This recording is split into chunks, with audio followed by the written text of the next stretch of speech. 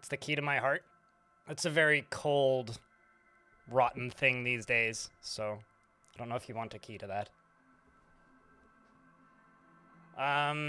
But seriously, Kenton as well, thank you very much for the 16th month and helping keep the channel funded. And thanks to the 4 folks who have fired off resubs or subscriptions so far today. I think it's time for us to go praise the yak, but before we do that, I need to turn on my behind-the-scenes recording, which requires me disappearing for a mo.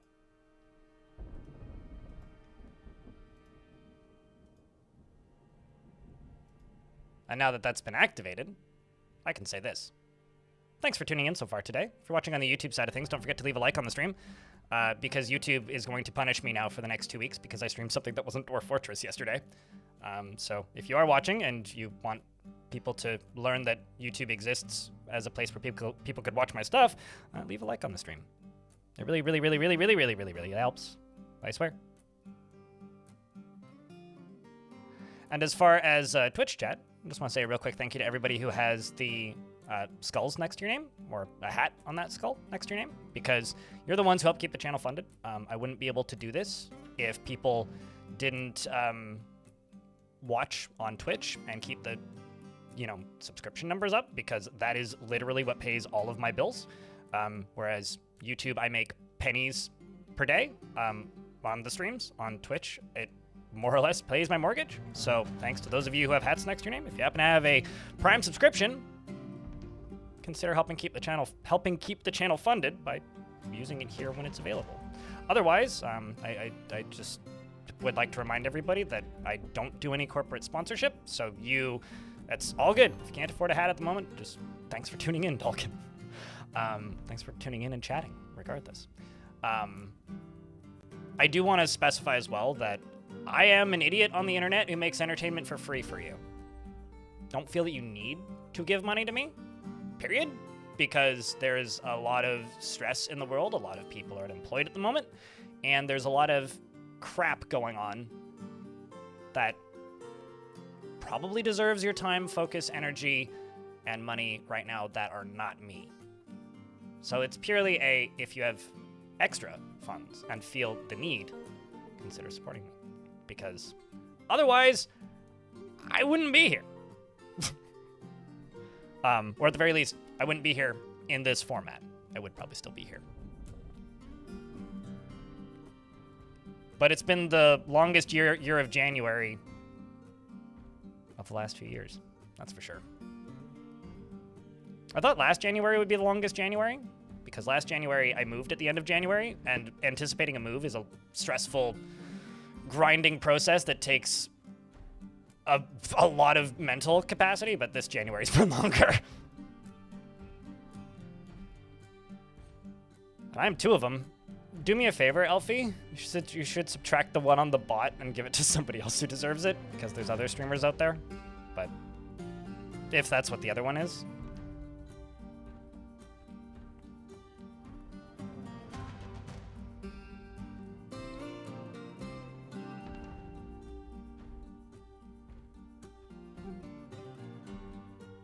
So Dinglehopper Gnome in YouTube chat. The way we do dwarf name redemptions is through Twitch chat, because I have a built-in system for redeeming names.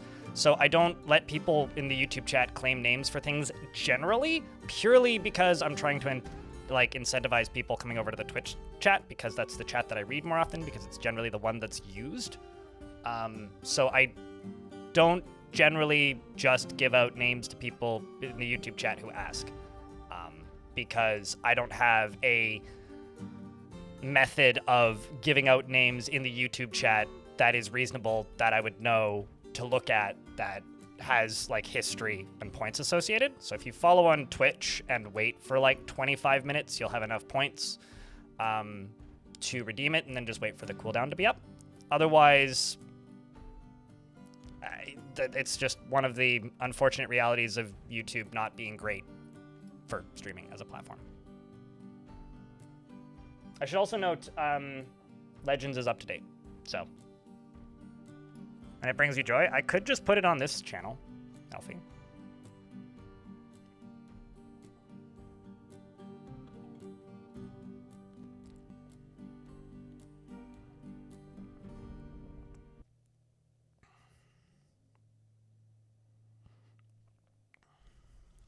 Turns out he was in disguise and is part of a necro faction. I knew it. Feel free to link people that are interesting, by the way, and I'll pop them up. Burr. 907. All right, we have a Mace Dwarf who's been found dead. What? Oh, that was a while ago. Like a while ago. So, things have gotten a little crazy in this fort. Merc, it's good to see you. Chat, can I get a round of beers for Merc, who's merkin' and working and lurking? Appreciate you. Cherish bait. Was this the first stream that this person appeared?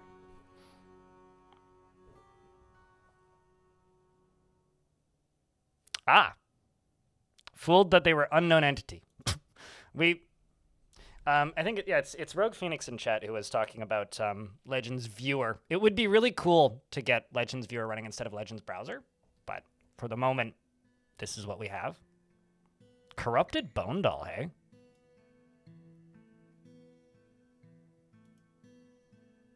I might interrogate Bone Doll. I realize that's kind of cheating, but I think I'm going to interrogate Bone Doll. Never mind, Bone Doll's dead.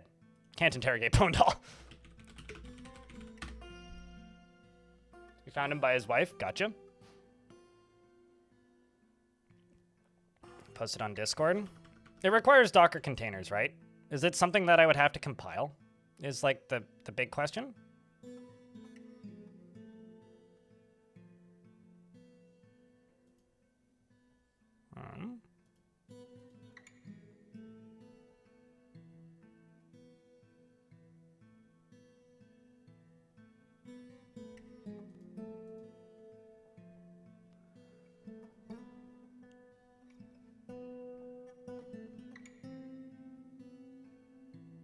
Sure, but if you don't know how to use something, you don't know how to use something, and I don't know how to use Docker, so. Just looking to see, where exactly did you post it in the Discord, Rogue Phoenix?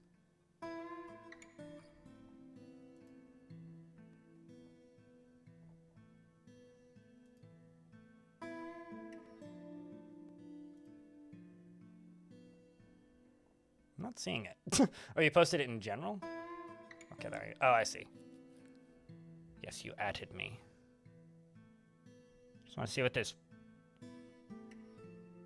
preview looks like.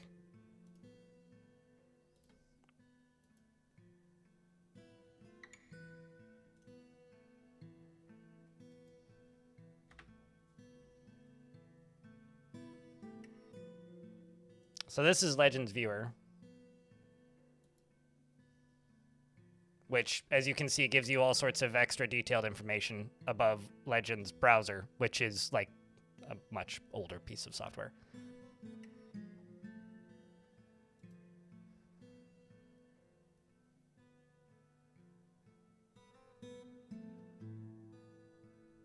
The preview is what a viewer would see, so no upload worlds ability.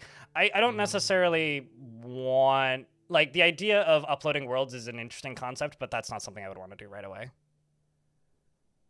Like, a public view is more than plenty of my previous worlds for the moment. But yeah, no, this is cool. 'Tis cool to see this hosted. Mostly because, like, at that point, bandwidth and data would become an issue. And if I'm posting stuff on my own server, I kind of don't want to do that.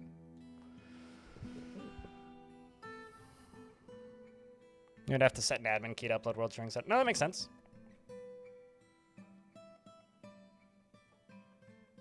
No, duh. Like, absolutely you wouldn't want people, like, deleting your stuff or breaking things.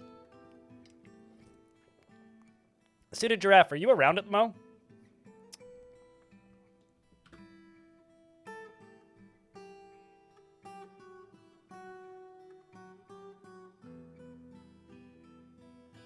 All right, but it's configured to that point. Gotcha. All right, yeah.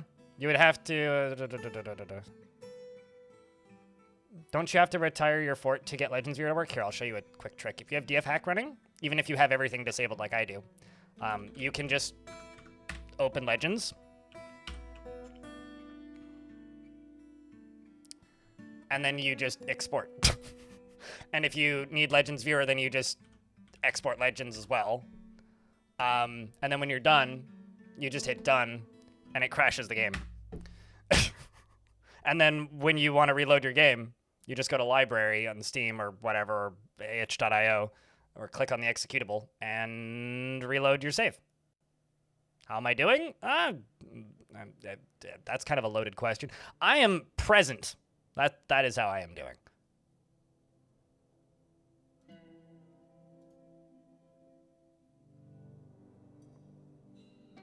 Is it true that if I keep clothes in the same bin stockpile as both of them are degrading rapidly? If I keep clothes and other clothes, are they degrading rapidly? How do you avoid that? So clothes do not degrade rapidly in a clothing stockpile. Buzz in YouTube chat. They will degrade if they're in a refuse pile. They degrade, it's what, 400% faster if they're in a refuse pile? But clothing gets damaged while a dwarf is wearing it. If it's sitting in a clothing stockpile, it won't degrade rapidly. That's just clothes that a dwarf was wearing that got damaged that the dwarf didn't want anymore and got rid of. Did I have a... Here have this boss Crypt Rock. Cavernous Beast, thank you very much for the 8th month with Prime. I need to hotkey the fort a little bit. This area is going to be hotkey number 2. Let's just go here real quick. That's not on. All right, so this is the fortress currently. This is the majority of it. Right here is my Baroness's quarters, who is the Royal Beast, named Davette. The Royal Beast and Baroness is the leader of the Holy Cow, which means she worships the god who is a yak, and this is my time limit. The yak god represents volcanoes, mountains, and creation.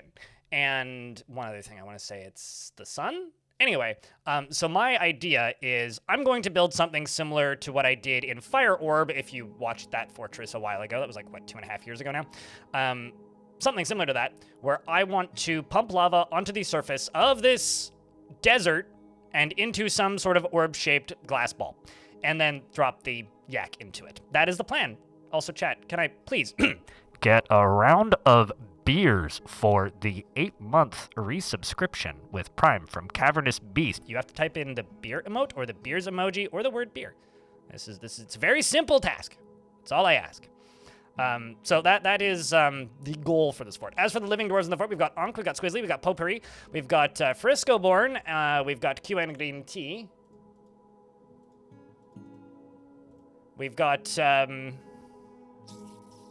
Lanix, Gutsy. Gutsy spilled the gutsies of a Forgotten Beast. Also, there is a limitation on this world. I'm only using Mark's Dwarves for combat. We've got Davette. We've got, I guess, Mark's Dwarves and siege weapons. But we've got Patome. We've got Scales. We've got, who killed a bunch of lizard people, who I probably also need to remove from the military. We've got Daggett, the sheriff, who's pissed. We've got Darius, Maxitor, and Snail. That's it. A relatively grumpy beard. Is relatively grumpy kinda orange? Orange, or red? Which one's relatively grumpy? You're basically saying, I don't want to be a living dwarf. I want to die quickly, so orange. Do you want to be Edom or Zon? Which one stands out to you? Edom?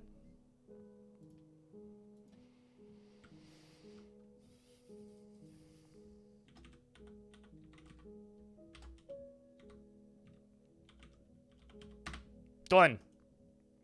Mr. Relatively Grumpy Beard is impolite and inconsiderate of property, has little interest in joking around, and he tends to be a bit stubborn in changing his mind about things. Does not easily hate or develop negative feelings, and he is a friendly individual. He generally acts with a narrow focus on the current activity, and he is quite comfortable with others that have a different appearance or culture. He speaks in monotone when he is annoyed, and he needs alcohol to get through the working day, and does not mind being outdoors at least for a time. He dreams of mastering a skill and finds friendship is important and values peace over war.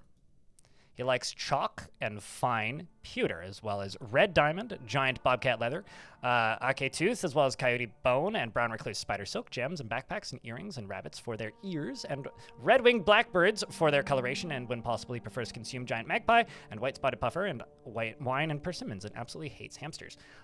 So your name is Edam Lured Deconstruct, if you wanted to look yourself up on Legends. Also, Eurist is your wife, named Batome, who would have her name, so you could just look up Batome.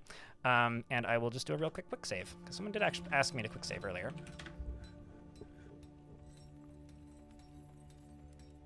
I mean, as somebody who got bit by a hamster once, I have to agree, I hate hamsters. Why is the sheriff angry? I don't know, he's been angry for a while. Most of the dwarves who are angry for the same reasons, which is experiencing trauma and reliving experiencing trauma, because we had a pretty large brawl between us and a bunch of troglodytes pretty early on. There was a forgotten beast that got in that everybody fought to death. We killed it, but, like, you know, it did get into the fort. So that's why dwarves are kind of pissed. You worship Reg, who I want to say is just a basic bitch god. Let me double check. No, the god of oaths. Oh, that's interesting. The god of twilight's very common. The god of caverns is very well worshipped and common. We've got Avum, who's the god of lightning, luck, games, and gambling, which is, we've got Among, the god of trickery, which checks out. We got the truth and revenge god, Otong, and we've got the six worshipped god of mountains, volcanoes, fire, the sun, and creation, who is the Yak god. We've also got the god of death and murder, the god of wealth, jewels, and minerals, the god of fortresses and war, and of course the god of crafts and metals. And you and your wife have one thing in common. You both have crutches. I'm actually going to block this one off, I think. I'm not blocking all of them off, I'm just blocking some of them off. The reason I'm blocking some of them off and not all of them off is because I would like to limit, at the very least, where the Forgotten Beasts can come from. So one of the last things we did is we built 2 wells here. So we have this well set up. And if I go over here, we have several fun animals. We have a giant stray otter. We also have a giant peregrine falcon, a giant bear, and a giant wren. These are all trained. We purchased them from the elves, which is kind of amazing because somehow they didn't register that I chopped down a bunch of trees, which is kind of funny to me. And so they're like really happy with me and bringing a lot of stuff. I'm gonna go all the way down to the bottom of the map real quick because down here we are filling minecarts up with lava. So I actually need to actually delete all of these bottom routes and create them again because I need 1, 2, 3, 4, and then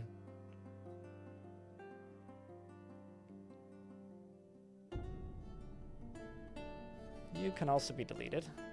Okay, and then you, Route 10, will take an iron minecart. You can take an iron minecart. You can take an iron minecart. And you can lastly take an iron minecart. Now, the reason I'm doing this is so that I can go to here and fill these little holes up with lava. These little holes being filled up with lava will allow us to have forges up on the surface. It's a possibility. It's less common, but absolutely normal, yes. As will Dwarf. I also need to check my coffins because there are some dead dwarves. Okay, you do have a coffin assigned, so that dwarf should be getting put into a tomb. Yes, good, good, good.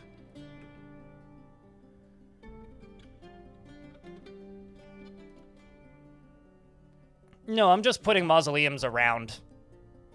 I kind of like doing that. They make for really good, like, what's the word? In-fortress memorials. How am I doing coffins in open air? Well, they're not outside, really. They're indoors. They're just one tile. Like, dwarves don't really care too much about how big the individual coffins are as long as there's coffins there.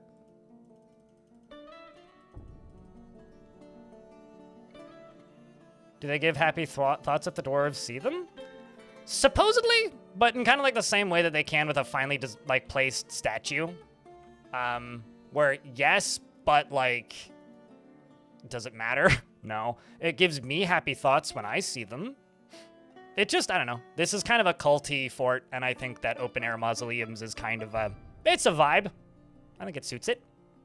You know? That's all really. Not only that, but I'm doing like open air glass mausoleums. So yeah, the plan for today is to get a big old glass industry up and running so I can make a bunch of glass blocks.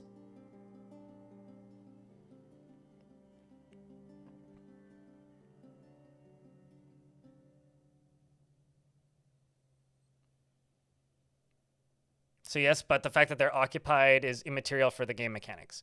Yes, like they would get the same...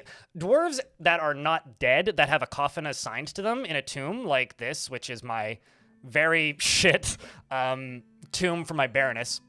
Like, she will get happy thoughts because she has a tomb assigned to her. But, like, that's about it. Why are you... What's up with the mods? Why are you trying to at my mods, my guy? Sup, Francisport?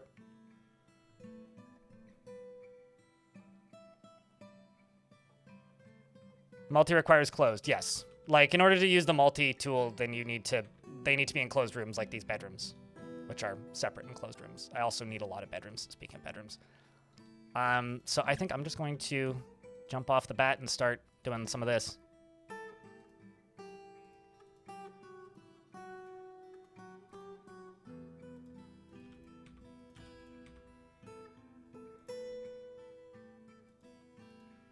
I screwed that up.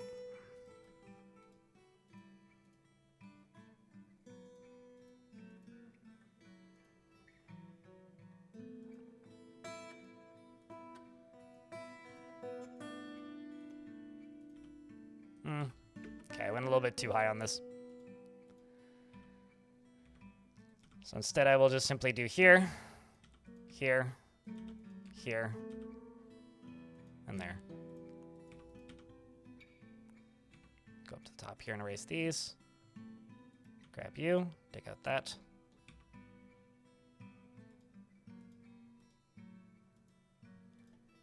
Dig up there, dig up there.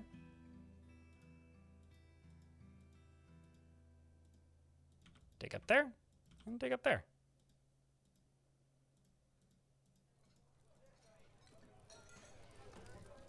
As we slowly dig up more bedrooms.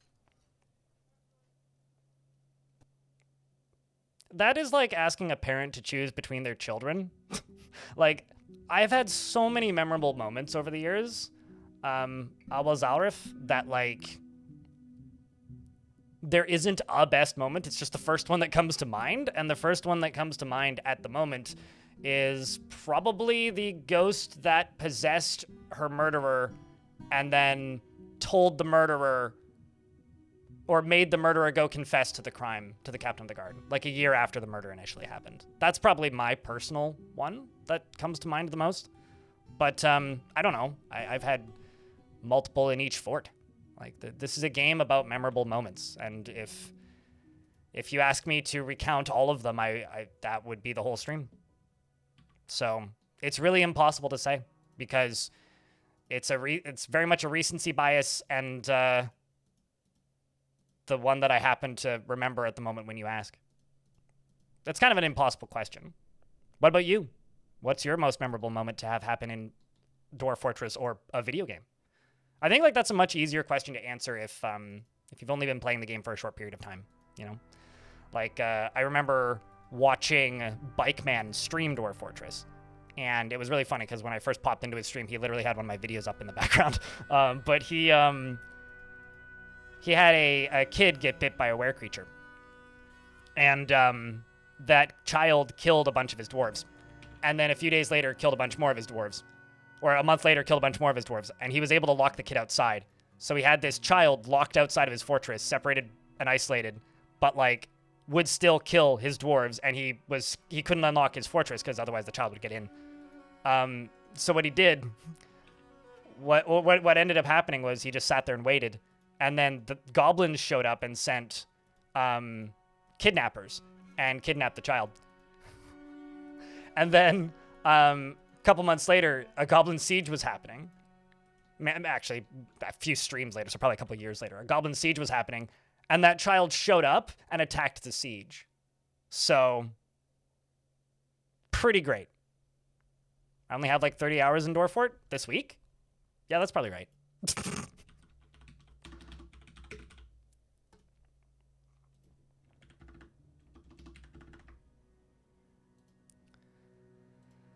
If the amount of rock blocks is less than 90, make a hundo. Just kind of be constantly making them. Undead dragon. I had a fortress where that didn't last very long once, where I had to train a dragon, or where we settled specifically on a dragon's nest so that we could train a dragon, just like as like a fun side activity for a fort. And so we ended up with 2 dragons. It was a mother and her baby. So a very young dragon, it was like 12 years old, and a adult dragon, it was like, 800 years old or whatever. And the dragon, well, rather, that fortress didn't live very long. I was too preoccupied with working on the dragon and not building up defenses, and we got invaded by a pretty large siege pretty early, and it took out the fortress. And so I was kind of bummed out, but was like, all right, well, I'll embark nearby, and some of the dwarves survived because we ended up abandoning it and succumbing to the siege. So I will just let these dwarves scatter, and we'll get some of the ones who died most likely arriving in the fort. And now I did that. However, maybe day 10 of the second fort, a dragon showed up. And I was like, oh my god, one of the dragons from the last fort appeared.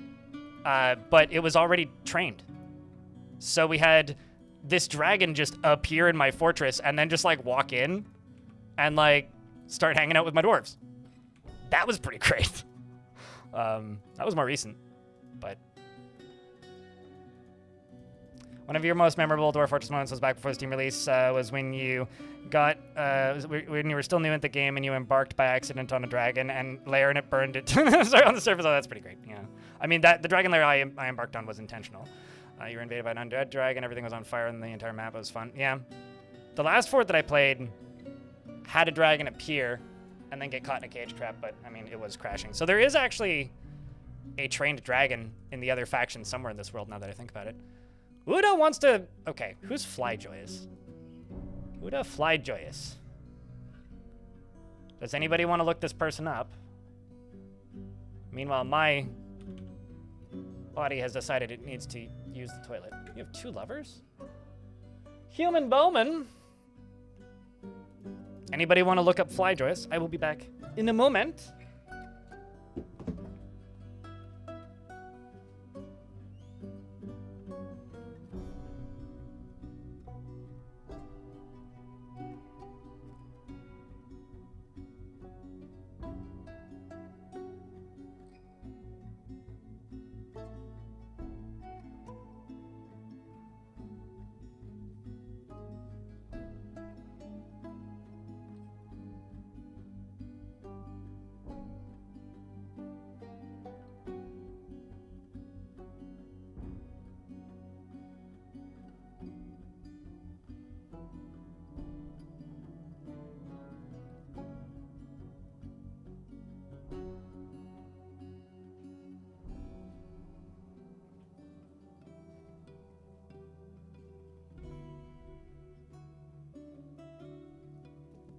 Just visits places, but wants to join for soldiering, which means they could be thrown into the military immediately.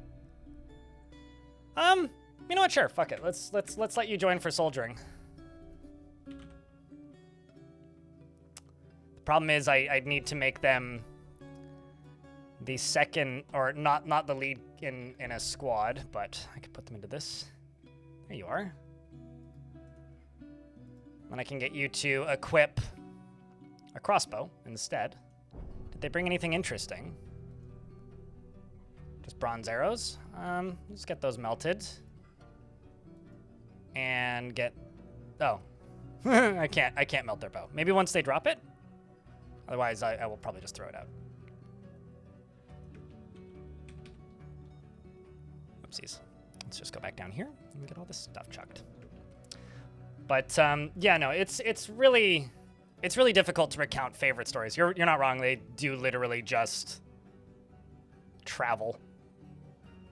Not too much of note from this individual. Just traveling.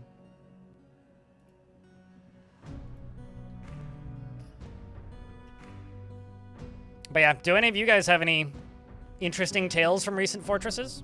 Something I really hope to incentivize with the videos that I'm making right now, or the videos that I'm quietly working on right now,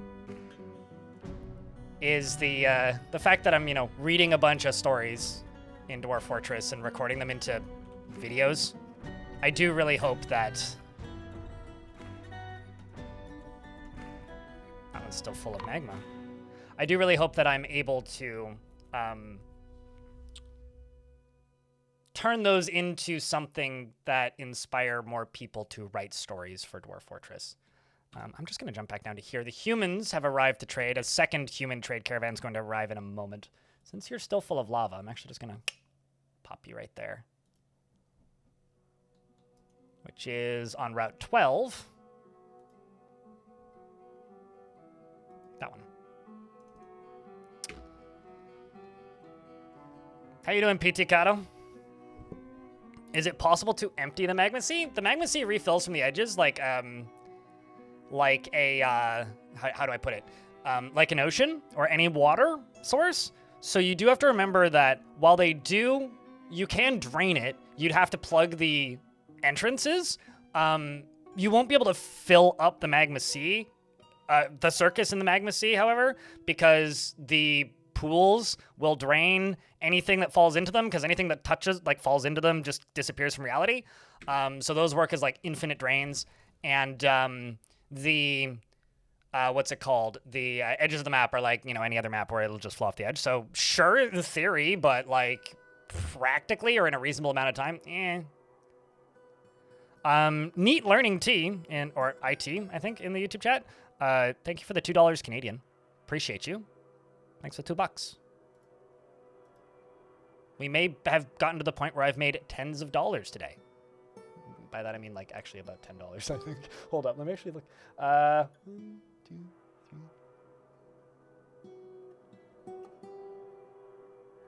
Yeah, about $10, maybe. Maybe 8. I've got 2 trade. I'm just waiting for the other human caravan to arrive. Actually, I should really put the wagons above ground. I really need to get that running. 25 residents, 1 mother has 9 kids and 4 grandkids. When you failed, you were trying to build down and you ended up drowning your favorite dwarves, so you deconstructed the bridge, holding it up, and sent the rest of your fort sent the rest of your fort to the murky depths. That's always fun. Yeah, there's always like this romanticism of how do I put this? There's this romanticism of self-destruct buttons in Dwarf Fortress. I haven't built enough of those recently. You tried to make a tower in the ocean like the RuneScape Wizard Tower. I've done that. That's fun. It failed. The easiest... This sounds really silly, but the easiest way to do it is to just pour lava on it and dig through it.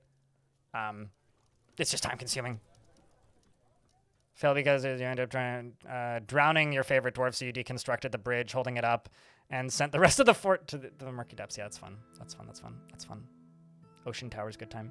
Your first playthrough, a small dwarven child stall, a fully grown-ass giant, enough for 100 of wood bolt stuck in the body. So they, like, a child took out a giant?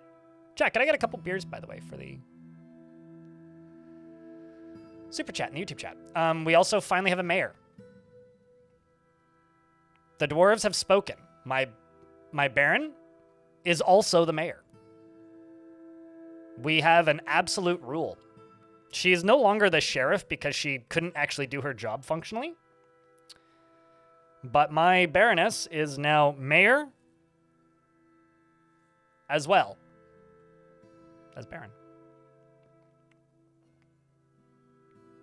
One would have to, Matthew Blevins in YouTube chat, in order to flood the circus with a liquid, any liquid, you would have to put flooring over top of the holes and wall up the sides to do it. Otherwise, it wouldn't fill. One less ruler for the dwarves to yell at? Actually, no, it just means that my royal beast is just going to be slightly more overworked. That's all it really means. I mean, she already isn't allowed to do anything. I might have to give her, like, a specific workshop or something, so that she can go do other things, because she is pretty good at the job, admittedly, but it's going to be a process. Who's placing track vehicle? It's Vukar.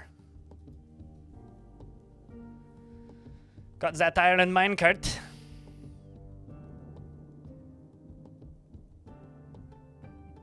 Would be what? Judge Dredd? I don't think Judge Dredd has any, like, say over municipal words. I'll be honest with you. I've seen the original Judge Dredd movie with what's his face,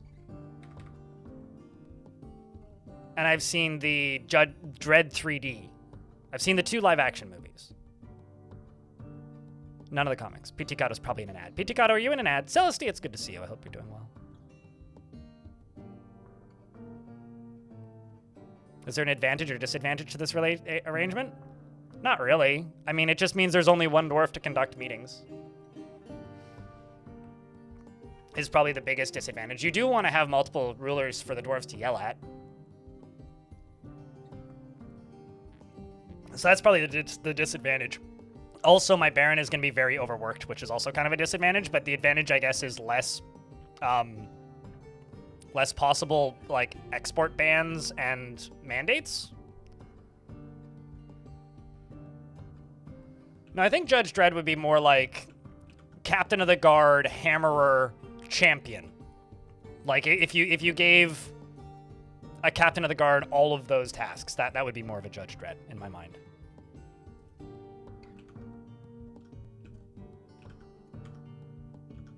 But yeah, do you guys have any goals for February? My main goal is to simply release more than one bigger video. I've got a few things in the works in the planning stages. One of them in the filming stages. That's my big goal. And then just stream. Get a job that's fair. You know, Neat Learning T, I really appreciate the super chats in the YouTube chat, but if you just want quick responses and to questions, you can just ask for free in the Twitch chat, and I'll respond much faster than I would, even if you do the super chats. In late game of Dwarf Fortress, is there a mechanic that lets you raid goblin settlements? You can do that whenever. You just need a squad, and then you need to go to the overworld. If you center on your fort, you can see where your fort is, which is right here. Then you just need to click on the settlement which you want to attack, and then select the squad you want to send. It's not a late game thing. You can just do that. You can do that day 1 with the starting 5 dwarves, starting 7 dwarves if you want. Davet, the human chief keeper of the seal, Rabin Altishan, says, "Greetings, noble dwarf. There is much to discuss. It is such a pleasant place you've carved out for yourselves. There is much to share. We've added information to your civilization, world info." And then I'm going to go down to here, and I'm going to click on this, and I'm going to click on this, and then I'm going to hit X. What do we have? Finished goods. The artifacts. Yep. So I'll send that. And scanning this one for artifacts. Send that. And Snail's gonna come trade.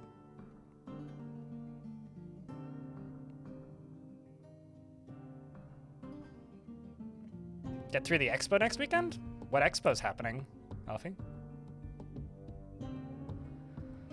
Complete 2 outstanding projects?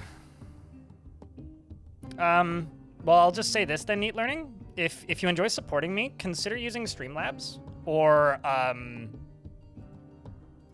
other direct means. Streamlabs will have notifications on the stream because then I actually get all of the money instead of if you go through YouTube, I get about 60% of it because YouTube doesn't cover currency conversion fees. It doesn't cover transfer fees, and they take a pretty large cut. So if you enjoy supporting me, that's probably the more efficient way to do it, but I do appreciate it.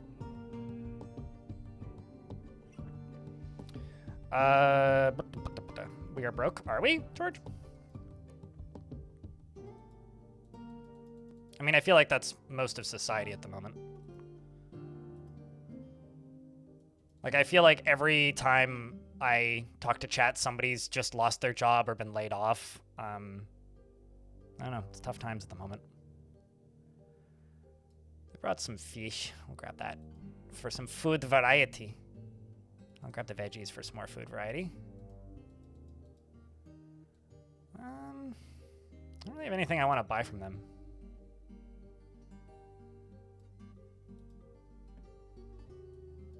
Just always a little meh.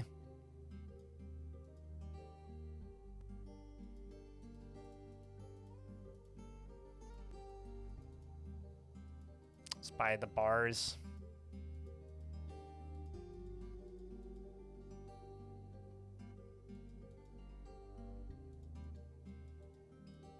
Buy the toy boats and some instruments.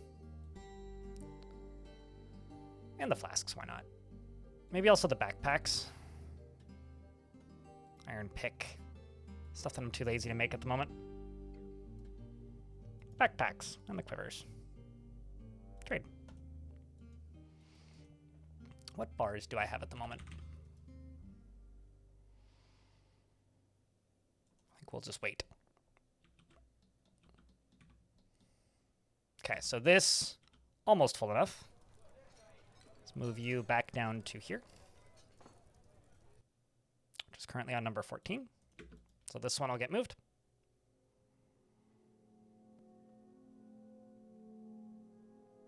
Still having trouble keeping up with everything? As in keeping up with everything in your job, or just in general, or just like finances in general?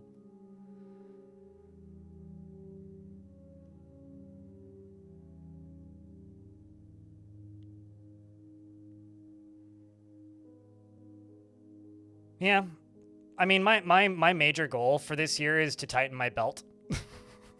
In reality, actually, that's not true. If I actually had to tighten my belt anymore, then I would need to modify my pants and actually modify my belt because I'm too skinny already. But I need to budget very intelligently this year. It's kind of a test year for me, really. Like, I survived the last year and the year before that, but like, the world was a bit different.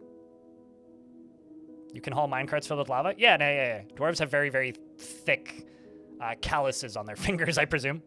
But yes, you can. Yeah, of course it'd be faster if I had a minecart route, but...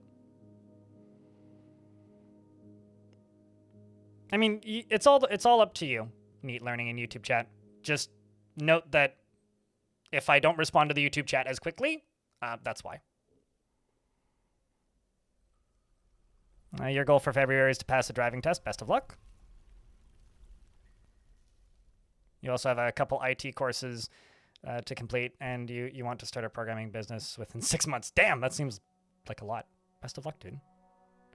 A friend of mine decided he was going to get his driver's license at the end of last year, and he had he's a year older than me, so he's 32. Because he just never had the time or reason to get a driver's license. But he decided to get his driver's license because his mom's getting older, and he wants to be able to, you know, help her get around once she can't drive anymore. And so he got his driver's license and got 100% on the test to get his N after getting his L. Literally, like, perfected the course. And then perfected the, like, in-person test. And he's just like, I don't understand how people fail this thing. It's like all you need to do is read the book and like just follow the rules. It's very simple, which I think is kind of funny, personally. All right, so now that I've done that, I'm just gonna plunk a door down right there and lock this.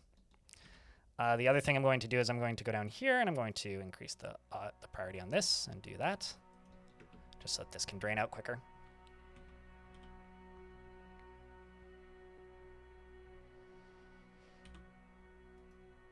I'm kind of similar. Oh no, it's oak, but that's also because I have no depth perception. I don't mind being in like the passenger seat of a car, but the second we're on a freeway, I don't look outside the car. I just look down because like having no depth perception makes it look like every single car is about to collide with one another in front of me constantly, which is like kind of fucking terrifying to witness, but I just do my best to ignore it generally. You got giant wrens. I purchased them from the elves, the giant animals. So I've got a giant peregrine falcon, a giant wren, a giant otter, and a giant black bear. On the overworld, I don't think there are any giant animals at the moment. Yeah, there have been. We had some giant camels, which I captured and butchered.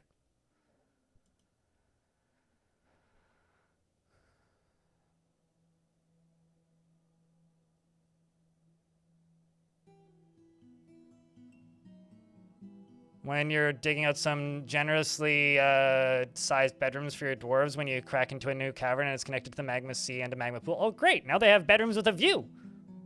Fantastic.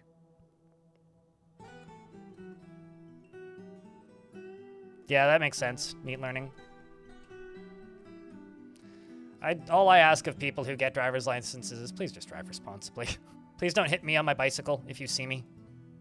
Even though me and my bicycle have a mixed relationship because it broke my foot. Just drive safely. That's all I ask. I think that's a fair request.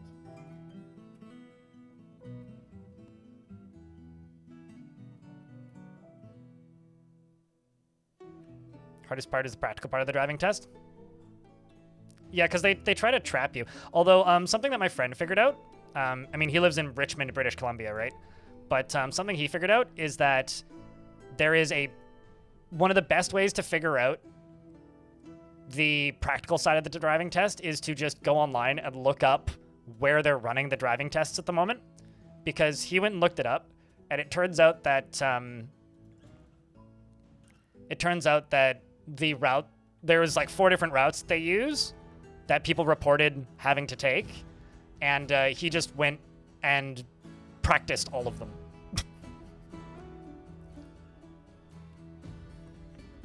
And sure enough, that was one of the routes he got. So Reddit is useful for some things still, turns out. Maybe if you live in a not small city, go look up where that happens. Oh, interesting. You were a football goalkeeper, but I remember that the sun was getting setting. You were struggled hard with depth perception. No, absolutely. Absolutely.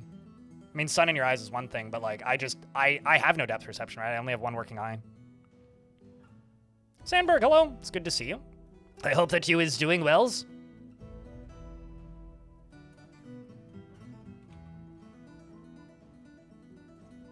That's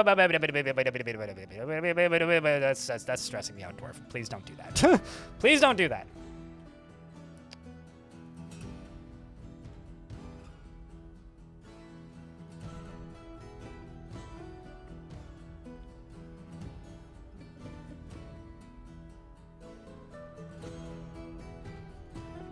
And then a Forgotten Beast didn't know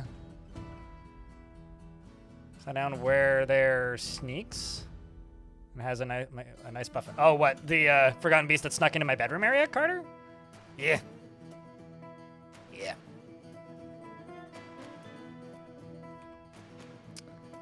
I think, because this is all one deep, now I can just do this. Just get that dealt with. And this down here now has a door in it, so I'm just going to go lock this door. Also going to forbid these boulders. Hold up. Let me just pop up the tab so I can see what that says.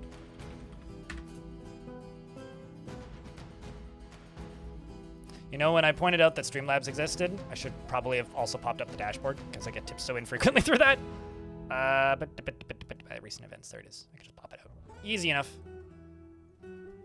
I usually have it popped out, but today I forgot. Thanks for the lovely content and chat, and I promise to drive safely, especially if I see a bicycle. Thank you much. Chat, have I recently told this story? I don't think I have. For the $5. I don't know if I've told this story recently, but growing up, there was this post office near where I grew up. Small town. Only a couple hundred people in it. And the lady who owned the post, not who owned the post office, but the lady who lived in the post office and worked at the post office, rode Clydesdales. So real big fucking horses. Really, really big horse. And let's click on this minecart until it's full. And there. Done. Full. turn you off. And let's just get rid of these jobs because I don't actually need those to be dealt with, and then turn this on. Whew, that actually got a little bit too full. Well, now we need to wait for that to drain. It's okay, won't take too long. Anyway, she rode Clydesdales, right? And the amazing thing about when she would ride these horses is she would travel around with, what's the word I'm looking for here? She would travel, she would ride along the side of the road with a werepanda, great. She would ride along the side of the road with a dozen eggs, or raw eggs, in her saddlebag. And if a car didn't give her enough space, she would grab one of the eggs and whip it at them.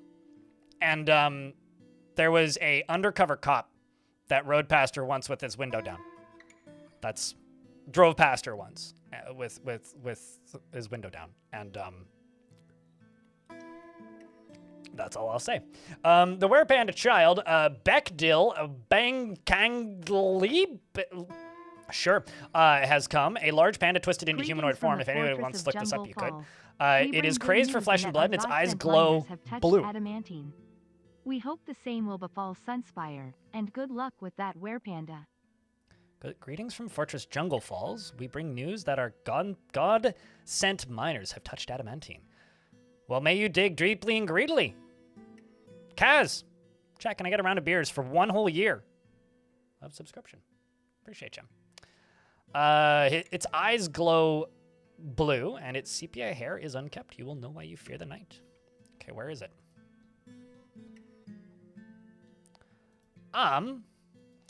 I think I'm gonna lock the door. Sorry, Splashed Eggs is a really good name, actually. They killed a peacock and a rabbit in Splashed Eggs. Sounds like a brunch place.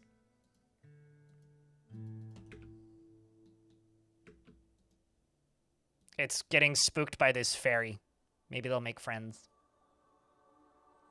That sprite is great. Yeah, it is. Romance pillar? Uh-huh.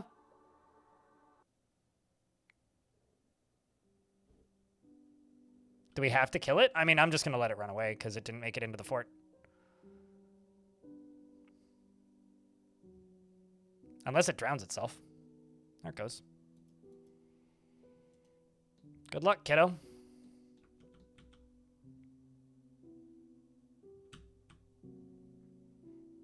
Can it swim? They don't need to breathe underwater while they're in were form. But once they exit were form, then they can drown. I've actually had them like jump into the water to try and fight something that's in the water before and then turn back into their original form and then die. Like drown, which is always very funny. Siege operator's been taken by a Fey mood. Good stuff.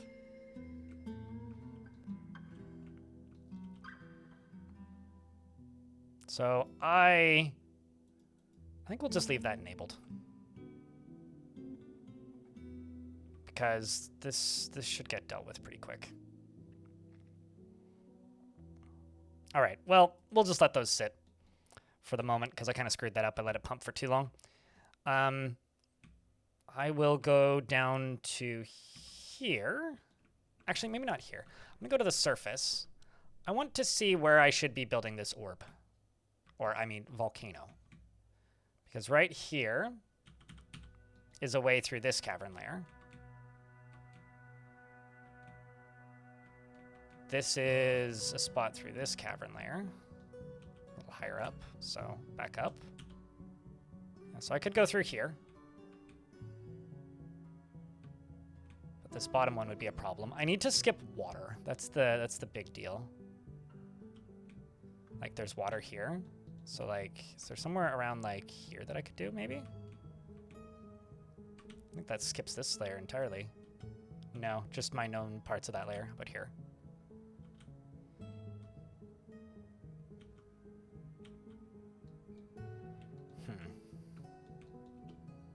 I need to explore some more of this cavern, is what I need to do. Same with this one. But that could be doable. So, like, I could probably do something like right about here. which goes up through here.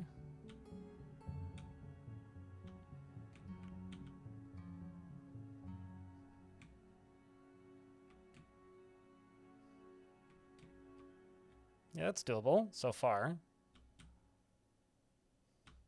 But then I'd have to go through this. But that won't be too difficult once I have lava.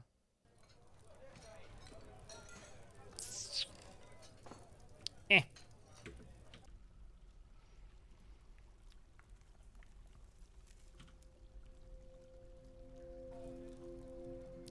For the crafts dwarf, or the dwarf has claimed a workshop. You. And there. And we will put you there.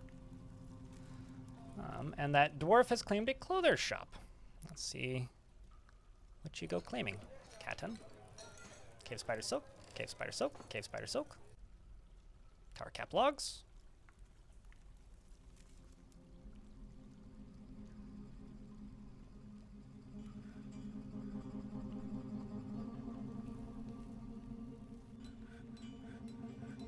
Best of luck with the Let's Play. Neat learning tea. And thanks for the bits. Or not the bits, the super chats and the tips. It's very kind of you. We've got cave crocodile bones. One shall always return a favor. That's all they have to say. Yeah, I'm pretty sure the werepanda is Zach Adams' favorite sprite in the game. And honestly, I don't blame him. I think it's up there for me.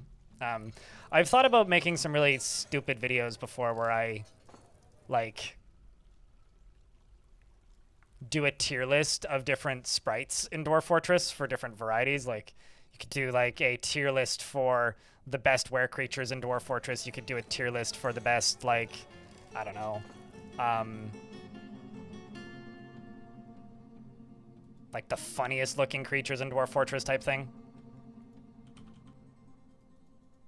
Let's do Iwis and Rams.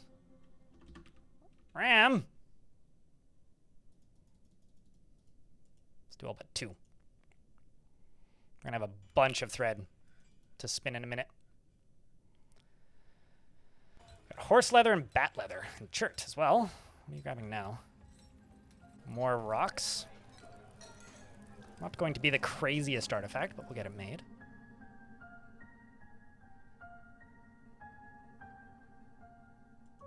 Everybody's favorite variety of Baramu. Need to move these troglodytes over. And, you know, fuck it, actually. I'll just move everything to that cage. With the exception of the Cyclops. By the way, I caught a Cyclops. We're also going to train these Kias and then eat those Kias. Kia wings, anybody? And Crundle legs? Meanwhile, this dwarf has great claimed brass bars. Oh, that's fancy. Cool.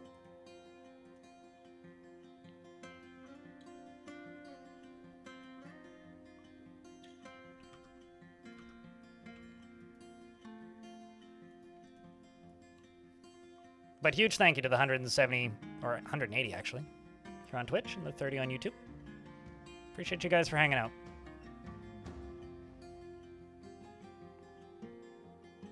We've got a supply of logs now. We got a supply of other things, and you're working furiously. Cool. Curious what they make out of brass. Why are these forbidden? What? Odd.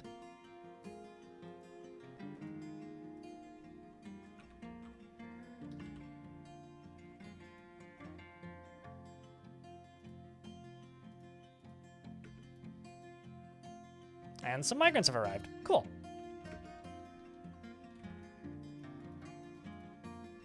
I will check in on those migrants in a moment. Let's get these bedrooms done. The reason I manually assign them is so that I can see how many more bedrooms I need to make, but we're gonna need more in a second, hey? And we've got 1, 2.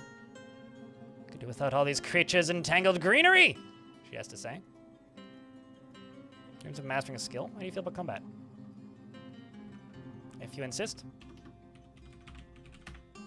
I think today I have had more requests to save the game than I've had the rest of this week. But as you wish. I won't refund it this time. I got one earlier today that I refunded because I hadn't even turned the game on yet. I was like, how much to save right now? As a reminder to those of you who haven't looked yet, if you type in !legends, you can look at the legends for this world in real time. So if there's anything you want to go look up, you can do. Oh, you sniped a... Did you think that you were hitting the name a dwarf thing? I mean, it's up. Here.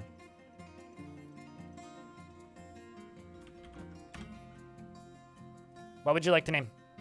Most useless is not really a qualifier here. They need to be plural. Legends with an S. There you go. Got it. But Ham of Doom. What kind of dwarf would you like to name? We've got a clother, a miner, we've got a boyer. Do you want a dwarf with a beard, without a beard? That's all you need.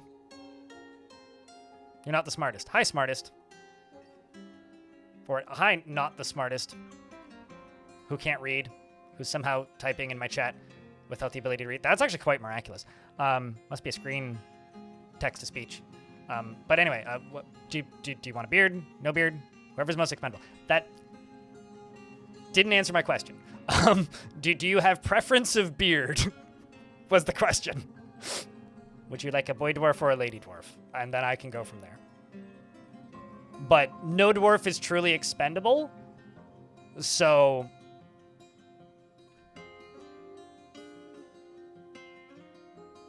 if you want a peasant, I could do that. I'm still waiting for your answer. So I will wait until these dwarves have all arrived. Got a herbalist. You're not dutiful. Trying to expand the military for dwarves that would be somewhat good at that.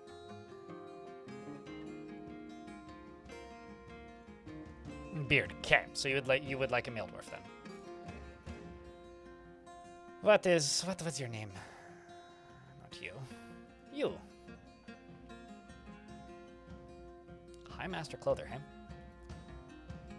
Yeah, I am of the opinion that basically no dwarves are expendable and no dwarves are useless.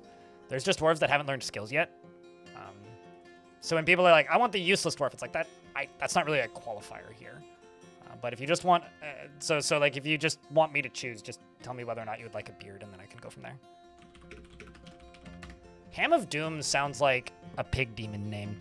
He is inattentive to detail in his own work, and he is a friendly individual. He can sometimes act without deliberation, and often acts impartially, and is rarely moved to mercy. He is often cheerful and isn't given to flights of fancy, generally acts with a narrow focus on the current activity, exhales sharply when he gets angry, and needs alcohol to get through the working day.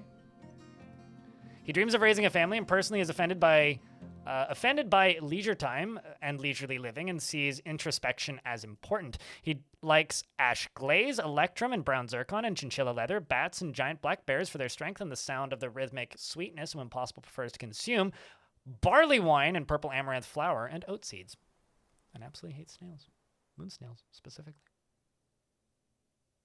You know, I was talking about tips and stuff earlier, but at the end of the day, chat, if you like this channel and you want to support it, the best thing you can do is just help keep the chats moving. YouTube chat or Twitch chat. You also dream of mastering a skill. Do you have any relations? You worship Reg, who is the god of oaths. And you are a talented herbalist, which isn't useless, but not the most flashy of jobs. Dwarf also sees lying as an important means to an end. Values independence. Avoids exciting or stressful situations.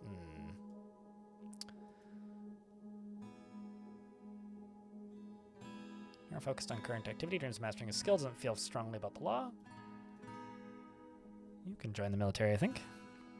Mr. Siege Operator. What about you?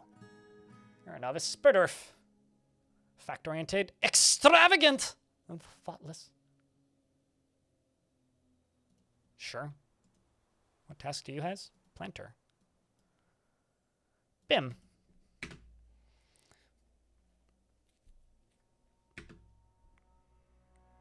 I greatly appreciate that, Diamond.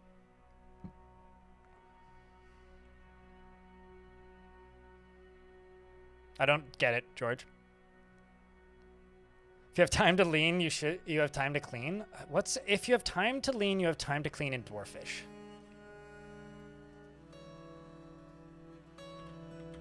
Time. Ashok. Likad. Dalkam. So it would be like Ashok.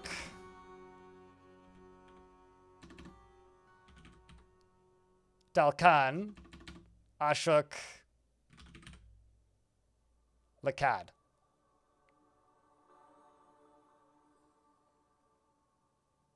There you go.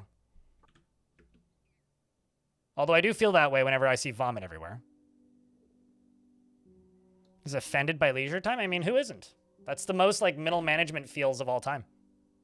What are we naming? Oh, I'm just scanning for dwarves that would work in the military. And actually, I'm gonna go take a piss. I should have done that at the beginning of the ad break.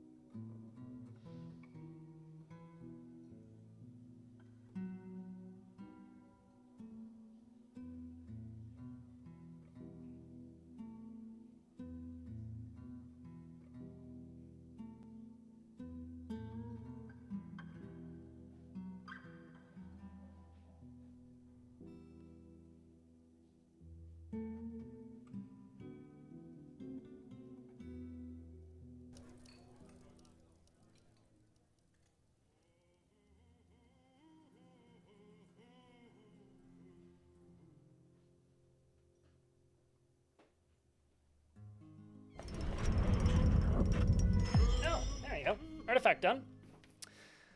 07 for the brave and the not so brave. Very much so. They will protect the yak. It's also singing time, chat.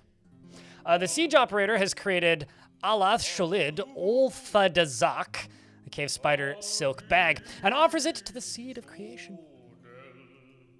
Beautiful.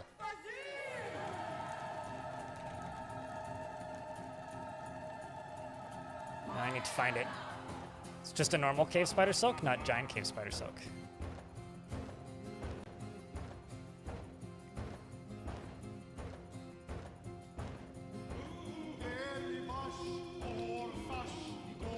There it is.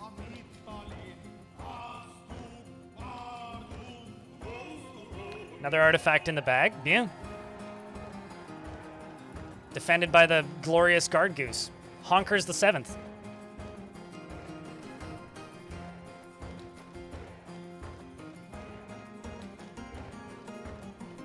Appreciate the dancing emotes.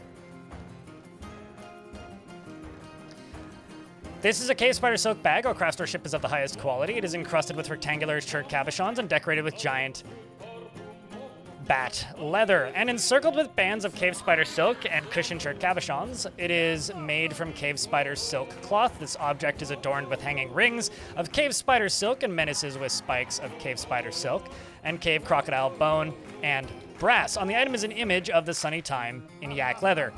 The yak leather buckler in Tower Cap, which is that buckler. On the item is an image of Cole wire round, the dwarf in horse leather. It menaces with spikes. I think to me spikes are not necessarily spikes. They're like can just be triangle, but like something with like a triangle pattern on it could be spikes. But that's just how I envision it. I don't know how you do. Maybe for you it's like physical like bloody spikes just like emerging from a bag because reasons.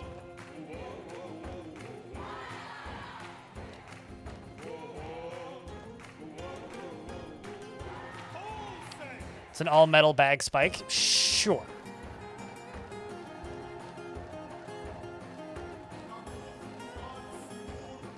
So this is my tavern, which is starting to feel a little small. And also allows guests. I'm kind of thinking about making a tavern above ground.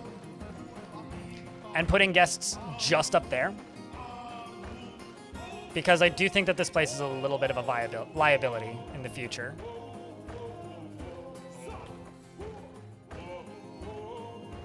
Spikes like the bits on a morning star? Sure, or it could be like, you know, on the shoulder of an emo kid's jacket.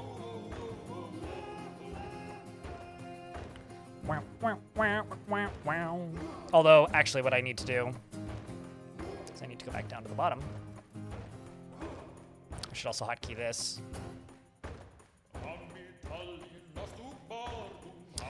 So how would I go about dealing with this? I could actually deal with it this way. Nope, that's not a good idea.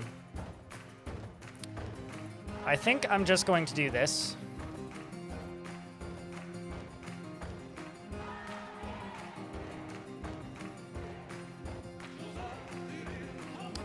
We're just going to dig in here, and channel this out, and then just channel this out right here, or channel this out. And then this lava can fill in diagonally here, and then we can just get this stuff out. That's probably actually the easy way to do this. I ended up using a second pump because I put this together in a hurry, but this is not a very good way to do this. It's good to see you, Eric. How you been? Thanks for tuning in. Welcome back. I missed that dwarf digging because I was looking at chat. I assume it was a dwarf. I mean, it could have been a freaking, I don't know, kangaroo digging through that, and I wouldn't have noticed. All right, that's just going to drain out now. Stop causing me annoyances.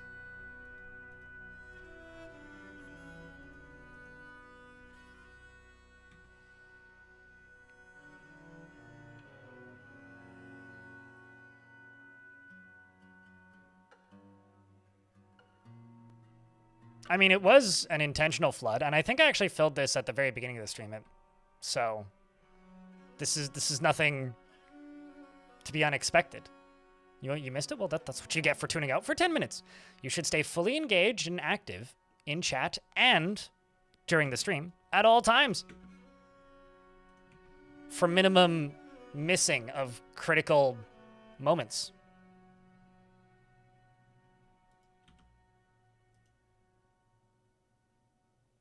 I mean, seriously.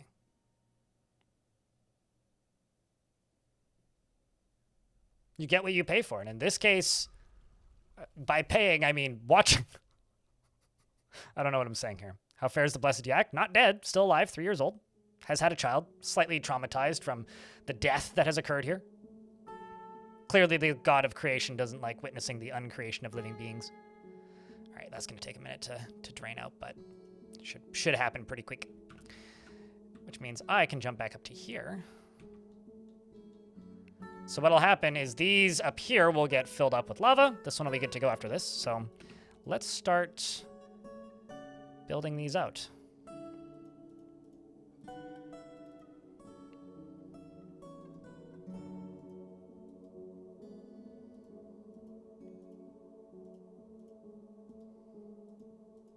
Because they'll only get 2 deep per minecart.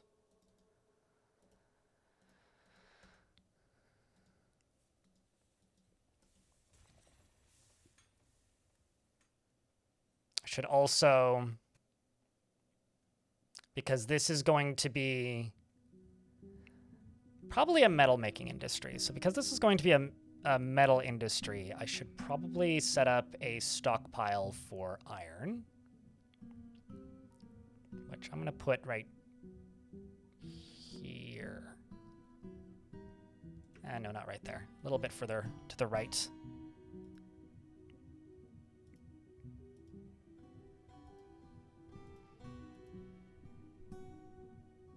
Yeah, let's do it this way. So around the bottom here is going to be a stockpile for metal ore. Right there is going to be a stockpile for metal ore. And in the middle, you know, I think it really shows that not many people use this UI because There's a lot of like very fair and leveled criticisms at different parts of Dwarf Fortress's user interface. This one is the worst. Like, it's usable to a point, but like the faults of this portion of the UI, like you can't reorganize things, just as an example. They're gonna take from this stockpile. Like that to me is like probably the worst screen in the game at the moment, and I never see anybody complaining about it. Really kind of shows just how few people actually use that portion of the UI. Minecarts confuse the heck out of you? That's the problem. Like, they're actually very simple, is the reality.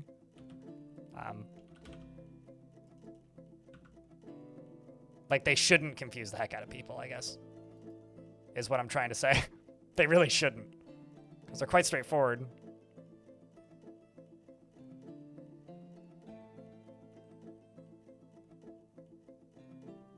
No, I'm well aware, yeah, Rogue Phoenix.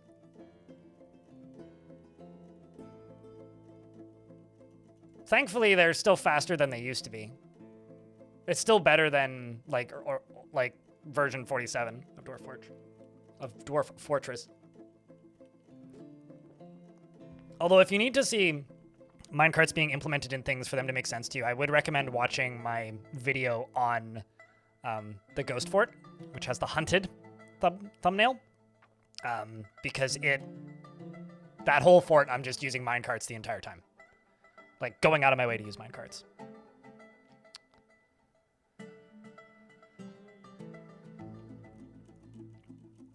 Yeah. Well, I mean, like, at the very least, you can reorder this screen, right? Like, you can, like, this is slow and tedious, but it's no clicking and dragging.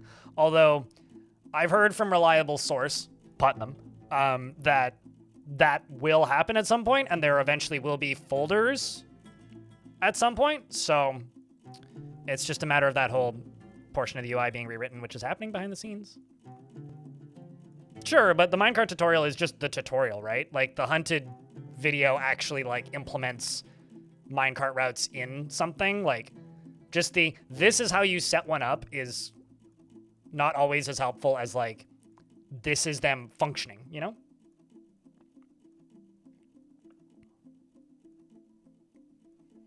Well, I hope you can wait, because we'll probably have to. That's stuff that's just slowly being implemented alongside of the updates and changes that are being made to Lua, you know?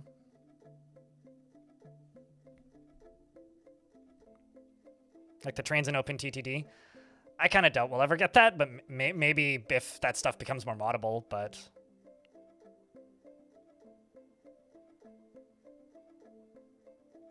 What material is fireproof for magma pumps? I don't have the full list off the top of my head, Metal Thorn, but I can show you how to check. If you go to labor, and then you go to stone use in the UI, anything with a check mark is magma safe. So if you scroll down, that'll tell you. Also glass, because I don't think glass is in stone. Hopefully that helps Metal Thorn in YouTube chat. They're just asking what is and what isn't magma safe.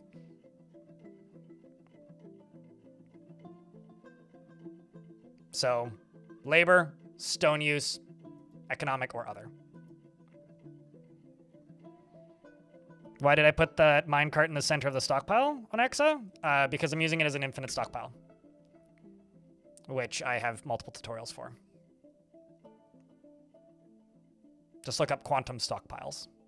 Basically, it's the minecart empties straightforward into a stockpile, so it's in the stockpile, but they're all vertical, so you don't need multiple horizontal sections.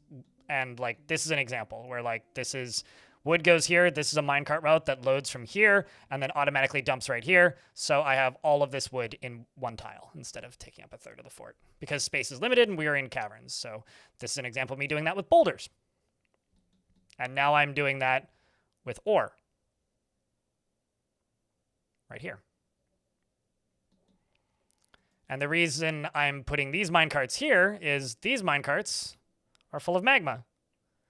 And when they're dumped, they then put one tile worth of magma right there. So right now, this is 4 full. And right now, it's about to be 6. So now I can get rid of this stop right there, because that one is now full.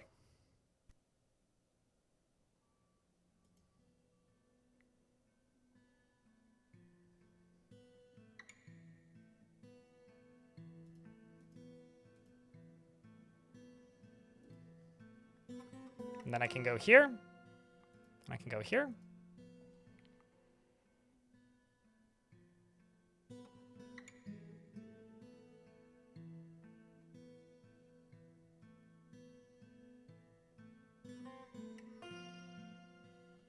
I can throw you there.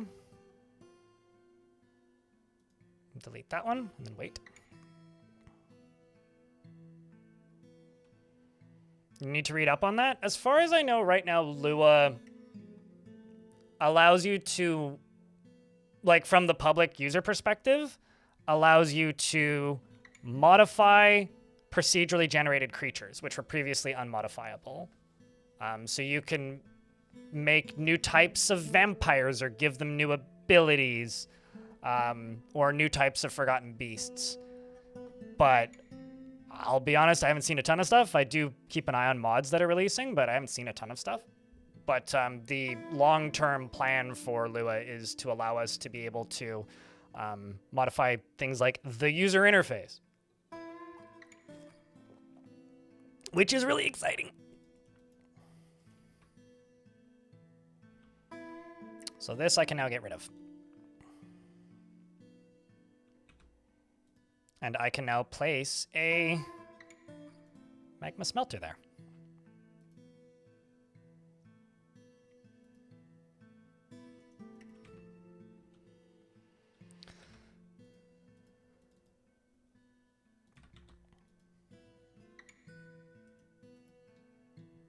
And then I can get rid of this smelter.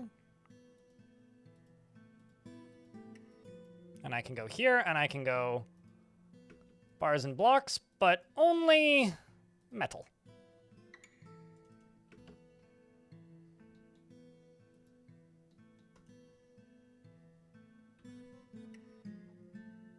That was totally the wrong material type, but I can do something fun with that. Is anybody placing track vehicle? There we go. So Lanix here is dumping lava right there.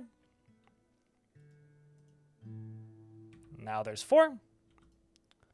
So now I can go to this empty one and delete it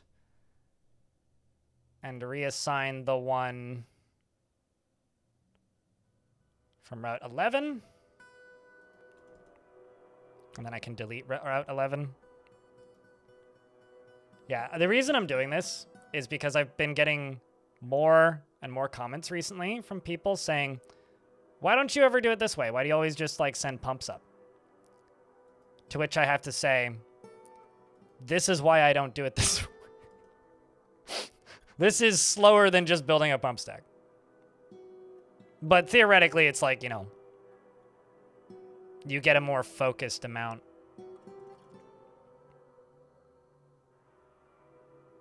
I guess I could do it all with one stop and then just forbid them, but I don't consider this to be a faster or more convenient method.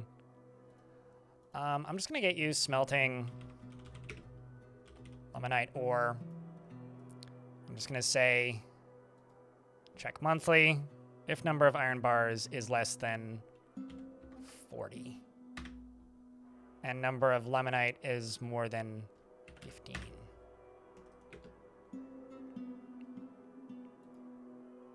And you are going to... Yeah, I'm not going to set it to take just from there. I'll let it just go from anywhere.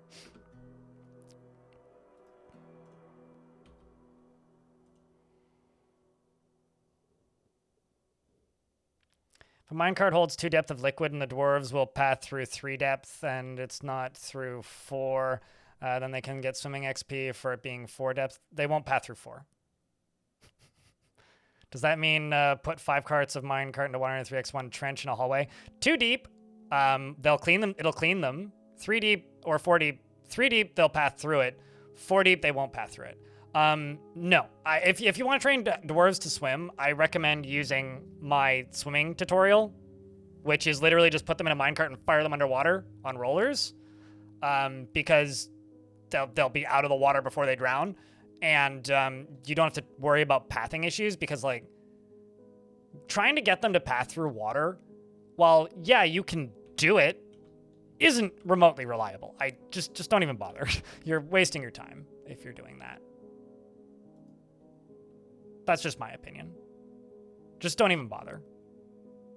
Or like, make them stand in a room and then lock them in that room and then pour water on them till it's 4 deep or 5 deep or 6 deep, and then just leave them in there for like 3 months and they'll all have skill. That, like, those are the 2 ways to do it. Pick one and do it. Otherwise, you're just going to end up with like a fucking mess of pathing nonsense. So, super duper duper forgot to move that trade depot, but oh well.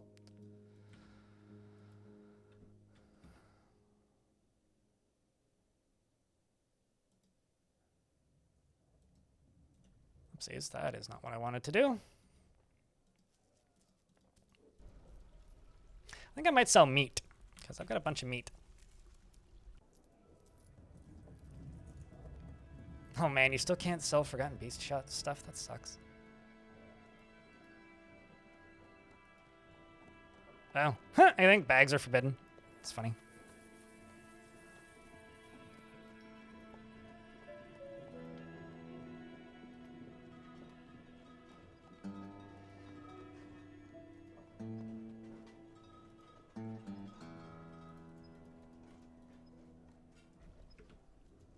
And then let's also go bins. That I need. Those are just leather helms.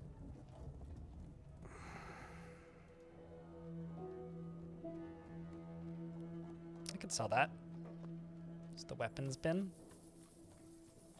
But that's probably better. Sell that.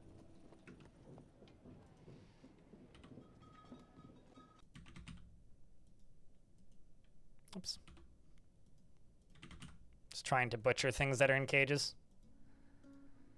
Pretty soon I need to just crush that cage full of troglodytes.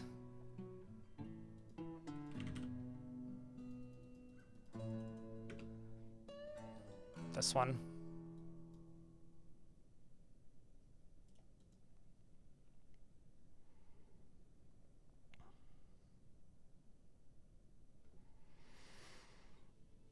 You had a fort that had a waterfall in the middle of it, and it ended up making your entire fortress legendary swimmers for some reason? The tavern that is a dam?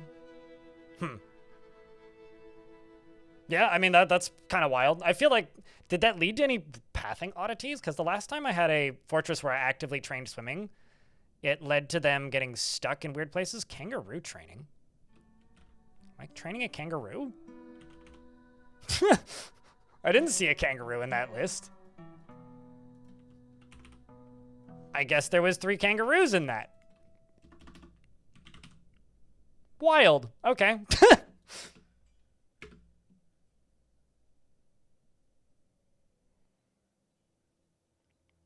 That was the fortress that you messed up bad and it flooded, right? I mean, I've flooded many taverns. It's nothing to be ashamed of. It's par for the course, if anything. I think I'm gonna need to close my blinds in a second, so I'm just gonna do that now before the sun comes out.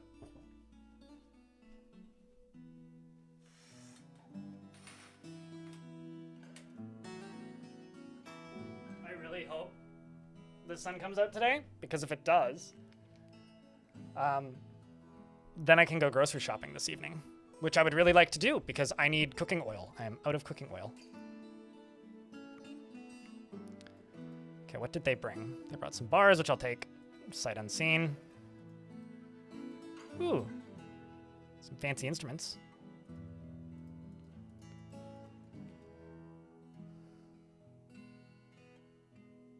Bunch of picks.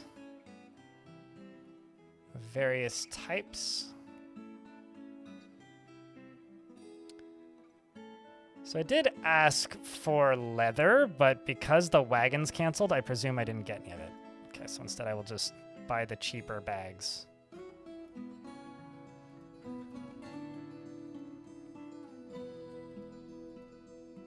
I need to make a wagon accessible trading spot. Also buy this and that. Hey, they'll trade in the yellow. That's good. I don't speak Fahrenheit below freezing, really, so I don't really know what that is. I know that's cold, but I don't really know how cold. I mean, I live somewhere that's extremely mild. It is extremely mild. It has been extremely mild. I moved here specifically because it's extremely mild. It's gone below freezing maybe twice. Generally, we've been sitting at about 7 to 12 degrees Celsius, which is pretty normal for this time of year. If I look at the weather, what is it outside right now? You know, also, this has nothing to do with anything really. Yeah, it's been 11.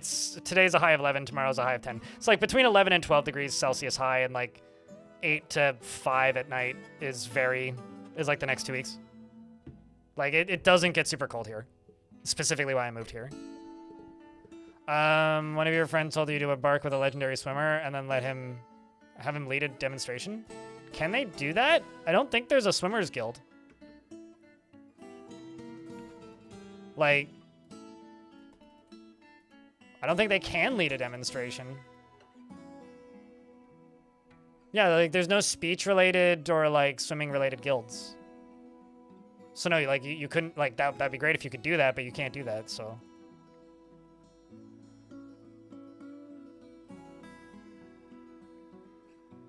Yeah, well, I mean, I don't drive, so like ice on sidewalks sucks when gathering groceries in the winter. When you have to walk. I mean, I live on Vancouver Island, south of, like as far south as you can get in Victoria, so I see less weather than the lower mainland does, which is already milder because of the fact that, you know, it's a valley and it's so close to the Pacific. But like I'm on the ocean and we get warm winds from the Pacific like year round. Like it gets a little nippy with the wind sometimes, but like it doesn't really get cold here. Just like it doesn't really rain here. Like it rained this morning and was like, oh, it's gonna rain a bunch today. It's like, well, it did, but it's almost, yeah, it's gonna be sunny in like 15 minutes. The Finn Nagolpak school has come. A huge hairy viper. It has a round shell and it undulates rhythmically. Its brown hair is long and straight. Beware its poison bite. Sounds like a viper. I don't really have anything to trade with the second crew. So let's go see where this viper is. Oh, it's in the lower levels. Which now means, can it get into my fort?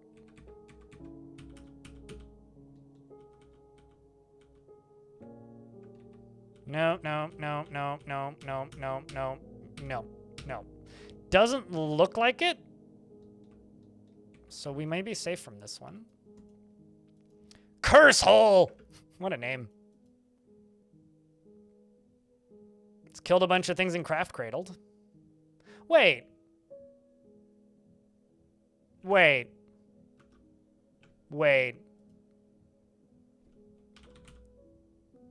Craft Cradled was my faction's mountain home.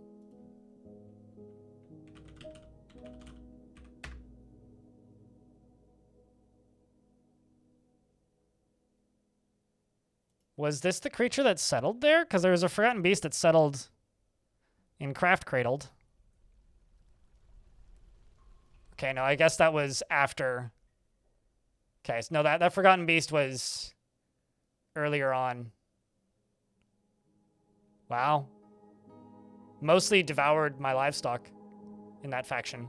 So Craft Cradled is my fortress's mountain home, like the founding fortress of my faction. And this creature attacked it shortly before it fell to the goblins.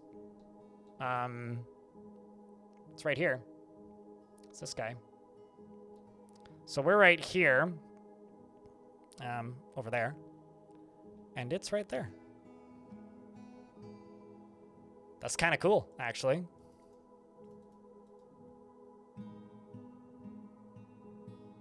I guess body flag and wipe fences and mine dike. I know that's not what that word is, but I can't say it. Well, I know that much, Baked Leech, but the thing is, because Baked Leech says minus 40 C and F are the same. I know, but when someone says 11 degrees Fahrenheit, I don't know what that is. I have to do the conversion, or someone has to do it for me. Like that's not a real number. That's a made-up number. It's like I know warm temps, like above freezing in Fahrenheit, and I know like obviously below minus 40, but like that's irrelevant to any human being on Earth because anything below freezing in Fahrenheit just is silly. And obviously I know like the basic grade school level of education of minus 40, F and C are the same. So I appreciate you belittling my intelligence. But duh, it means stay inside. Actually, it means move. You live somewhere that's too fucking cold. Stop living in the Arctic Circle, you nut job. Yeah.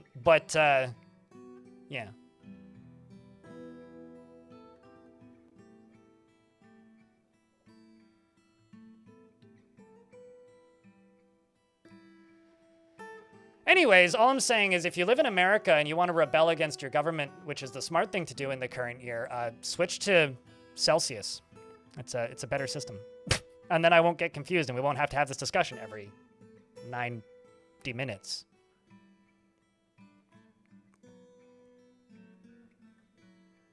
Have I tried using removable shoe spikes for heavy ice? The fuck you talking to me about, Carter? I don't live somewhere that gets heavy ice. I live somewhere that got ice sometimes and got tired of it. Have I tried using removable shoe spikes? Yes, I own crampons. Do I want to use those? New year, same subscription. No. Chat, did you know? Even in 2026, you can I use don't. the Twitch Prime shocked face. What's funny, Kid Ranos, is it's not called Twitch Prime anymore. That's called Prime Gaming. Chat, can I get a round of beers for Kid Ranos keeping that subscription alive for 27 years? Appreciate you, man. I'm getting old up in here.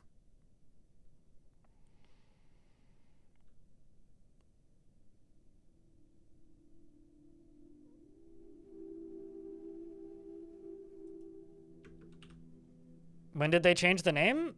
Like 2 years ago or something? Like kind of a while ago now. I mean, everybody still calls it Twitch Prime because it's a much better branding. Whenever Luna came out, which is a thing that nobody uses, right?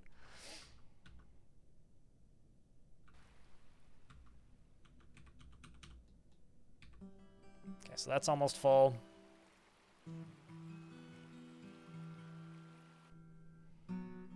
Metal ore, you can go away.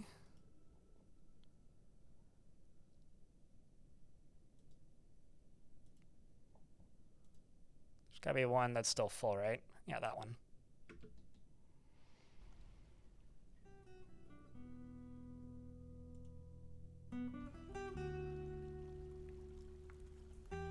What is Luna? It's Stadia, but made by Amazon. So probably a bad idea for them, I would say. Allegedly, my TV has support for Luna, which kind of amuses me, actually.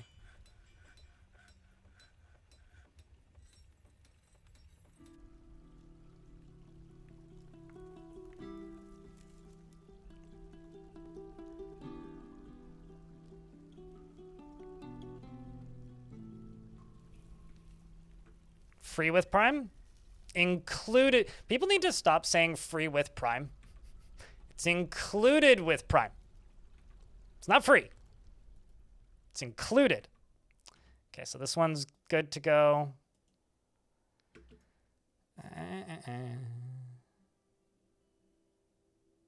You can go away. Yes. That one's done. This is the last one I need to do. So you go here.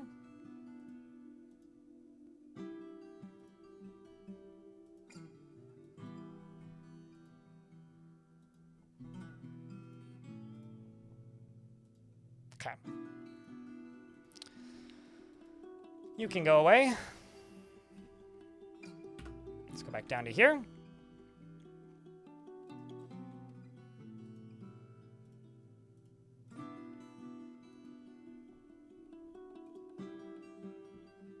Thanks for streaming today, Crypt Beer. No problem, man. I'm just gonna finish clicking these buttons, and then I will see who that was, because I haven't looked. Some otters, thank you very much for the 11th month. Welcome back. Appreciate you. What does Crutch Walker do for a dwarf? It makes them walk faster on a crutch, and presumably better at kicking people in the jaw with their crutch while they're using their crutches. If it's anything like my friend when he had crutches growing up.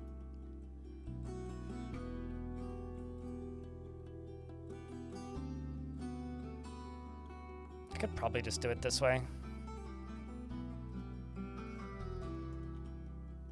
Why don't I just do it this?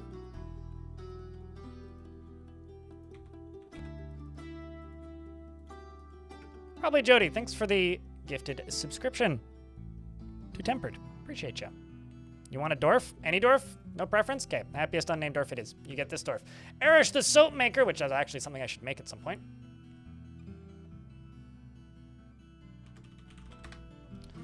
Otters is utterly dwarfy and is a dyed-in-the-world quarreler, never missing the chance to lash out in verbal hostility, and is bothered by this since he values friendship. He very easily falls into love and develops positive feelings. He's prone to strong feelings of jealousy, and he is stubborn. He finds obligations confining, though he is conflicted by this for more than one reason. He's quick to form negative views about things and is very humble. He is somewhat uncomfortable around those that appear unusual or live differently from himself. He is often cheerful, and he is trusting. He is not particularly curious about the world, and starts to whisper when he's trying to remember something. He needs alcohol to get through the working day, and dreams about creating a great work of art. He personally holds shrewd and crafty individuals at the lowest esteem, and finds a pursuit of knowledge to be a waste of effort, and values sacrifice and doesn't really value merrymaking. He likes rhyolite and platinum and lapis lazuli and panda tooth and the color vermilion, backpacks the words of the lavender wisp and the sound of the rhythmic sweetness and the sight of the silky skirts when possible prefers to consume nautilus and rambutan wine and watermelons, and absolutely hates toads. Also, thanks for the hype train, chat. And Eric, thanks for the $1. Appreciate you. It's a little baby hype train right now. It needs 4 subscriptions to level up, or $18 in biddies. If you happen to have a Prime, and you use it now, you might get some emotes. We got another Forgotten Beast. This is a giant scaly weevil. I hate weevils. Funniest looking fucking animals. Bugs. But, hate them. Squirms and fidgets. It has a shell which, it has a square shell, and it undulates rhythmically. Its dark indigo scales are large and close set. Beware its deadly spittle.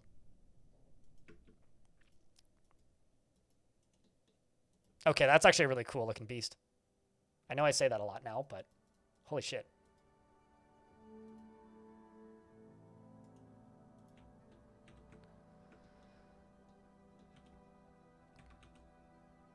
I'm going to enable this, but also grab this and go all the way down to here so that this stuff still works.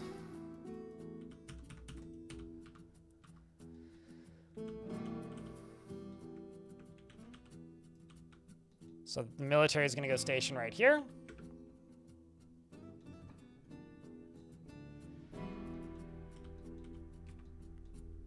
Suddenly now humming the presidents of the United States of America in my head. This is the ruthlessness of the abyss. It's killed 2 goblins. Weevil can evil? No, Bo Weevil, I think is the name of that song. Wow. Can I get a round of beers and congratulations for my dwarves, please? Because I think they earned it from that. You didn't even get a bolt out, did you, Gutsy? This does not scare me. Okay, who got the kill then? Didn't even see it. It was over so quickly. Oh. Seems like Scales got it. This is my fight too. Wait. No, you didn't. Scales didn't get it. Did you get it, Frisco? Did you get it, Snail? Ah, Snail got it. Snail got it by firing an iron bolt which struck it in the head, which bruised the brain. Literally just fucking 360 no-scoped it. Just pop! Well done. By the way, do not believe anybody who says that crossbows are bad in Dwarf Fortress, because holy fuck, they're strong. Like, good God, they're strong. Yak better be fucking proud, let me tell you.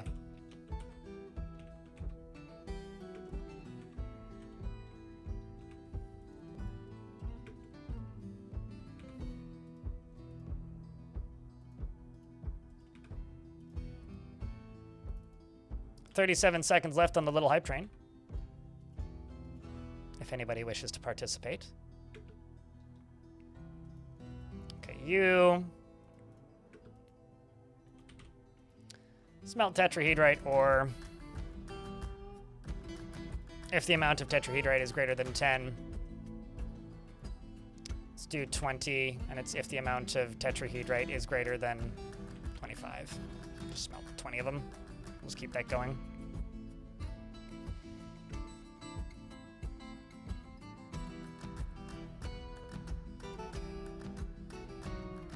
Need to learn the military stuff in DF already? Yeah.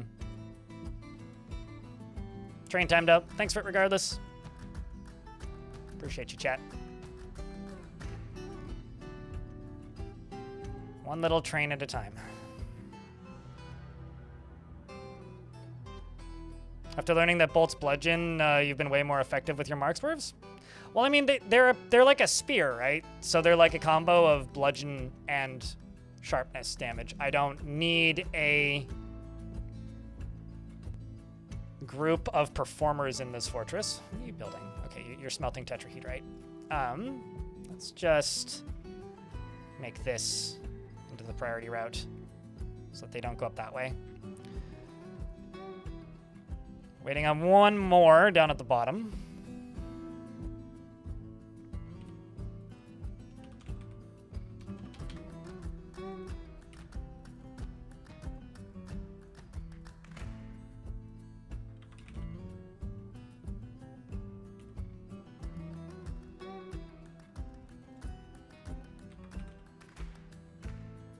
How about I forbid these and then go look up where that last one is? Okay, you're carrying it. I see. Why are you putting it in a... Okay, well actually it doesn't matter because that'll be enough to fill up the last one.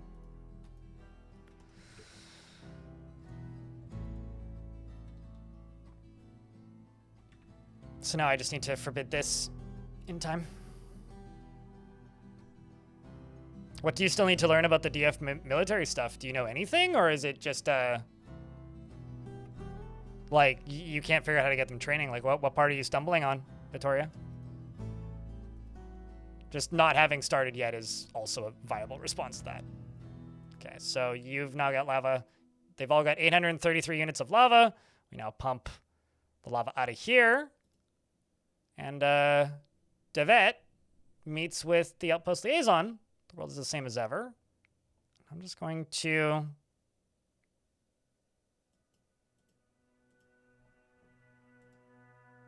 Actually, I'm going to request wood. Because if I can avoid chopping down trees and keep the elves happy with me, they'll bring me more big animals. They need scepters. Well, that's easy. Uniforms are a lot easier now, because when you create a new squad,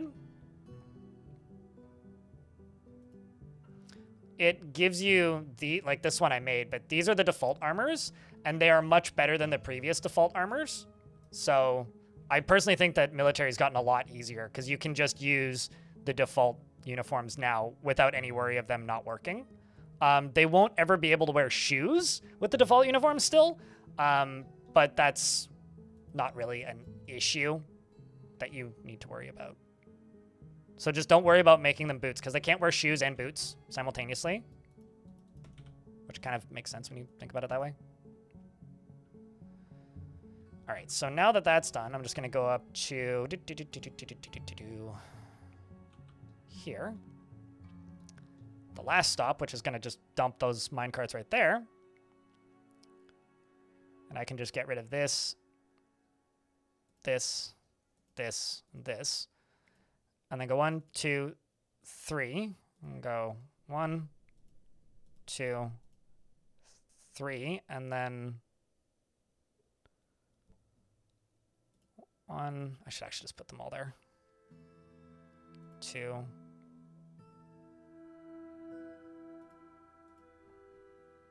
1, 2, 3. Now I just need to wait, and then I can just nuke all these.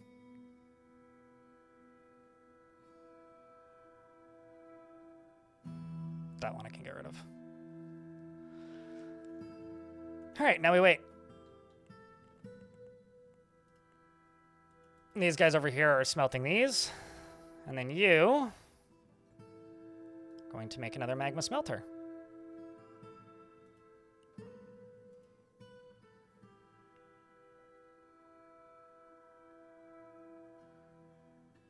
If I only make boots, will non-military dwarves wear them as shoes? No.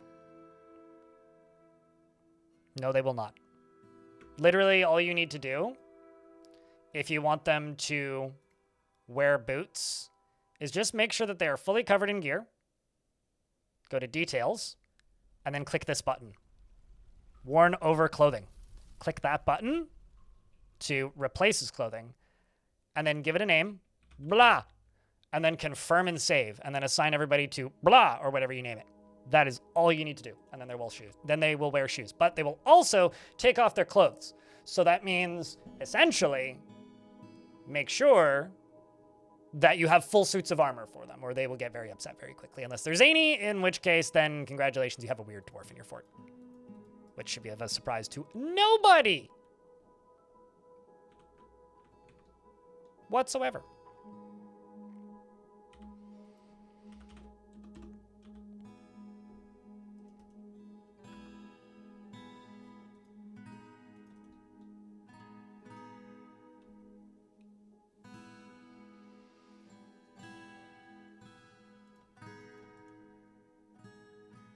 Let's also cut through that. And then I just need like just any of these to disappear, and then we're good to go.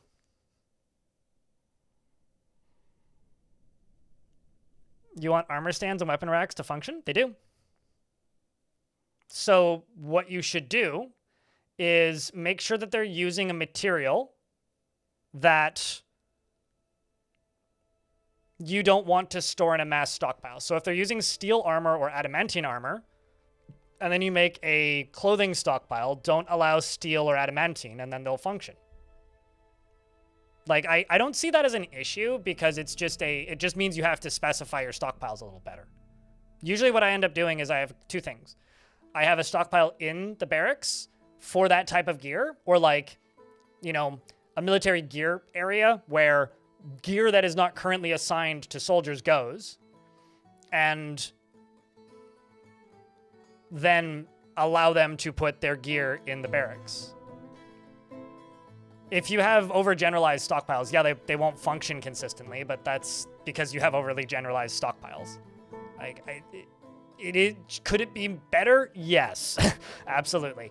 But can you work with it and make it function? Absolutely.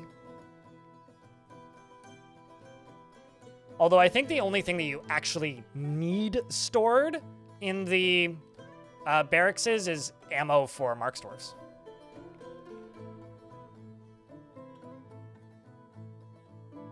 But that's just my opinion.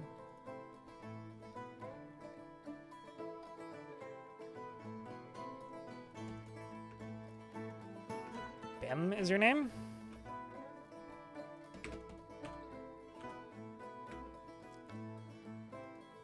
And I, in other news, need to make more copious amounts of ammunition. And I need to get rid of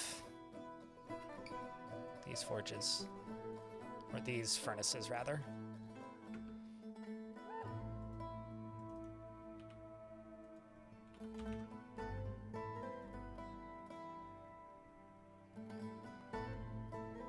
10 dwarves orange. Yeah, 8 of them used to be red.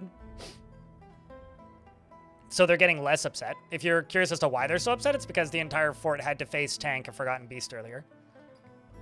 But we've killed them. So, yes, I'm well aware that 10 of them are orange.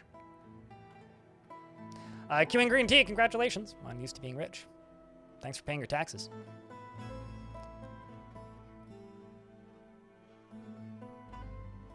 Now you have lump stuck in your head? Well, she might be dead. She's in my head.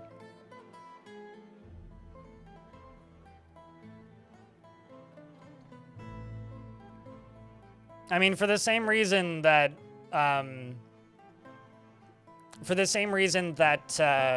dwarves are good at storing goblets and mugs in a tavern if the right materials are there. It's the same code. Although that's not the song that... I don't actually know that song super well, Q and Green Tea. The one that I know too much and too well is millions of peaches, peaches for me. Millions of peaches, peaches for free. Peaches come in a can. They were put there by a man in a factory downtown. Look out! Yes. I kickstarted that record, actually, because they did a repress of it for Kickstarter, and I backed that, and I own it. I haven't listened to that record in a few years. You can blame Keith for that. When I was in kayaking, I remember we had to. We were going up to Kamloops. Yeah, it was Kamloops. And I was in a car with a bunch of athletes, and Keith was driving, and he put that song on repeat for like 90 minutes. And my older sister looked like she was ready to off herself around 10 minutes in. It's like the third time the song came on. She's like, I'm going to kill somebody. Thanks, Keith.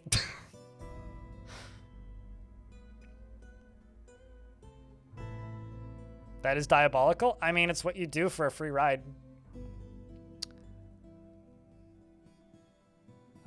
We've also met with a diplomat, the human diplomat. There's much to share. They've updated my maps. There's probably a lot going on the maps now.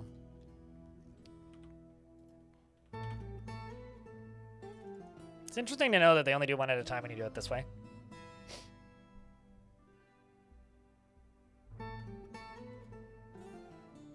I don't need no flares of clarifying. And kaplunk. So now I can get rid of that. This will just get removed.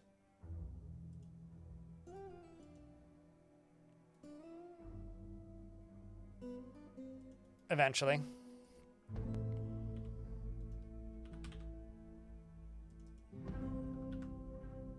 I just need the lava to disappear from underneath these two, and then they'll get hauled too. And then we will have forges in the fort. And we just have to do this again so that I can get glass forges in the fort. Although this is where the forging setup is going to be for metals. I don't know where we're going to put the setup for glass. What uses black? What makes black bronze, actually? The gem setter has been possessed. As you do, Oz.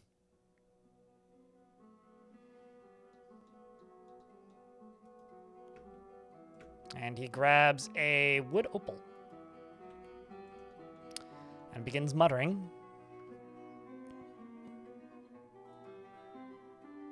Copper, copper, silver. Copper, copper, silver, gold, or tin or something?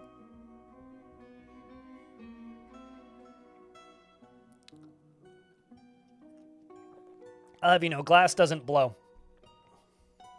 It cools, mostly.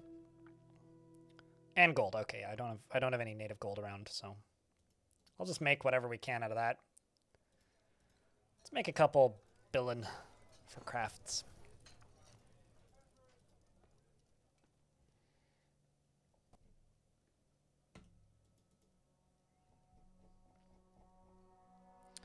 So I'm thinking we make copper bolts and silver bolts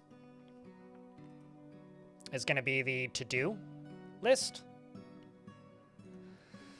Because those are cheap enough that they're expendable-ish and useful enough that we can make stuff with them functionally, most likely.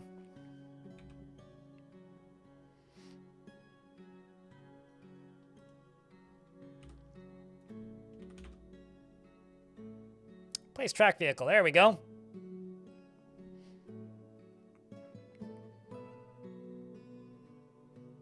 He only wants to know where your defenses are to raid your fortress for riches? Potentially. Perkus, thank you very much for the raid. Did you send an Etten? That's crazy. How did you do that? That's absurd, man. You raid my stream over from Vintage Story and an Etten arrives. What black magic is this? Centurious War. Thank you very much for showing up. Welcome, Raiders. Chat, can I get a round of beers for the Raiders? Please don't drown them. Or whatever gifts you would like to give in emote form to welcome our new friends. If you guys don't know Perkus is the premier location for multiplayer and question mark single player Vintage Story content. If you want some Vintage Story, I recommend checking out Perkus. This over here is a Dwarf Fort. It's a weird game for crazy people. And we are about to kill an Etten. If you guys want to see some cool things, though, Dwarf Fortress generates pretty comprehensive history. And something that I'm currently beta testing is if you type in ! Legends, plural, into the Twitch chat, hey T-Rex, that'll give you a link to this world's history. So if you want to go look up this Etten or that dwarf, you could. It is not completely up to date. It updates at the end of every stream, but I will continue updating it as we go. This Etten has a fancy bow, which is made of bronze, and is outside at the moment, and will probably get caught in my cage traps, which is a bit underwhelming, but I'm kind of okay with that. We also have a gem setter who made a perfect wood opal just now. Beautiful artifact. Do not look beneath her chin, chat. That's rude. Perkus, thanks for the 22nd month. Welcome back, mate. I always found it amusing how invaders would know the exact placement of traps if they had a diplomat visit previously and they saw it, or if they sent a spy, which could be a monster hunter or anybody, really. Apparently I've caught more camels. I had some giant camels for a bit there, but we ate them already. Thanks for the raid and the resub. How was the stream today? How's the most vintage of stories treating you?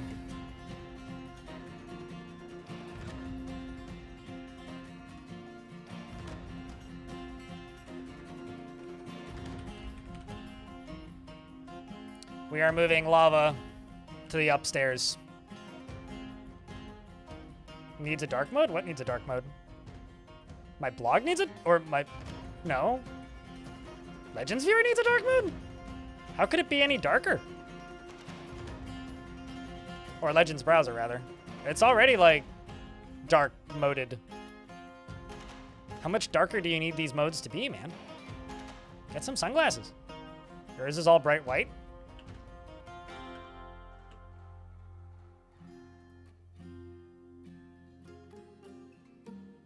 You sure? Sounds like you need to set your browser to dark mode, because, like, I've never seen it show up in light at all. That seems like it's probably a system level setting. So I can't give you a dark mode if it's already there. So fix your web browser. I don't know what to tell you, man. Because it's there. It's clearly right there. As intended.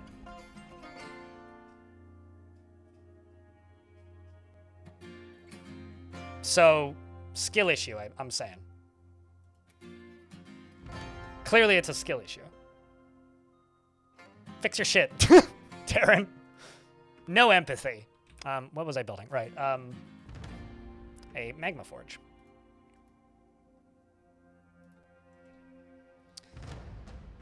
All right, an ad break is about to run. I'm gonna go get me a new can of bubbly because this one is empty. I would be right back. Enjoy the tunes.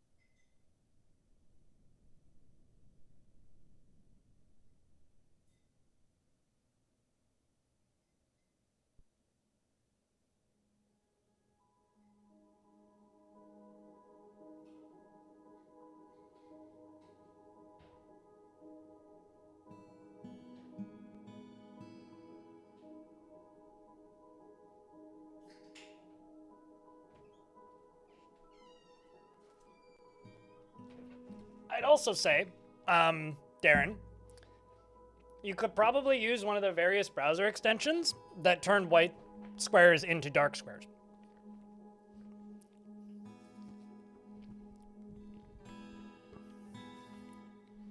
But yeah, no, it already has that, so I'm going to stand by my statement of skill issue.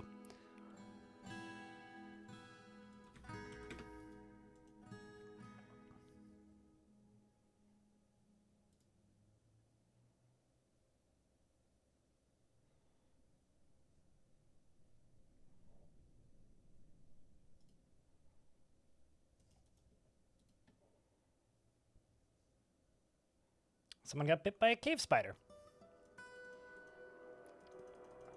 All right, so now you are functioning. So I'm going to go copper bolts and silver bolts. And it's going to be if the amount of silver bars is greater than 20, we'll make 10. We'll do that monthly. And then for you, if the amount of copper bolts is below, let's say 600, and the amount of copper bars is above 10, make 10. Does it have to be all caps? Just sounds like it's shouting at me. Pizzicato.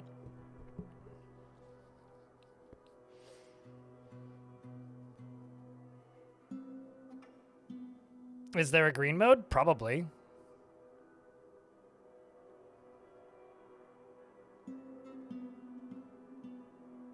At least one undead fort, more like 1 dozen. I've done dozens of them. Do you know what corpse points are? Corpse points are. You've seen them in your combat logs. No idea. I don't know what a corpse point is. Never heard of that before. I know what an embark point is, but I don't think that's what you're talking about.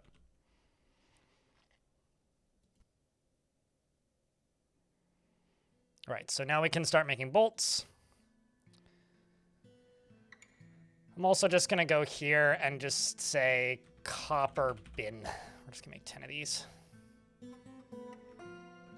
All right, so now I need to figure out where I'm going to put my glass industry. Oh, points at someone. True, actually, yeah, if it's they point at someone and then something happens, that's them using their powers. So, like, they're literally, like, YouTube chat, since you said, do you know what corpse points are? What that is they're literally pointing at somebody with their finger. Like, point! It's like they're doing finger guns so that they can use their abilities. They're doing the magic, basically. I thought they meant, like, skill points. I was like, what? I have no idea what you're talking about, but...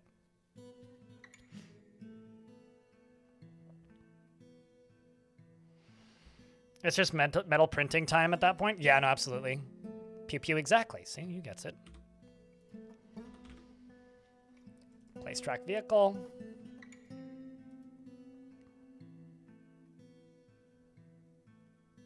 And I actually need to check this squad. What ammo do we have assigned? I see, there just isn't much. But since it's just metal bolts, like, that should be a lot quicker.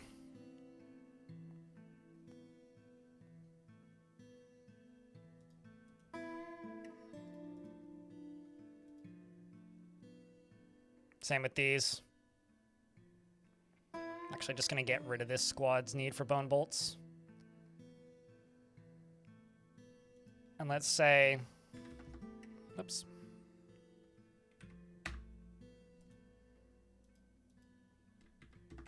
$300 instead. Confirm. Now it's just a matter of us needing a few more metal bolts. I'm also going to make a few iron bolts. Let's just make a set of 10 because I got so much iron lying around. I do want to upgrade to steel though.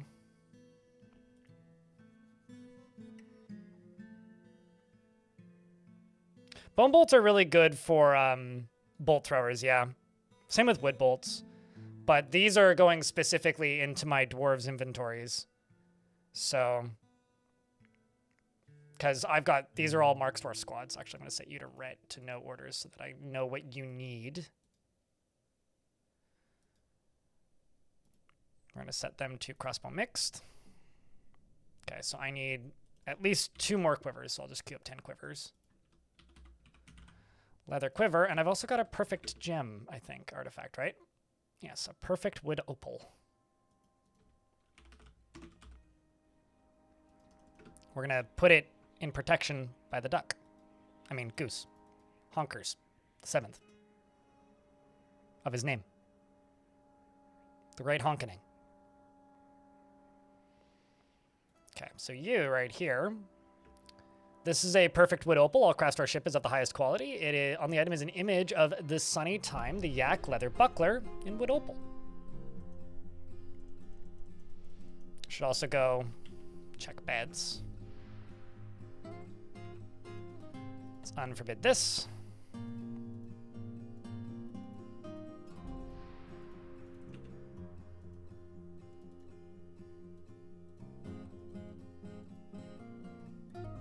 There's one more bed in the middle that I gotta do.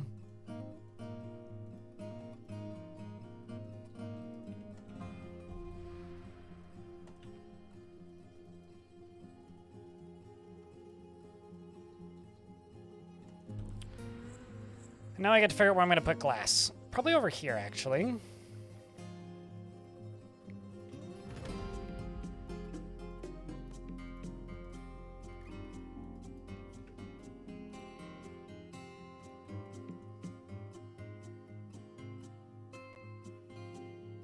You get an alert if someone tries to steal it? Theoretically, the goose should alert things, but there's never a guarantee. That is the idea, basically.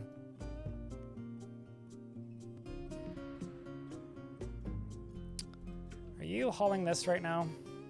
I'm actually just gonna get rid of that. I'm gonna get rid of this route. Because I don't actually need it there. You only need 2 minecarts per.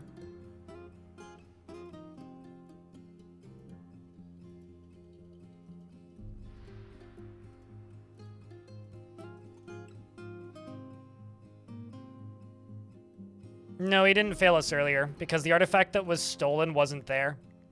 The artifact that was stolen earlier was here. Where is it? Not here. It was... Afternoon. Here. How goes the dwarfing? So it was in a different room, so no, he didn't fail us. How could he have failed us if he wasn't there? Starsmore, isn't that true for all geese? I mean, I could say the same thing about cats. Some cats are assholes. Are all cats horrible? I wouldn't generalize all cats. Just like I wouldn't generalize all geese. No, it wasn't. We figured that out. That was my initial suspicion, though. Dadrick, thank you very much for the 11th month. How goes the dwarfing? Pretty good. Pretty good. Kind of low-key today. Sneaking through. Shh, don't tell anybody. This is a secret, exclusive, members-only stream that you have snuck into. Chat, can I get a round of beers for Dadrick? Helping keep the channel funded. Keeping the subscription live for an 11th month. Welcome back. Thank you very much for helping keep the channel running as it does.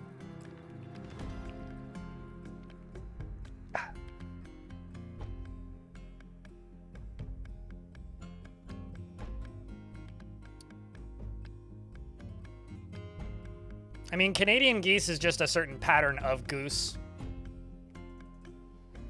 But I am of the opinion, and I've had this opinion for some time now, geese are only mean in two situations. One, there's children around, so that means they're exactly like human parents. Or two, you have a dog or a child. So as somebody who doesn't like children, I respect this. I will stay away from the geese's children, because I know they'll attack me. I don't own a dog, and I don't have children. So the geese kind of just leave me alone. Which I think is really funny. Like, there are multiple photos of me sleeping in a field completely surrounded by geese. Like, yeah, they poop on things, but, like, I can't really fault them for that. They're just geese. Like, I don't know. People get weirdly uppity about geese. I mean, it's something me and geese agree on. That's all I gotta say. Like, I think that's a very reasonable stance to have against humans. Children are unpredictable and tripping hazards.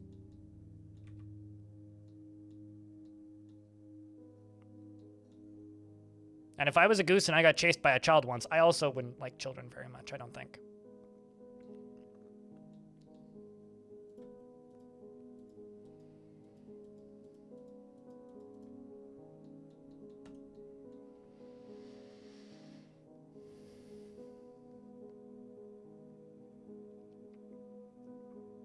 And they will swarm you for swarming you thinking you got food. Okay. Well, that's not the problem with the goose then. But I think that's the problem with like your park board and like old people. Not the geese. The geese should not be blamed for that. That's like the people who are like, I hate pigeons because pigeons follow me around thinking I have food. It's like, well, okay, that's humans being stupid and making the pigeons misbehave. It's not the fault of the pigeons.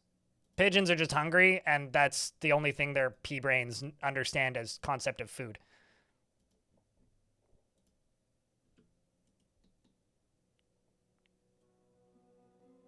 Just like humans. It's almost like humans hate things that, like, imitate them. Geese act like humans sometimes, in that they struggle to back down from a fight. They believe they are the dominant species. They think that they have right of way in all cases, and they defend their children and don't like people's pet dogs. They also get unreasonably mad when the McDonald's is closed, just like where the G-Beard lives, where they get fed by old people all the time. And, you know, as somebody who worked in a McDonald's once, I know that people would get unreasonably angry if it was closed, because they'd be like, you're 24 hours, and you'd be like, no, I'm not, though. Read the sign. I'm still on the side of the geese here, guys. I don't know.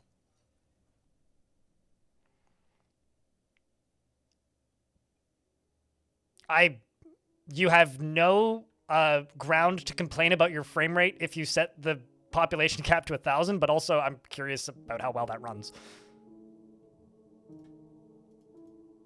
I mean, it'll run. It just might run slowly. There's, I think it's Blake on Twitch. Let me double check, actually. I don't want to be wrong here. Just gonna go pop into his stream because he's live right now. Okay, he only has 365 at the moment. Blake on Twitch, or Break, not Blake, 357, has real big forts a lot of the time. I saw him with a population of like 700, But in order for him to make the game playable, he had Fast Dwarf turned on, so plays the game very differently than I do, but like you can absolutely have populations that big.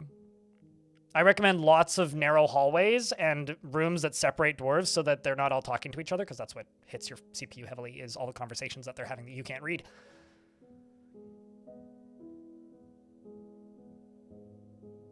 Because you saw them fuck someone up, I guess? More of a fear than a hate? I don't know. I grew up around black bears, geese, cougars, raccoons, crows, ravens, owls, deer. And they all kind of have the same rule. Leave them alone and they'll leave you alone. Don't feed them.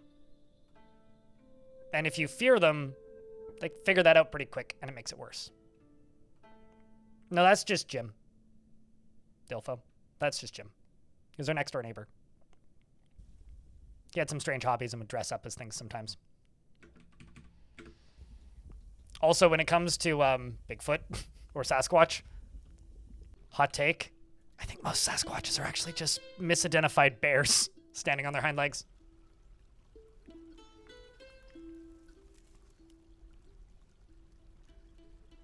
I remember also watching my pet cat chase a bear up a tree once. Bears aren't that scary. What's the plural of Bigfoot? Well, Bigfoot is a singular term, so it would be Sasquatches. Or Sasquelch, maybe? Or is that just a Sasquatch that's been hit by a truck? Big feet, sure. Biggest foot. Bigfoot.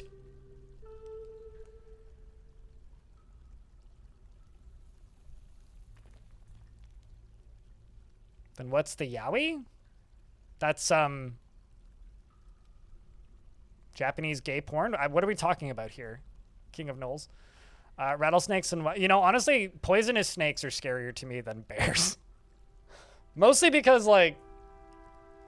I've seen rattlesnakes before, but only in road trips that me and the family would take growing up into the interior.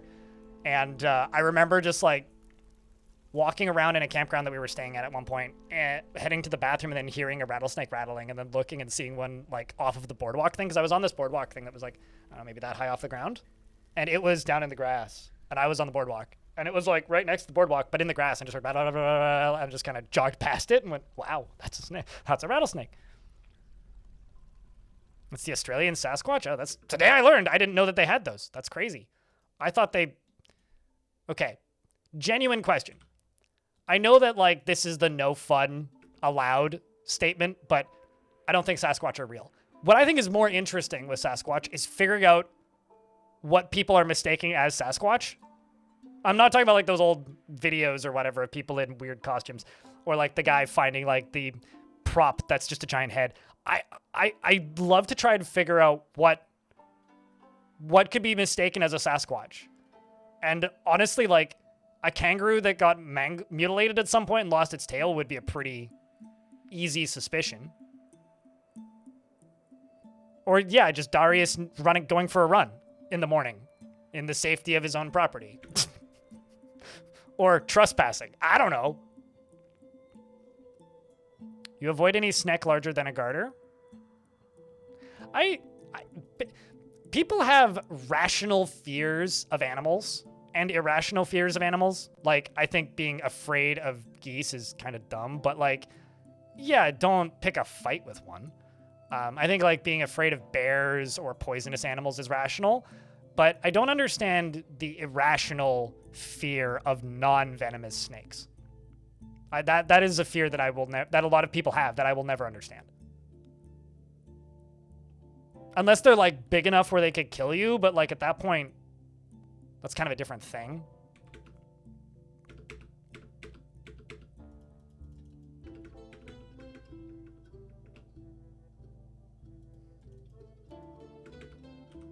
That should be deep enough. Let's turn you off.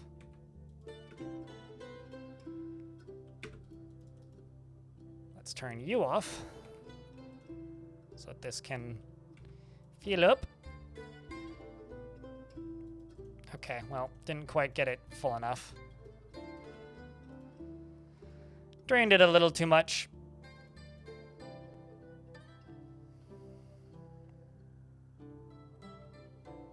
I think a few minutes is an exaggeration, no? Isn't it like under an hour? Like, a few minutes is like not incorrect really, but I don't think funnel webs are that poisonous. Like, I know they are one of the most poisonous, but maybe it depends on your body size. So I was reading about funnel webs kind of recently, and from what I was reading, it sounds like there isn't much they can do, or rather, it sounds like you need to get like an antidote within an hour, but as long as it's within the hour, you're good. Gilgil says sometimes death in 15 minutes. Okay, maybe it depends on how much venom you get. The nice thing about funnel webs, though, is they're like not aggressive at all.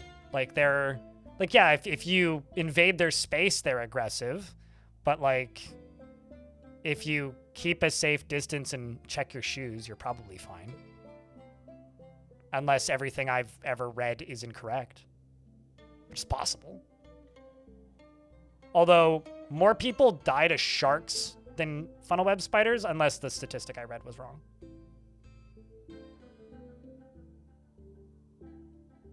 Like, hold on. I need to like look number of funnel web deaths.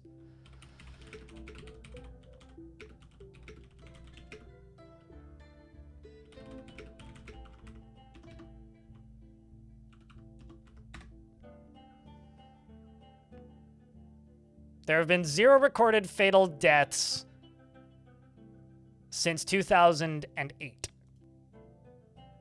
with funnel web spider bites. That's recorded, according to Wikipedia. There have been 13 in total. Bites from Cine funnel web spiders caused 13 documented deaths, 7 in children. Yeah, that makes sense, actually. In all cases...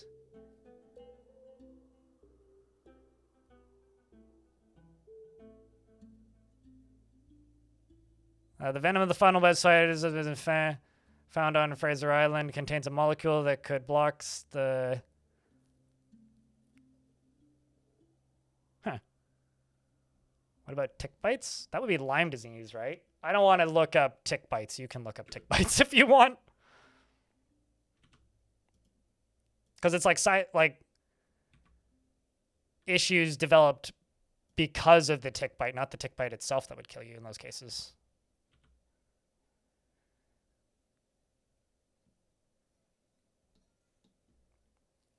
I mean, I don't think you need to be OCD. I think you just need to, like, see a tick attached to somebody once, and you'll never get a tick bite again. Also, like, the nice thing about tick bites, which is not a sentence I thought I would say this year, is that assuming you have white socks and a friend, it is almost impossible to actually get bit by a tick because they move so slowly. Like, I go camping in tick zones frequently, and... the nice thing about ticks is that they're pretty obvious if you have white socks. But I got bit by a tick when I was 6 years old. I had a tick on the top of my head.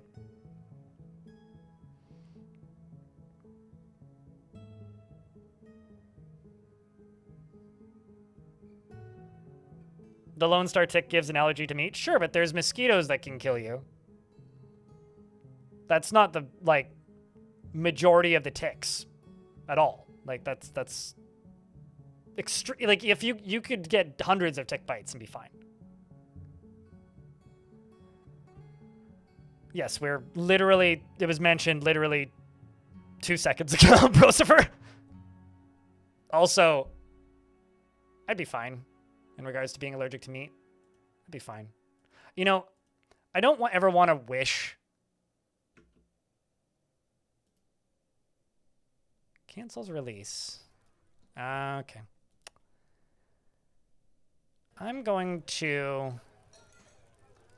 forbid this cage. You can't be released. I don't generally wish curses on anybody. But there are, I would wish that being allergic to meat on Andrew Tate.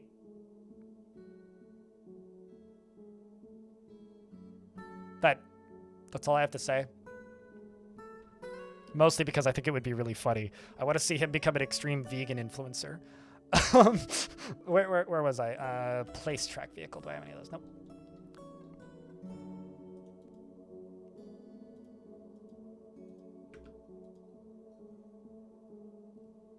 Let's cut 13 wood opals. Let's polish 40 stones and encrust 40 furniture pieces with polished stones.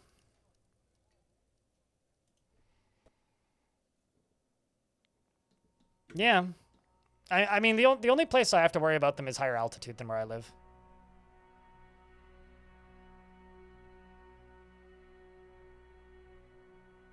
You eat so much meat, deer, moose, elk, and fish would be severely missed. No, that's fair.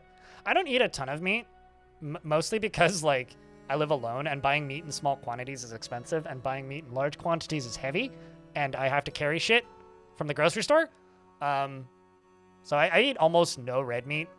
It's like not even like a dietary thing. I just don't do it. It's just like inconvenient for me and kind of expensive.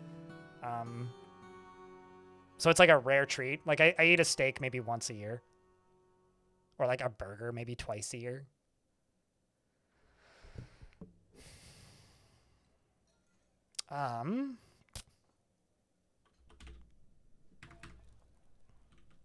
What I should really do in the background here, instead of like just trying to get these minecarts moved, is I should do this. That is not what I was trying to do. Just start getting this distributed. That also isn't the button I wanted. Why do I keep clicking all of the other buttons?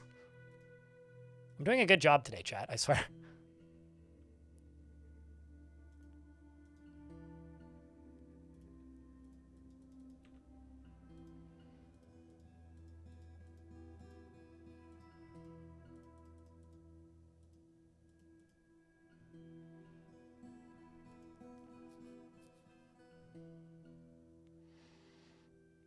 In YouTube chat, there are rattlesnakes down in Mexico that are green and blue, and you're kind of jealous?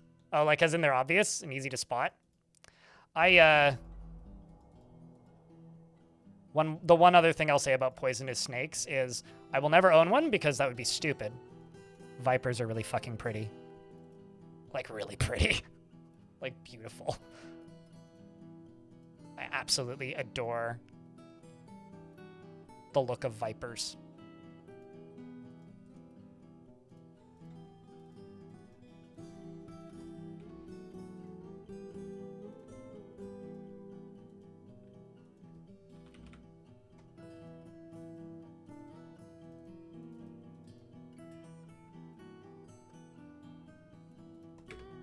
Making some patterns a little bit. How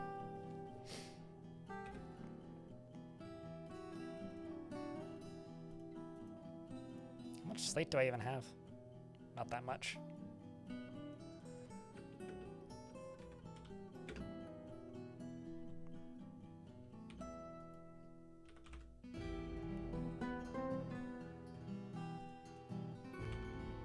Let's see how my military dwarves are doing. Good stuff. Now they can go get more stuff. Checking bars. 49 billion. Let's do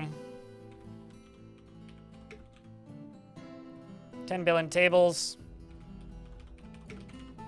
10 billion thrones.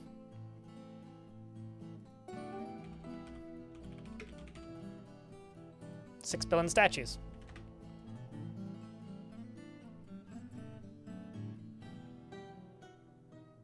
Hello, Wasp. How are you? Good, good, I hope. If the cooking surfaces are contaminated, possibly, it's because it's the fats used, right? It's like the fats and like the stuff that those ticks make you allergic to. It's the fats and the what do you call it? It's the fats and tallow.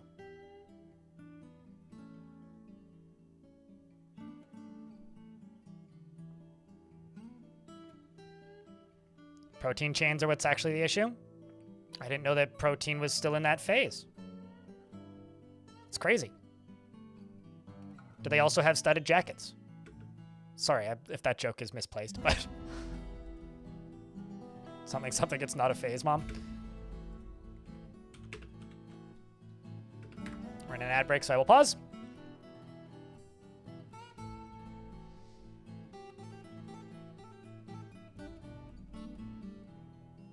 Alpha gal syndrome. That, you know, I've seen that Wikipedia page before Darius. I've also read it before. 100% a Caves of Cud disease. Alpha gal? Like, 1000%. Like,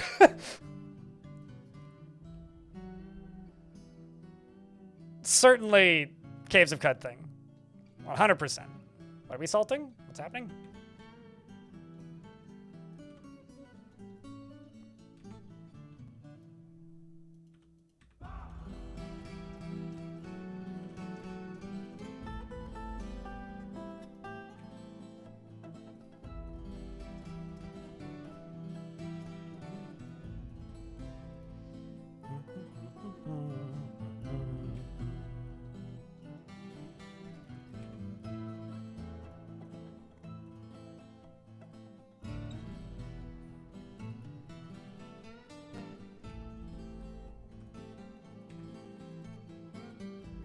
Actually, let's do this here. So I can do that and that. But thanks for $10. Was that funny? Cheered. X 1000.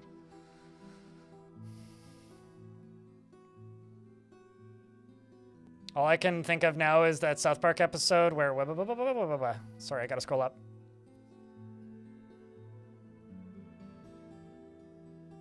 All I can think of now is the South Park episode where tell the president to have some steak with his butter.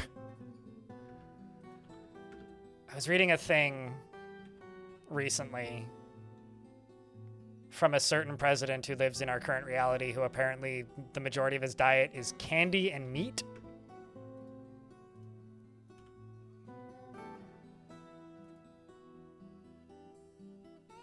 Wonder who that could be?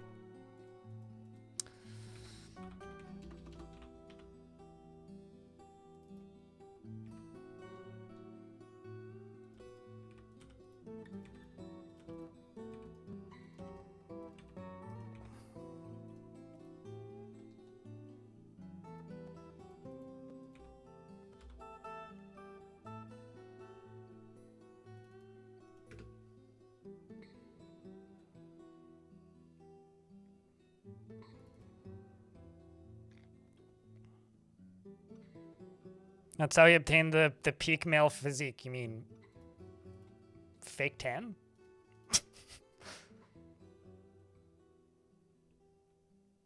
Seems enjoyable. I used to the second job I had growing up before I ended up in fast food, I worked with a guy named Ricky who lived off of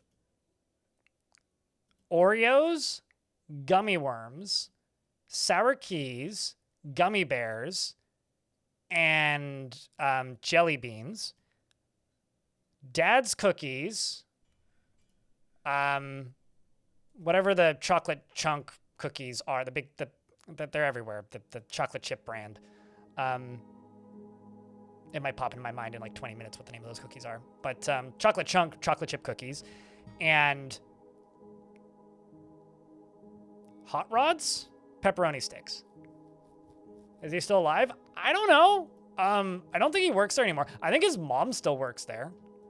This guy was in his like late 30s when I knew him. He drove a Hummer to work, which says a lot about a person. But the part that makes it really funny that he drove the Hummer to work is he lived about a block and a half up the street, like 2-minute walk. Drove a Hummer to work. And he only owned Vancouver Canucks hockey gear, from what I could tell. And his mom was their forklift driver and was employee number 40. I was employee number 1100 something when I worked there.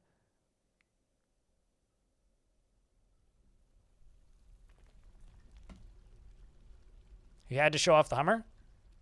Yeah. Sometimes I wonder if he's still alive, actually. I'm sure I could ask my dad. He would probably know. Because my dad still works there.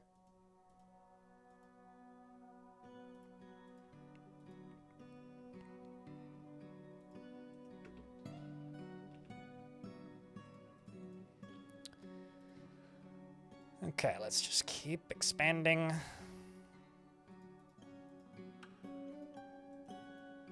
Keep on keeping up. No demands or requests.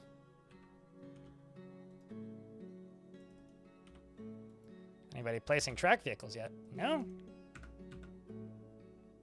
Oh, I see. Could just unlock this door, and they'd be able to.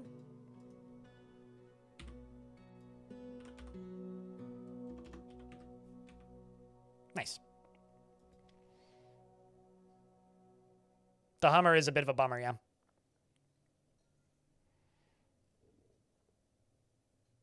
Cheers, Georgie, in YouTube chat.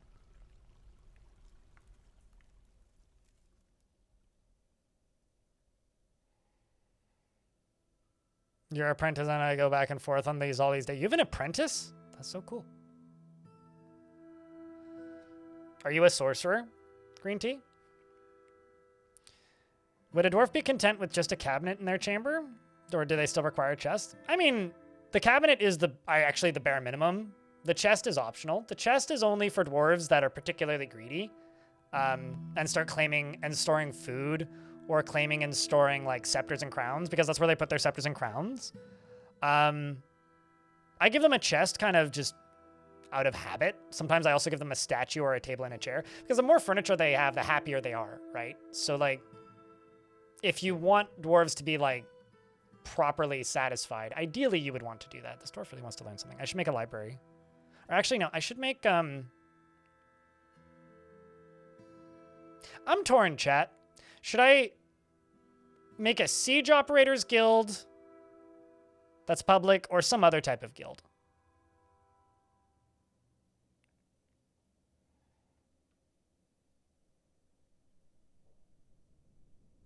You install interweb wires and you service the great green blinky light. Honestly, fair. That's wizardry as far as I'm concerned. Is there a Haulers Guild? No. Basket Weaving Guild? I mean, I could make a Weaver's Guild. Man, I haven't seen a basket weaving joke in a very long time. That used to be like the first thing people would reference. It's like, time to do the basket weaving. It's like, what year is it now? Yes, Shark Jumping Walrus. You used to be rich. Congratulations. Thanks for paying your taxes, mate. Underwater basket weaving. Okay, now that, I know that's a reference to something, and I don't know what it's referencing, Baby Blueford.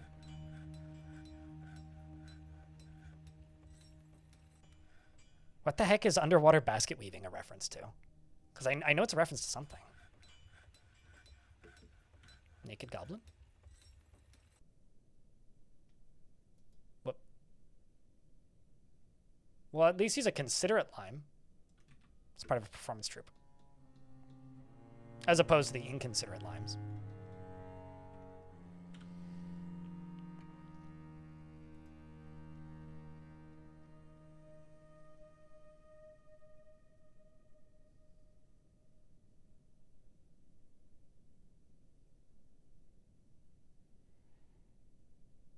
I'm thinking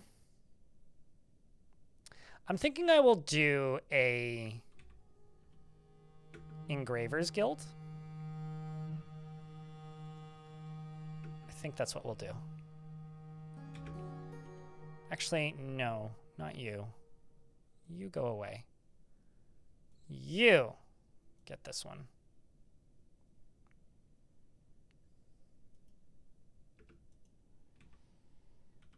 Because you are now full. Or as full as it needs to be.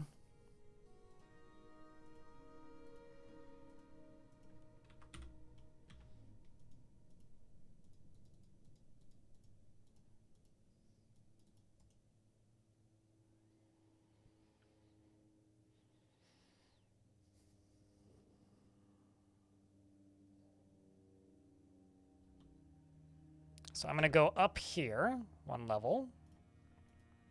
And I'm going to make a floor grate and plop her right there. Because moss won't grow under a floor grate.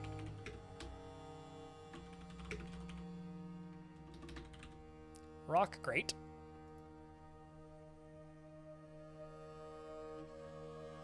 I can't believe I keep running out of boulders. It's kind of crazy, actually. Actually, just go across here and dig out all this. Get some extra boulders up in here.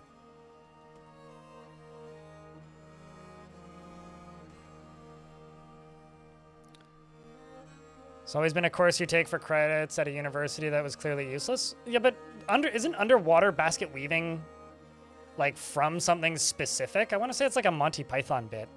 I know that basket weaving is a course that you take if to like cheat credits. But I thought that underwater basket weaving was a reference to something specific that was riffing on that. Maybe I'm wrong. Probably I'm wrong. Most likely I'm wrong. Magma glass furnace.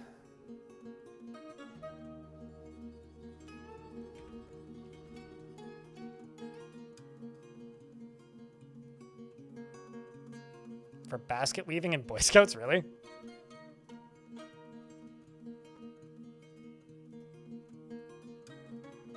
Boy Scouts always throws me off to this day because here in Canada we just had Scouts. Like, we didn't have Boy Scouts specifically. It was just Scouts.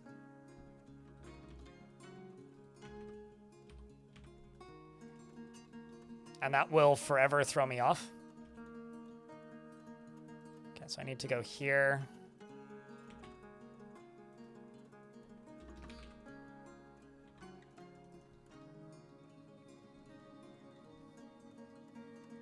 And then also probably up to here.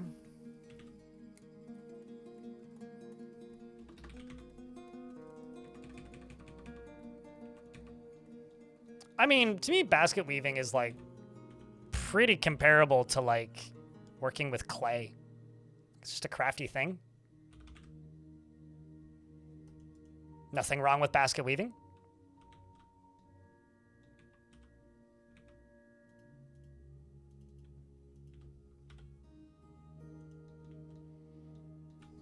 Actually.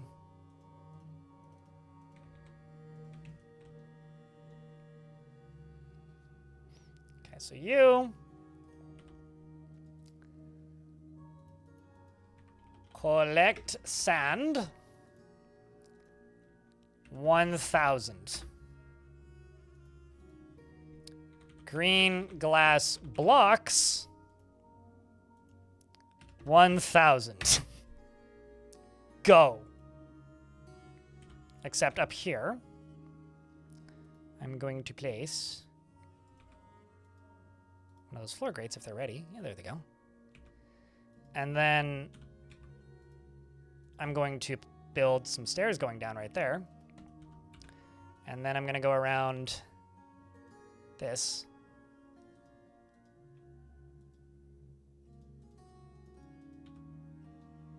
And there's still a ramp up there, meaning I could still do this.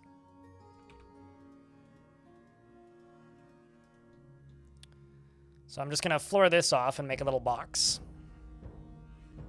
So it's safe. This can be a one tile of collect sand.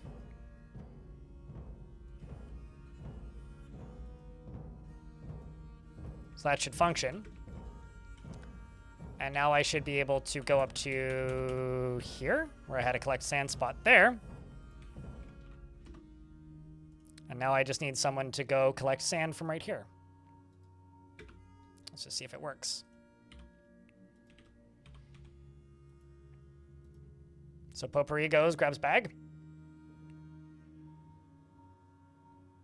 You really don't want to leave the house today?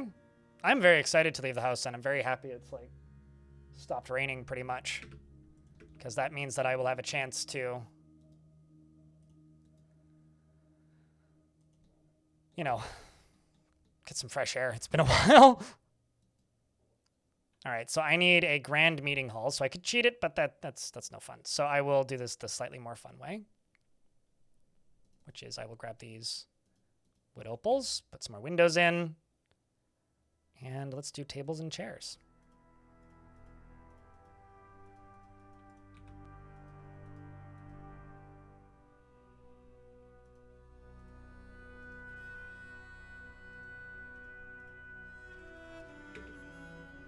And there they go. We'll get that done. And see what that does to the value. It's not going to be a ton, but it'll be something.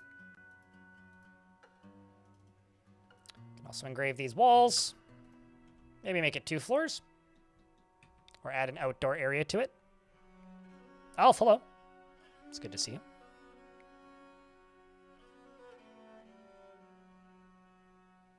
Yeah, that's too cold.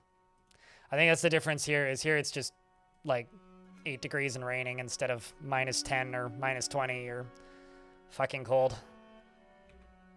Because that is not fucking around cold.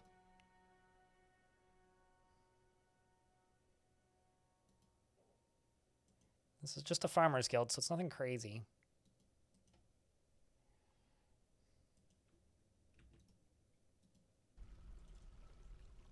How much are these worth? Nice. Okay. 69. And I got a fancy table down there, which has been encrusted with polished stones, I think.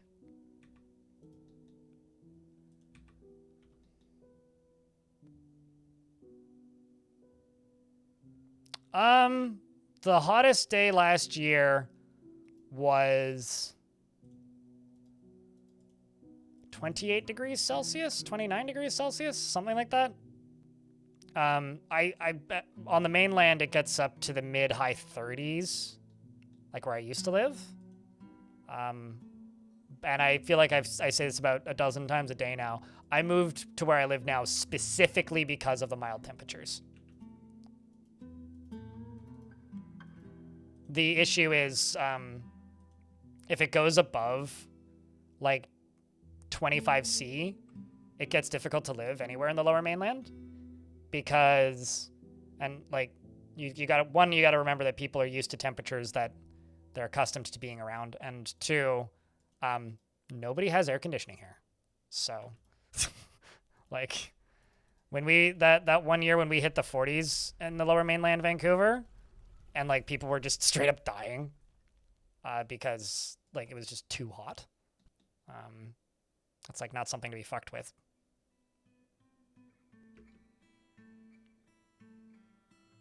But not all of BC is as cool as where I live, like, temperature-wise, right? Like, you got to remember that. Like, most of BC is quite a bit hotter, especially, like, the interior.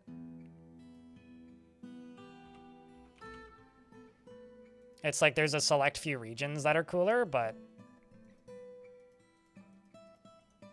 that's not the standard.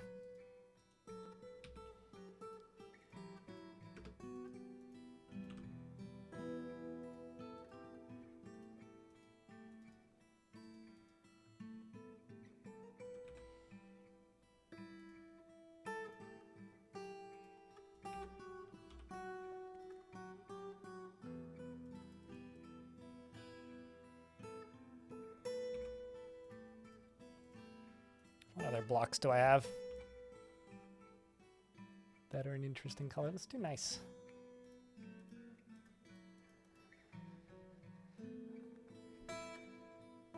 Do the houses have basements?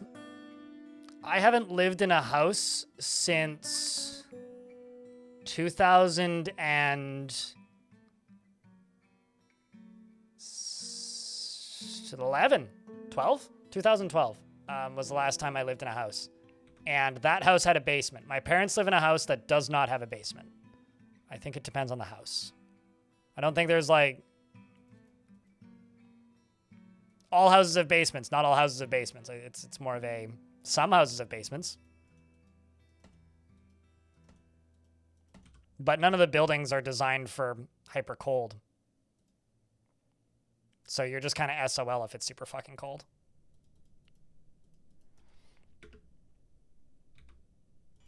I mean, I think it would depend on what part of the lower mainland you're in. Like, if you're in Richmond, which is all under sea level, I don't know. You probably wouldn't have a basement. I've never been in a house in Richmond. If you are like in the upper valley in like Chilliwack, you probably don't have a basement, but maybe you do. I don't know. If you're up higher ground, you probably have a basement. I don't know.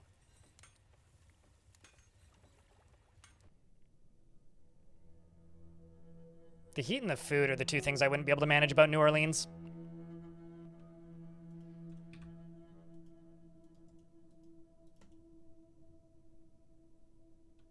You were an hour behind. That would explain why you kept putting beers into the chat periodically. Georgie Pie in YouTube chat. That would explain. I was a little bit confused by that.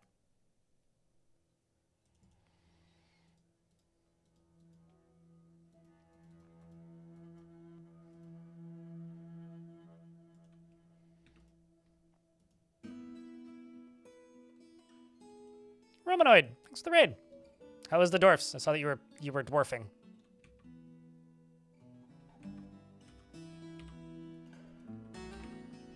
I don't know what's going on with these minecarts.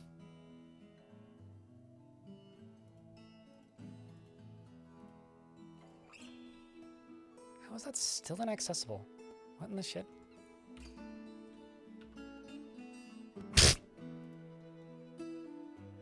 That's just silly. That is just silly. It's like there's one tile left with lava in it. It's like, how is that tile not cooled off yet?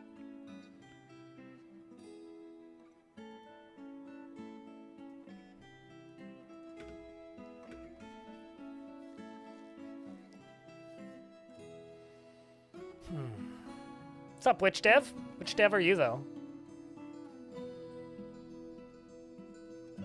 Maybe one day we'll figure that out. Find it kind of fascinating is the latitude of Northness. Canada is similar to many of the European countries, but mainland is much, much, much, much colder. Canada does have a landmass that extends all the way up to the Arctic and is not insulated by the oceanic and atmospheric constraints. Yeah, and then there's parts of Canada that are like almost in, like, if you take a photo of Alberta in the flatlands and a photo of Ukraine, they look like the same place. Assuming you don't see the architecture. Like, they look identical, as far as I'm concerned. Dev of games of the spicy variety? Right. I mean, hey, somebody needs sometimes you need peppers in your life. I know a local metal band called Witch Vomit, and whenever they walk onto stage, someone always screams at full volume, "Witch Vomit is yours!" And it makes me laugh a little harder than I should admit. Is it Frigid Wasteland? No, absolutely. Makes sense. But that's because of it being so far inland, right?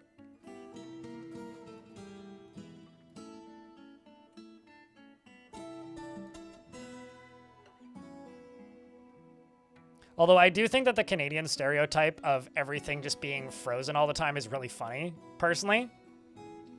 Purely because, like, in order for everything to actually be frozen all the time, it would need to be a lot colder than it really is. Like, sure, we get to, like, you know, the negative 30s and the negative 40s in some parts of Canada, but there are large chunks of the states that are colder or just as cold throughout the winter, yet there's still this stereotype that everybody in Canada, it just snows year round. Like, I encounter that kind of a lot. Maybe less so in the last 10 years, but the first half of my life, primarily, like, whenever I would run into somebody from the US, it was always just isn't it, like, frozen there all the time? It's like, I mean, I don't live in an igloo.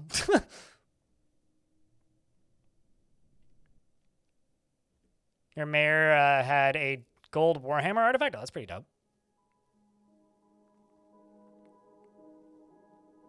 And we ride on our toboggans behind our sled dogs. Giving green tea. You feel my pain. Appreciate it.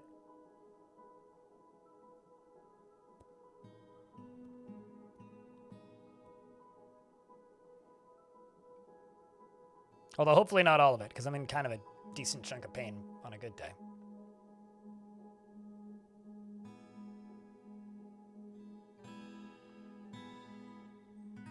By the leader? What about it?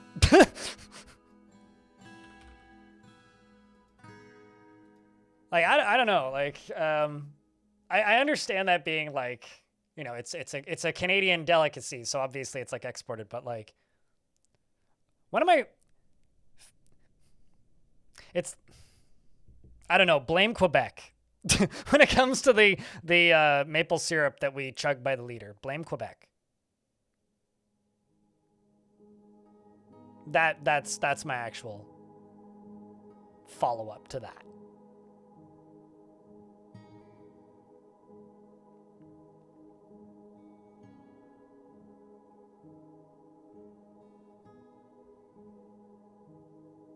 You got made fun of for an American accent? I mean, that's I think just like the pain of an immigrant, right? Like this is just the YouTube algorithm, but like there's a lot of very popular shorts on YouTube of like people from the West moving to Japan and then getting like isolated for not having like the right accent and then moving back and still getting isolated for not having the right accent. This one video I watched once about this guy who teaches English in Japan and like ethnically is Japanese, was born in Japan, but his mom is from Canada. So he spent like 5 years of his life in Canada and like just gets made fun of all the time forever by all the kids, which is like, yeah, that just seems kind of like part of being a migrant, period. Or moving from one place and then moving somewhere else. Although I think that being made fun of for your accent is an extremely adolescent thing that hopefully people grow out of. I say that hopefully in earnesty. Let's get some statues. Oop. Like, I know my mom got bullied horribly for having a German accent, which is kind of wild to me because my mom has no German accent anymore. I couldn't imagine my mom with a German accent. The elves have arrived to trade. We should definitely trade with them. Because I would like their animals.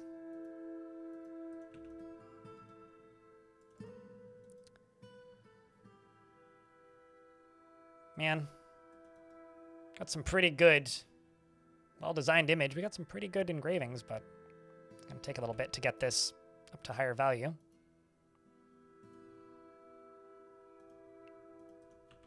How's my Mark Dwarves doing capacity-wise?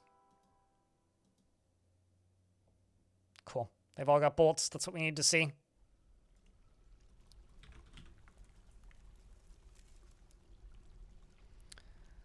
I'm going to... Let's just do 20 iron shields. Iron shields and iron helms.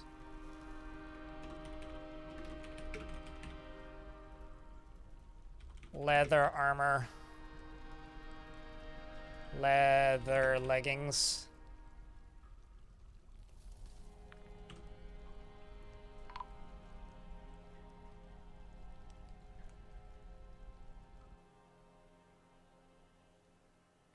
Something that I think is really funny is a lot of people from the States claim ownership of,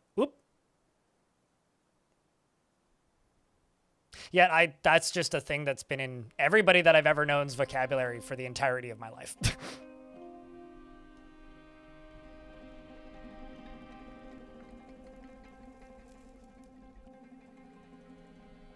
Getting out of the way of somebody and going, whoop. Although my favorite is the misunderstanding of sorry. It's not an apology. Never has been, never will be.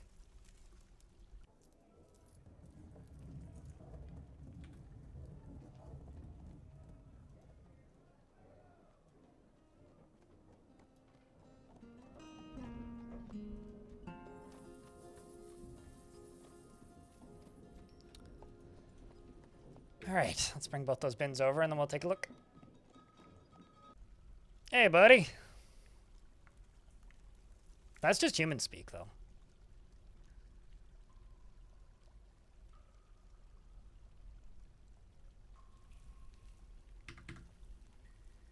Although it's really amusing when you're talking with a bunch of Canadians and then people are just like, you know, everybody knows that stereotypes are based on generalizations and often incorrect. I mean, some people think that Canadians are polite.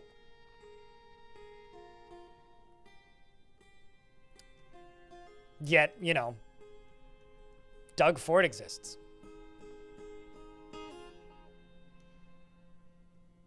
He should, like, single-handedly crush that stereotype. And Rob Ford. Fords in general, actually. Canadians are impolite in a polite way? I mean, there's no need to be rude, but you can insult somebody politely. I mean, my favorite insult is, I hope you have a lovely week. Or, you look exhausted. Or, you make me feel exhausted. It's much, much more effective than being rude. Or, I'm sorry you feel that way. That's an insult. Snooze Days. Thank you very much for the 3 months in advance. And the 5 months total. That's extremely kind. Jack, can I get a round of beers? Welcome back, friend. Bless your heart. Or, you tried.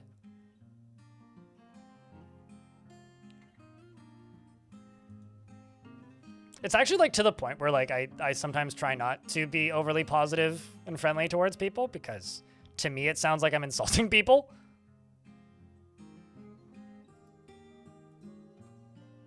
Let's see what they brought. I see... Giant grackle? It's a giant bird. Just a normal green tree frog. Giant hedgehog. Don't mind if I do.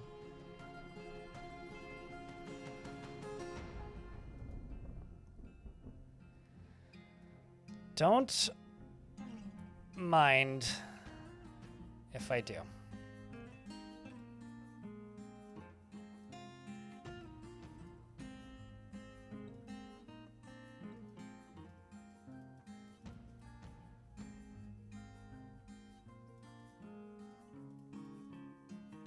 I feel like Bilbo Baggins in the One Ring. What if I keep it? New pet. How about the other one? What'd they bring? Giant badger? Giant cougar? Giant crow?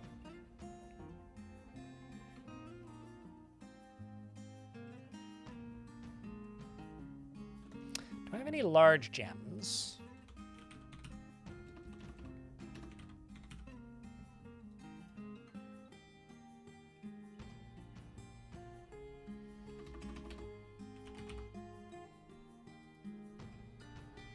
Probably bring this over. Or alternatively...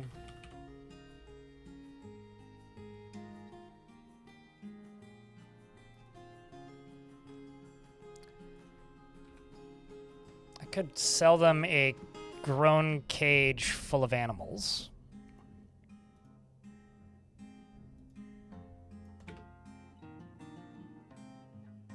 Name a dwarf, dealer's choice. You are now Lycott. Lycott your tongue. Nomold is impolite and inconsiderate of property. This is very common amongst these dwarves. And sloppy with his living space. He doesn't try to get things done perfectly, and he tends to be a little tight with resources when working on projects. He tends to be grateful when others help him out, and he tries to return favors. He can handle stress. He does not need alcohol to get, he needs alcohol to get through the working day, and he does not mind being outdoors, at least for a time. He's a hardened individual. Personally finds the idea of fair dealing foolish and cheats whenever it's profitable. He finds those that deny impulses somewhat stiff, and doesn't particularly care about craftsmanship and dreams of raising a family. He likes limonite and electrum and brown zircon, goat tooth, and linen fabric. Linen fabric and the color bright green, earrings and chickens for their scratching. In the words of the Lavender Wisp, impossible prefers to consume saltwater crocodile, soft weight beer, and hates cave spiders. He worships a mug and has a bunch of friends. Welcome to the fort.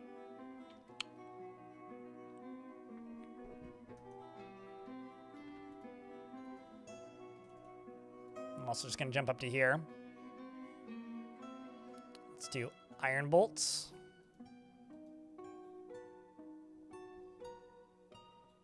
And silver bolts.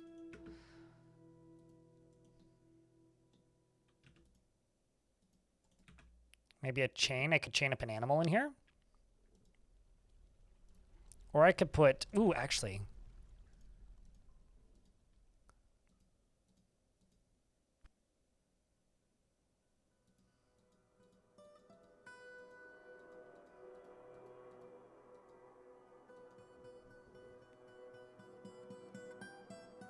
What if I put a Cyclops in this cage? Put that in there and see how valuable that is.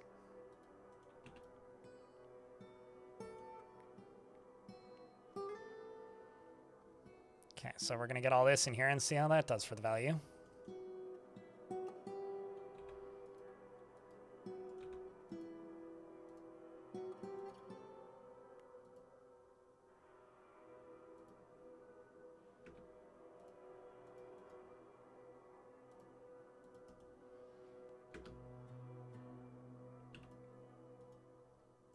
Value is going up slowly.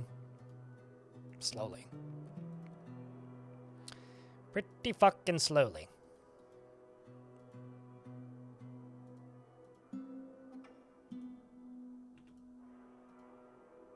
It's helping.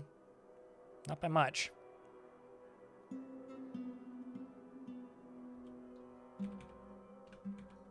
There we go. You're up to 4 now, so you're now good. I can now make another magma glass furnace out of quartzite. I can deconstruct this. And is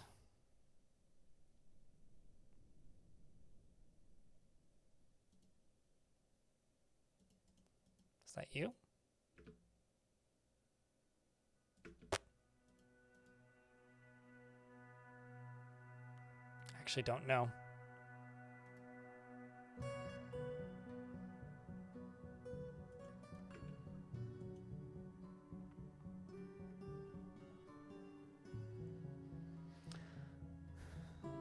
Bites reanimated goat corpse. It's not the kid you were looking for.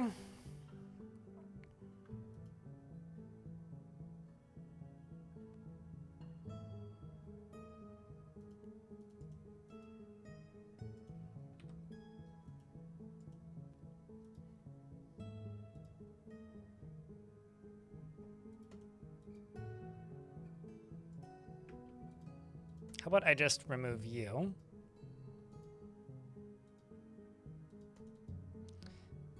Once again, this is the biggest bother in this here video game. It's this goddamn menu. How's the value of you? Still not high enough. All right, well, here's what I'm going to do. I'm going to go to this. And I'm going to go here, and I'm going to make a meeting area. It's going to be added to that. Done. Solved.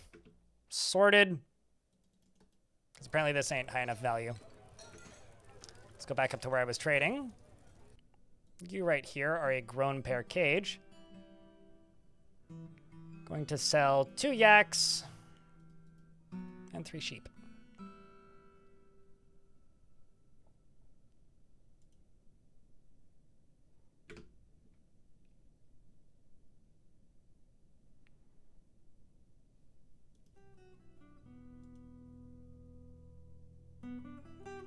I think what I'm going to do is this.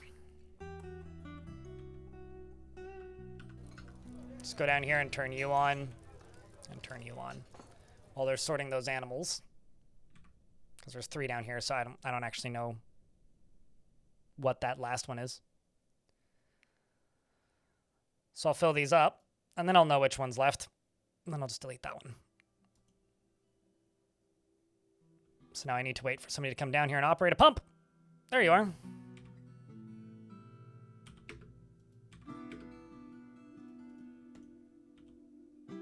Then they drain it out on that side.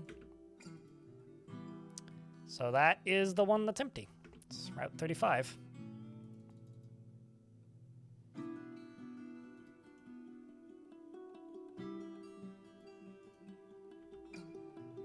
So you just run until this is all 1 deep.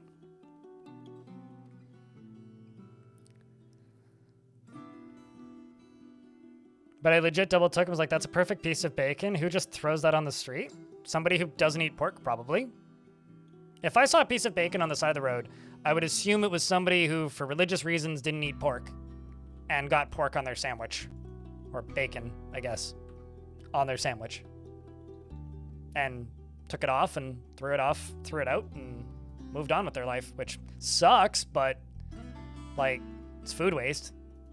But I guess I kind of get it to a degree. Not something I personally would do, because that's, you know, wasting food, but... Volpine Anthro cheered. X500. Just got here and we start stream over? Start stream over. Well, I mean, the VODs exist. But unfortunately, no can do, sir. But we can pretend. So, chat, it's good to see you. Good morning. It's not 9 a.m. Pacific. I'm a little late today. But thanks for the $5, man. Cheers. For the first bits in 40 minutes. We actually got some bits 40 minutes ago. So thank you very much. It's very kind of you. It's morning somewhere. I don't think it's 9 a.m. It's quarter to 9 a.m. somewhere. Means I gotta go make another pot of coffee. This is not gonna last very long as a bit, but thank you very much for tuning in, Volpine, and thanks for the bits. You don't like bacon? That's fair. I don't like shitty bacon, which I think it's probably fair to say is most bacon. More often than not, bacon is kind of crap. Oh, no, not finished goods.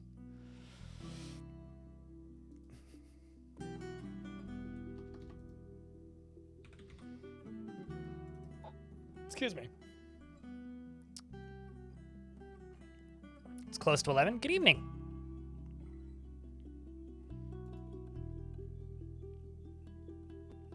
So now we begin the green glass blockification of the fort.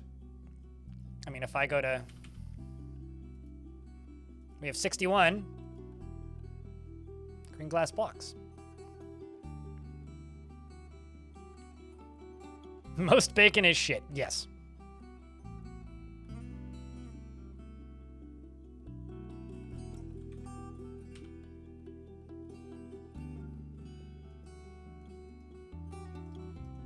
So once that's done, once they place track vehicle, because that's going to take a little bit, they need to go down here and clear out this. We will get another one of these set up.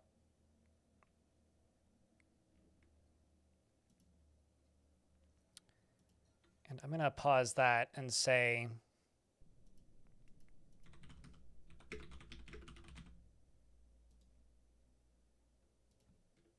Let's make some green glass windows. Rather than the blocks for a wee bit.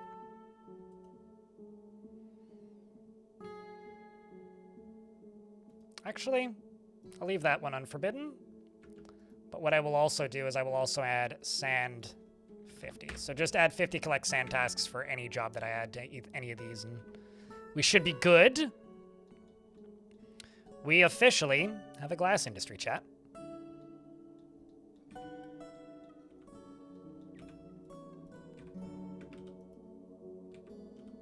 So now I'm going to do this for funsies.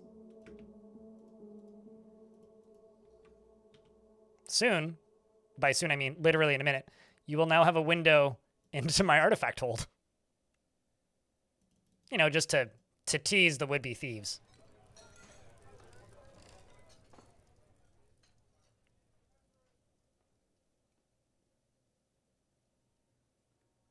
And if that helps me spot one, well, even better.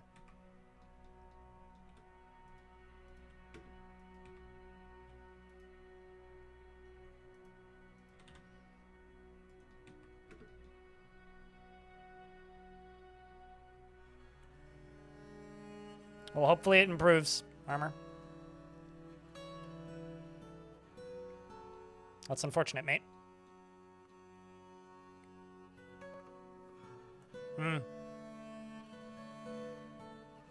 I stopped playing years ago.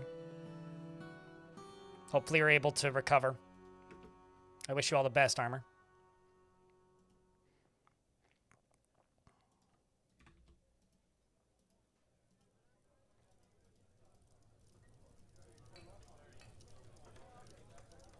I've got to expand this tavern.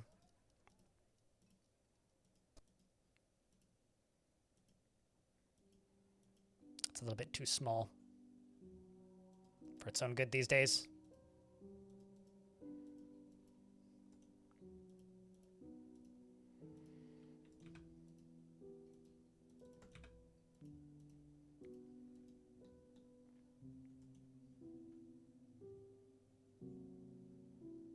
I mean, he's just bullshitting.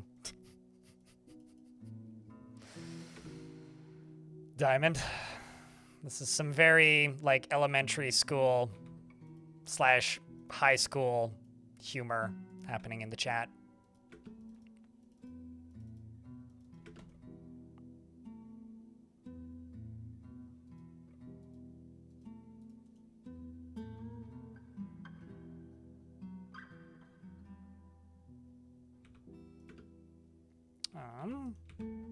Let's go doors.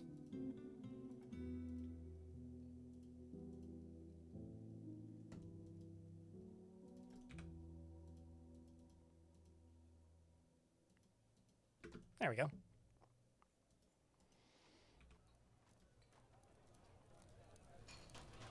Got one glass window.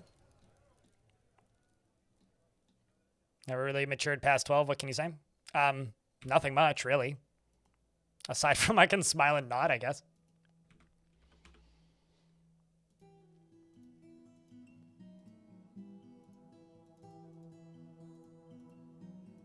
It means you only really know 11 jokes if you never matured past 12.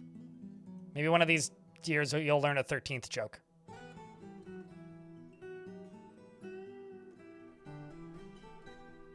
I know a 13th joke. His name is Jason.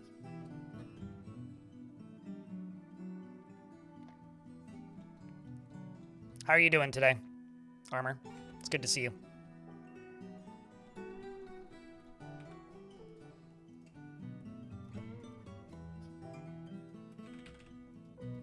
How many bars are we sitting on? Actually, not many. What if the 11 jokes are really, really good? Well, I mean, then you might have a short career as a stand-up comedian. Make Bill and bars use or.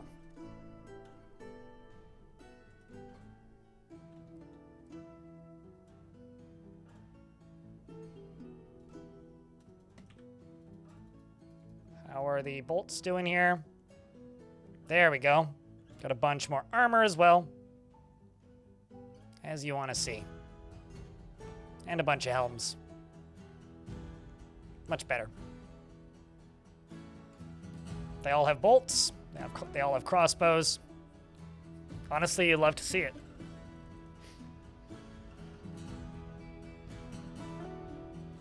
I mean, it would be such a short career. The career could probably be described in a paragraph.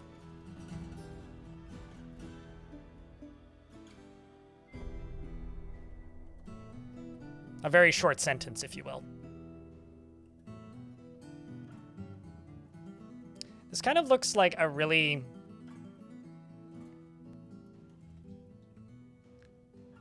pudgy, like, ray gun from an old toy with a hand gripping it and like a viewing sight that shoots nude elves. Okay, how's this placing of track vehicles going? There we go, one of them's coming out.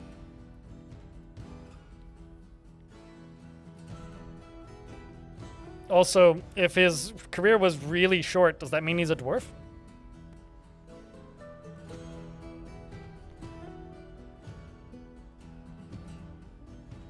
Being south of a certain latitude for the most part means bad weather happens to other people. I guess it depends on what you'd consider bad weather. I consider too hot to be bad weather.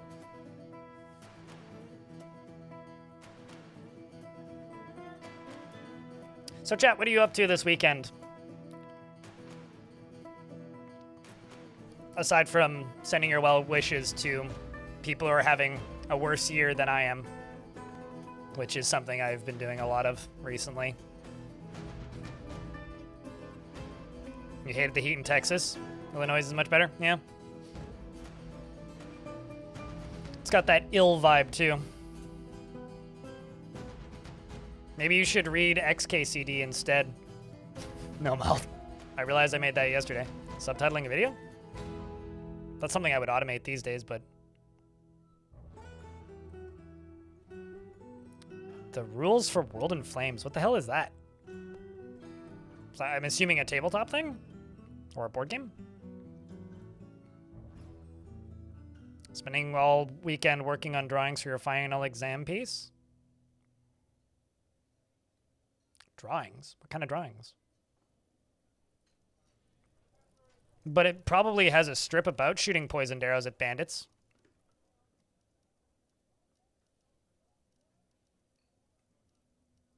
And they probably built a bathhouse with wrenches. It's automated via an app. Gotcha. Yeah, that makes sense. All right, let's get another glass furnace in here. Oh, magma glass furnace.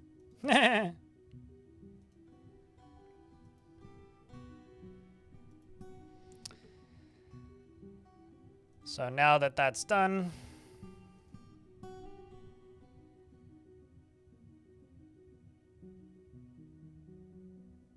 this one can go away.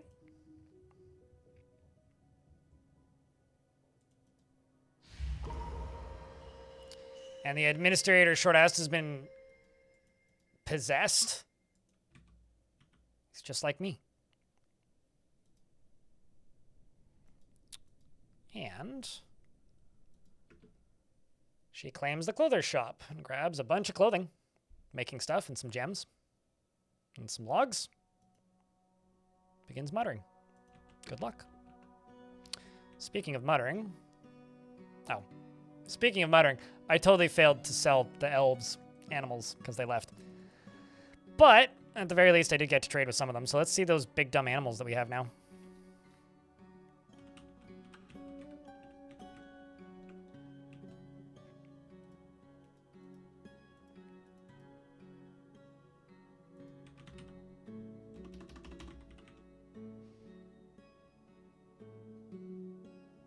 My giant hedgehog.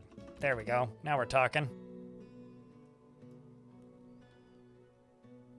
You guys want to see an absolute unit?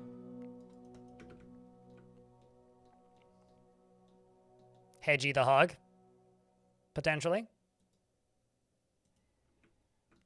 He's here to hog up all the space so he can hedge his bets.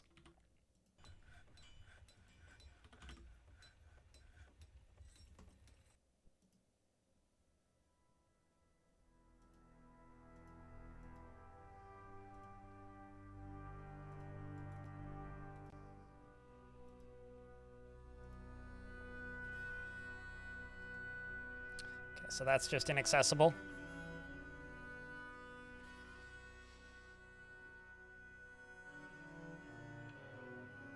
Blueprints and an artistic. Are you doing like architecture stuff, Beermanier? I guess what I'm curious about is what are you studying then? Because that sounds like architecture.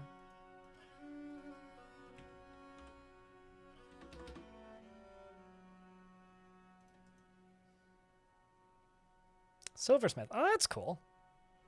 It's a very dwarfy job. Can I ask what you're making? Or is that too specific? How are 600 in Dwarfort? Yeah. I mean, this is a game that takes a lot of hours. It's nothing to feel bad about. Migrants have arrived. Pause game real quick while I go down here and just say glass. Now we has a glass industry, chat. And I can put a final magma glass smelter right there. Once those are done. Or for once those are done. And short as the administrator has created Altulal Vestez, a bell-shaped pigtail skirt, and offers it to the Seed of Creation. That is going to be given to my mayor. Seems like a proper mayoral uniform, and we're up to 96 dwarves.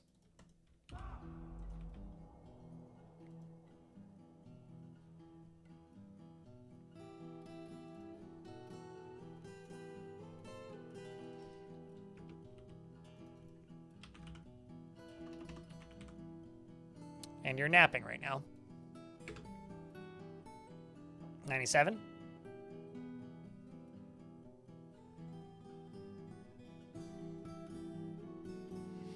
Sounds like an 1100-year-old world, Vulpine. A whiskey carafe for a set for a set of silver glasses you made previously. Oh, that's dope. Cool as hell. Sounds fancy. Now I want to know if, like, keeping whiskey in silver would change its flavor. Probably, right?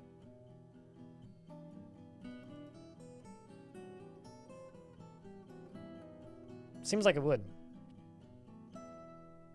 Also, this is the absolute unit. Hail the hog. Does mildly. So you coat the inside with gold. Schwanky, man. Fancy. Indeed. Pleasure after putting on a truly splendid item, and the truly splendid item is a bell-shaped pigtail skirt. All Krasdorf ship is of the highest quality. It is coated with water, and it is, because that dwarf was crying on her. Oh my god, that's amazing. It is encircled with bands of tower cap and made from pigtail cloth. This object menaces with spikes of pigtail, wood opal, and the item has an image of a long yam plant and pigtail. And that dwarf cried on them, and then it got coated with water briefly. It's crazy.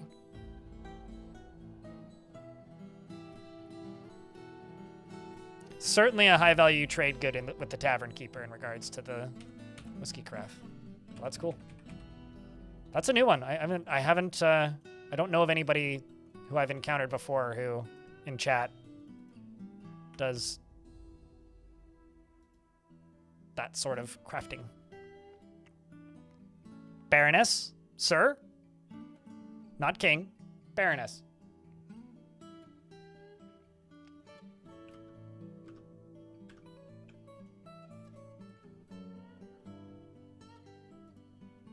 So, chat, out of those of you in the chat room, how many of you are interested in a video game called Menace? Guildhall for the craft dwarves, and a soldier would like to live here. If anybody wants to look this soldier up. There's also a necromancer. This person. Human bowman. Would like to join as a soldier.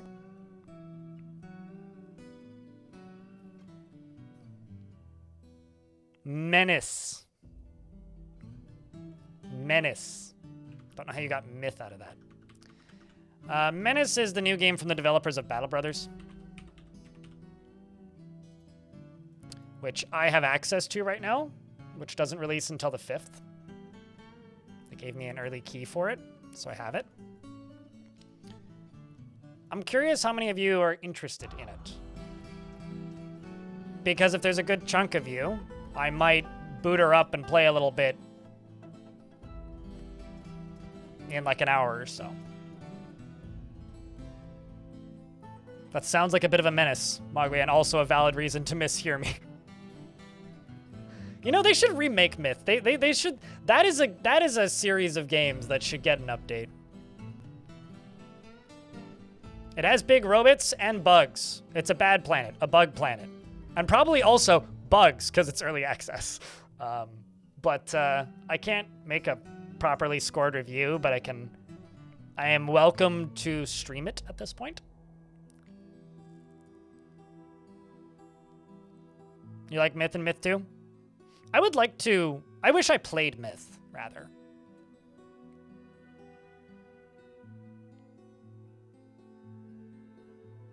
But I might start this up. It's like 3 p.m. or 2 p.m. right now here. Maybe at like 3:15, 3:30. Play a chunk of this, because I don't know. We've done about 3 hours of Dwarfs. It's been a while since I've done a split stream of multiple things. And I kind of would like to try that. It's not very often I get games like before they release. But do we want to let this human in? That's the real question here. What is your name? Your last name is Ashfold. Beat a Pokemon trainer in poker once. Ashfold, this is legends.blindrl.net. You can read my legends by simply going to legends.blindrl.net. What do we have? The Society of Rewarding attacked the Kingdom of Faith. Oh, interesting. A touched battle. Guess who led the attack? And the defenders were led by a human. Their tactical planning was superior. Huh. How good is your tactics?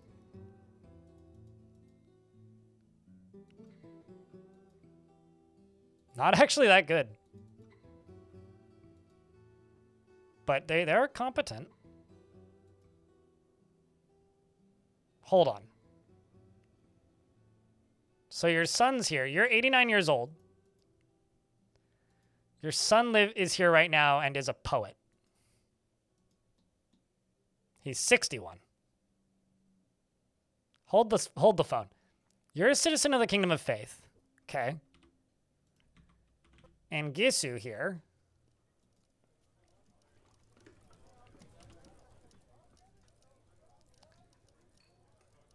is a citizen of the Kingdom of Faith and a noted treasure hunter of the Society of Rewarding and a former member of the League of Gods. Okay, I misread this and thought that they had attacked their own faction. That makes a lot more sense.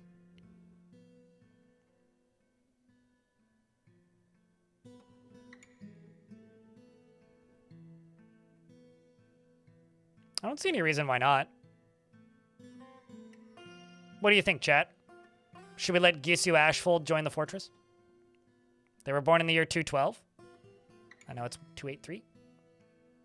Was the last time that we got history from them.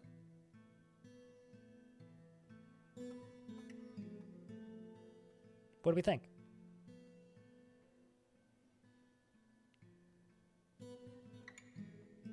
Actually, now that you mention it, I think, like, well, not Total Annihilation, but Total War is kind of a modern myth in a way. I don't know. Myth seems like it was a very time and place thing. Since chat hasn't really given me any strong feelings one way or another, I think I'm going to let this person in. Because soldiering is actually useful to me. And I need to make a Craftsdwarf's Guild.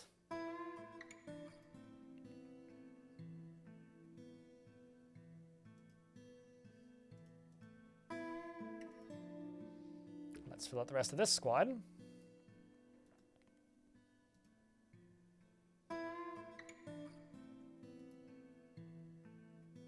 And I suppose I need to make more crossbows.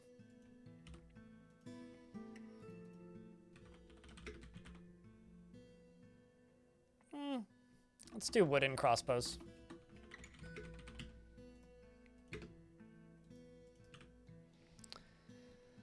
And then I need a Craftsdwarf's Guild.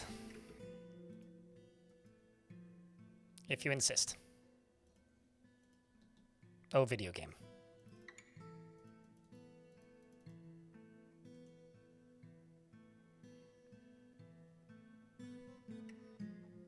You on your way out, Diamond? Or did I misread that? Yeah, I don't know. There is a world, I think, where... like, a lot of those old IP, I think they are very difficult to reinterpret, especially the more time and place ones. that being said, like, I could see Myth making its way back into reality as a video game that people play. I could see that. There's actually a ton of good RTS games that led into bigger 4X Civ type games like Lords of the Realm. Yeah. Well, I don't know if I would call Lords of the Realm good, but I think like a lot of those more actiony RTS games as well. Stuff like that FPS Command and Conquer game, which I always blank on the name of when I'm trying to remember it, is like an example of a game that I think helped bring a lot of those other games into existence. Or even like the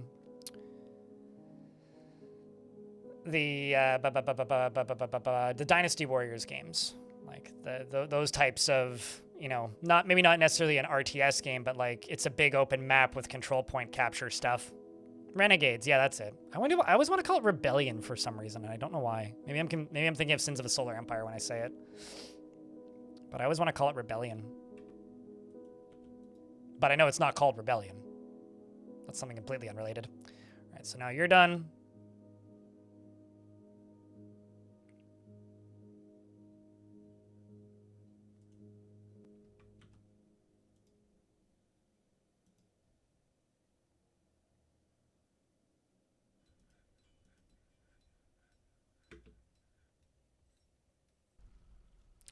I just broke my last stop, this one. Welp.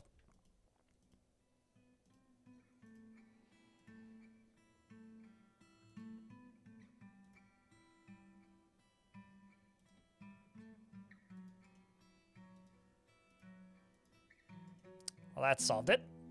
Okay, let's not do that again. And then go down here. And I need a full iron minecart. So it would be that one. And then we'll have them all up and running.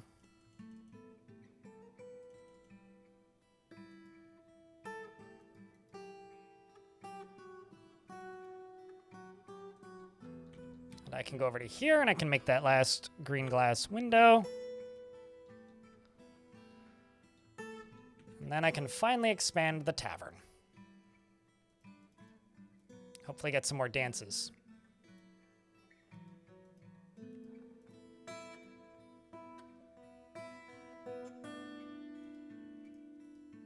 Once that window's done.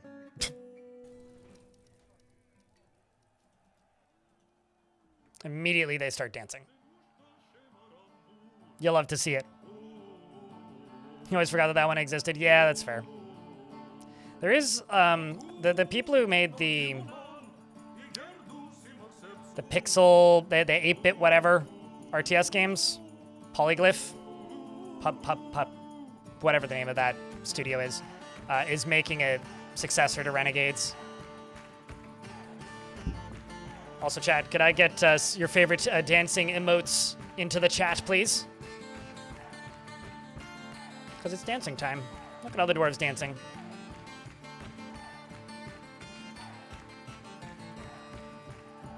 It is a pretty good song. I actually recorded an interview with Simon on Monday, which I haven't published anywhere yet. And I'm going to record one with Dabu this coming week. So I know a few things about this song now that are kind of neat. Later, Kama. In the YouTube chat. Hey, Sparky. It's good to see you. Same with you, Fade Man, and everybody else who's lurking.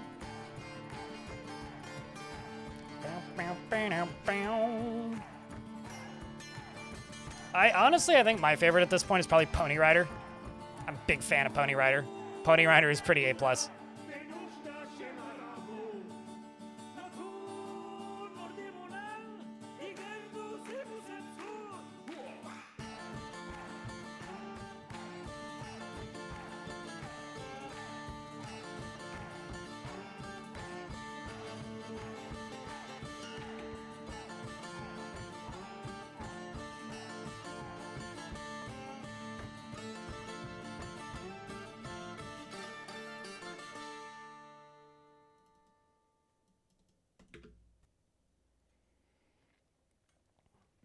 But yeah, no, I agree. Expansive Cavern is also good. I really like Vile Force of Darkness and Kogan-san as well.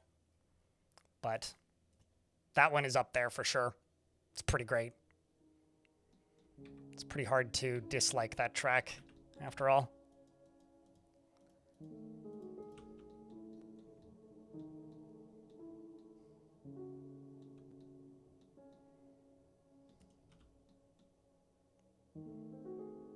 I'm gonna do all the cat jams, yes.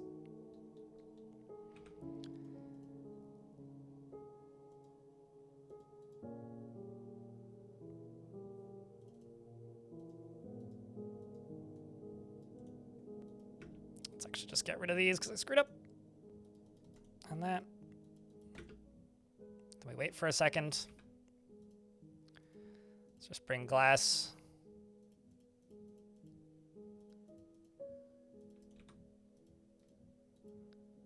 Bring a door and a door.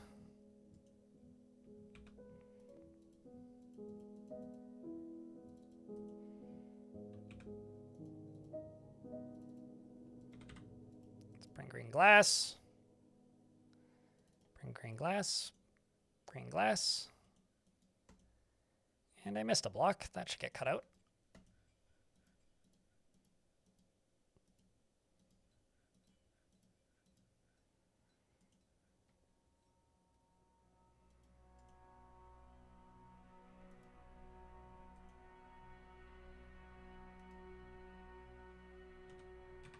And then down here, you've got 2.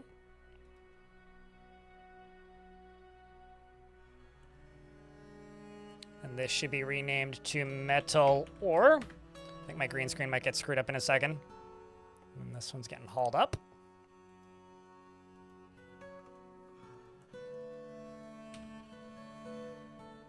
And then you down here can be my Craftsdwarf Guild. Once I get some tables and stuff.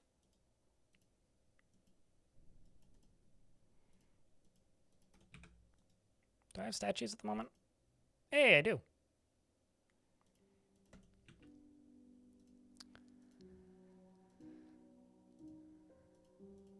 Let's get all that.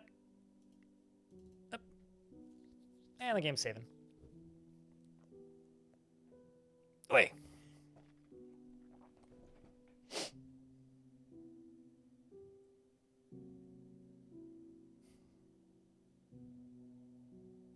It's crazy. It's January 30th. 366 days ago, a year and 1 day, I moved into this apartment. Tomorrow I will have lived here for 1 year. That's actually really crazy.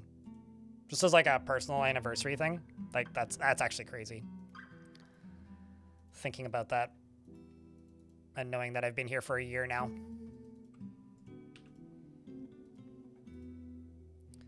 This is going to be a Craftsdwarf Guild. 14 members. And it's the Hall of Trade. Doesn't sound much like a Craftsdwarf Guild, but I guess I can't really deny it. This will most certainly be enough. The Gilded Glaze.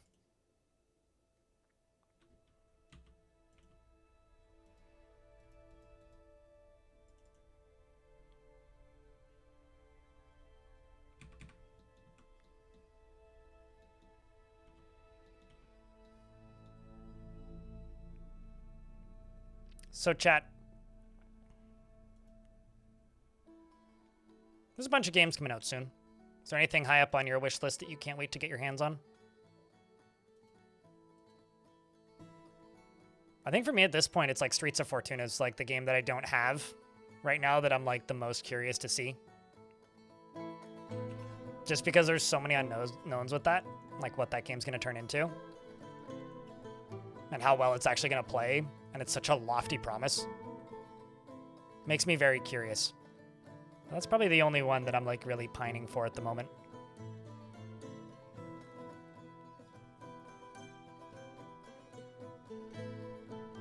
What a good hedgehog. Okay.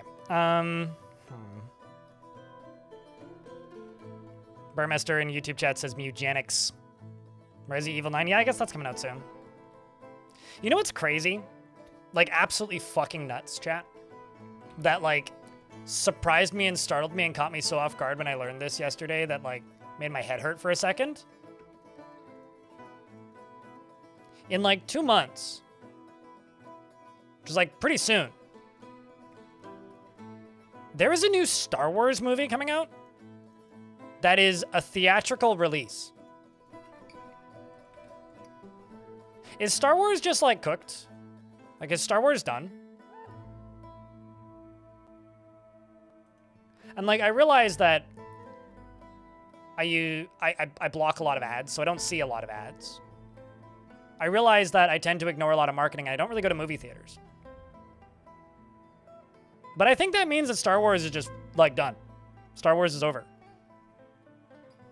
Because how does a Star Wars movie, not only that, but, like, a Star Wars movie that's, like, based on characters people quite like from the recent Star Wars stuff, which I don't care for at all, personally. Like, it's not something that I'm paying any attention to.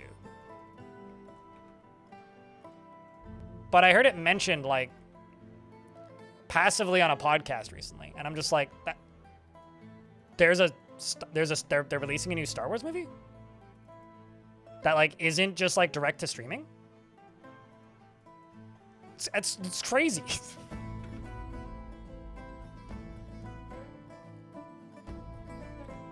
Not only was it just that bad, but also there's, like, fatigue, right? Because there's all the shows and stuff.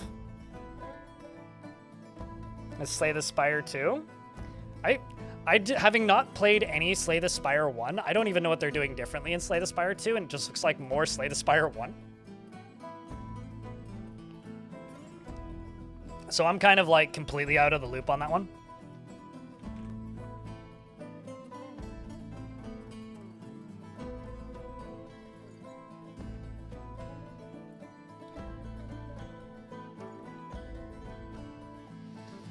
As a theater employee, it's been cooked for a while. At least they're still employing humans.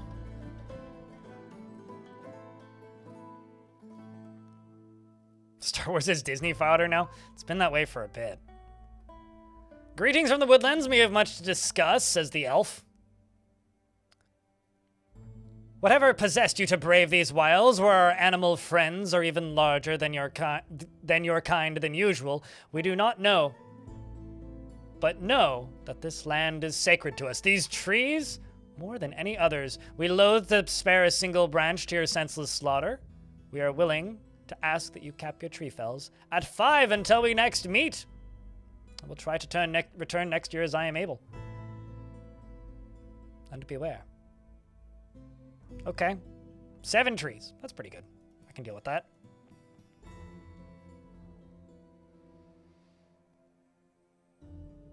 After The Mandalorian is Star Wars Starfighter. They're just making new things that aren't just Skywalker stories. But, like, what's wild about that, and the reason I'm like Star Wars is cooked, is because when I was a child, that was my dream. Like, truthfully, like, genuinely, I dreamed about the idea of getting a Star Wars movie about just starfighter pilots. Like, that was genuinely a dream of mine.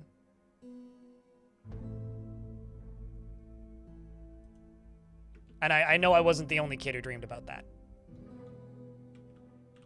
Like, that was best case scenario if you were a kid. Was a movie about cool people who fly starships.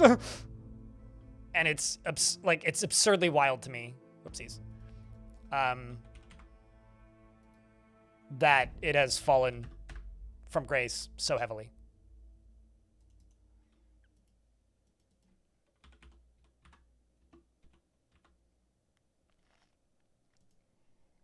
$124 limonite.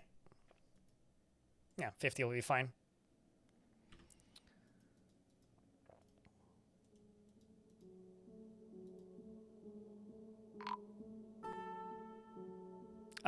Human caravan has arrived. Their wagons have dodged my inaccessible sight. Greetings to the from the woodlands. We have much to discuss. Blah, blah, blah. Same thing. Different person. So there's 2 elven factions that will go to war with me if I chop down more than 7 trees. Cool. We're being extorted, chat.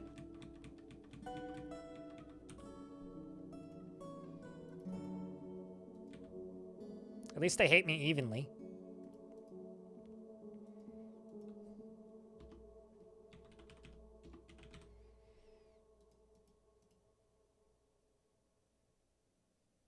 Don't know how I ended up with a large turban, but somehow we did.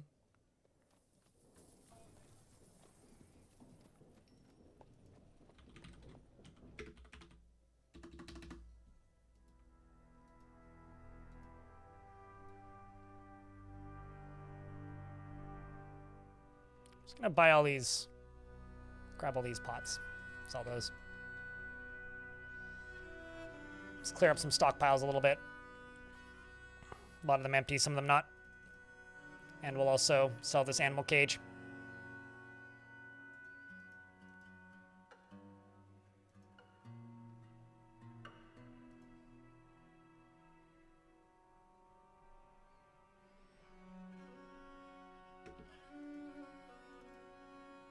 As someone who didn't like half the movies at the time and also wished for more but different Star Wars, the whole ordeal has been disappointing. Yeah. What I think is wild is that we went from, for the most part, people disliking the sequels or the pre-sequels. Yeah. Because they were just mid movies. Like, they just weren't that interesting. Like, that was their biggest sin, was like they were boring. Like, the Clone Wars is just a poorly edited, boring movie. At worst. Or at best. And then, like, at worst, it's, like, kind of hard to watch. And poorly directed. And it's like, okay, all you had to do is just continue that, do something interesting, but, like, don't be worse than that. And they still somehow botched it, and that bewilders me. Has the cash cow been milked dry, or do people just not care anymore? Total War Warhammer 40,000 is too long of a name of a video game, and you can't change my mind. But anyway, but that is probably not coming out this year. Yeah, I mean, all that there's been has been a, trust to get it on release. I mean, yeah, that's like buying a Civ game on release. This is the humans who now let me import stuff. So I'm going to keep importing animals. Bears specifically, and I'm not going to forget this time.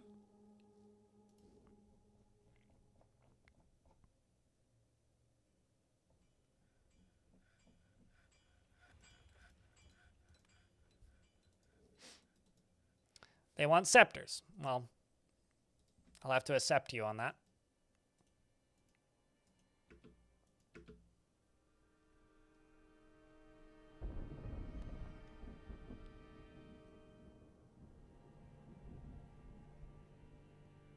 Of course, it's rough, it's irritating, it gets everywhere. I mean, that is... The memes from the prequels were the best part.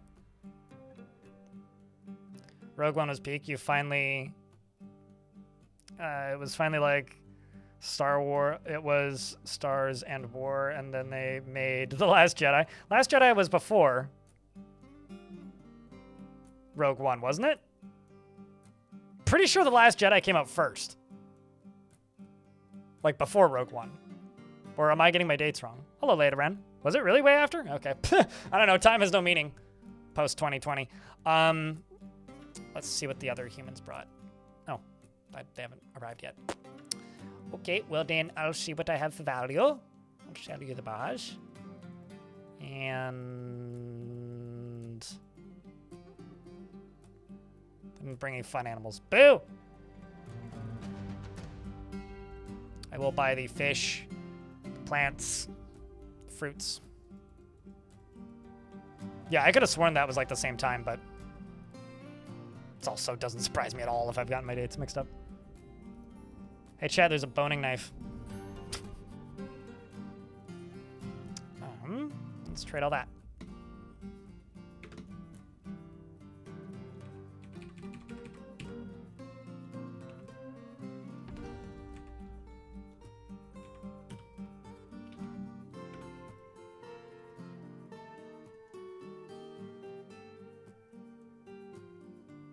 You've yet to try Civ 7? Aside from it being called Civ 7, which, like, hurts my brain, supposedly they're, like, rebuilt or building in an option so that you can play the old Civ structure in that game, which seems interesting.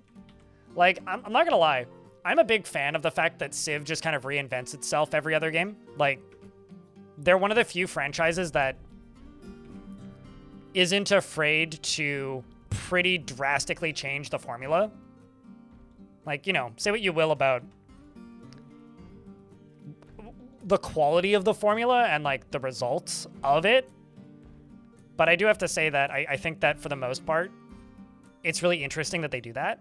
And I kind of really like that about Civ, even if they don't always land it, right? Like, I've played plenty of Civ games over the years that do not stick the landing whatsoever.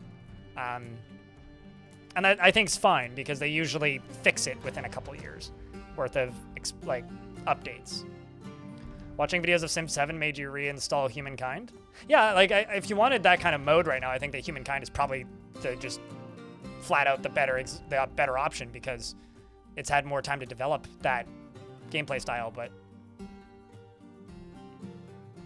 I actually wonder how Humankind did.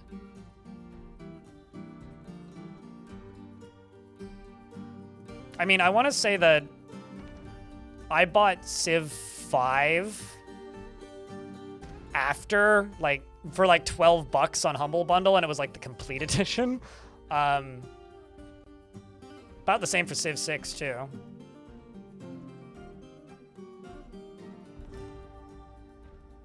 That I can get rid of. Also don't need to do this. Okay, so now that we are building this, I'm gonna go down.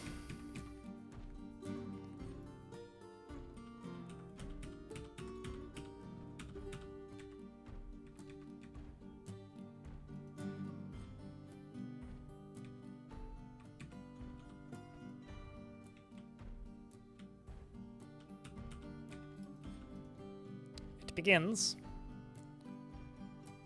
The royal beast meets with the human blah blah blah. It's great to world same as ever and whatnot. Yes, absolutely.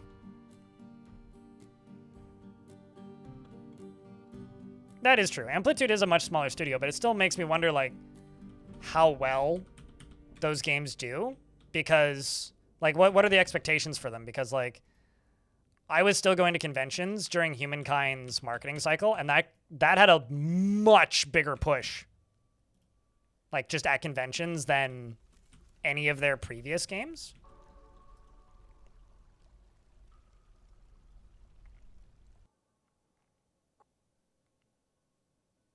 $40+ want to try it? How much is Civ 7? $40+.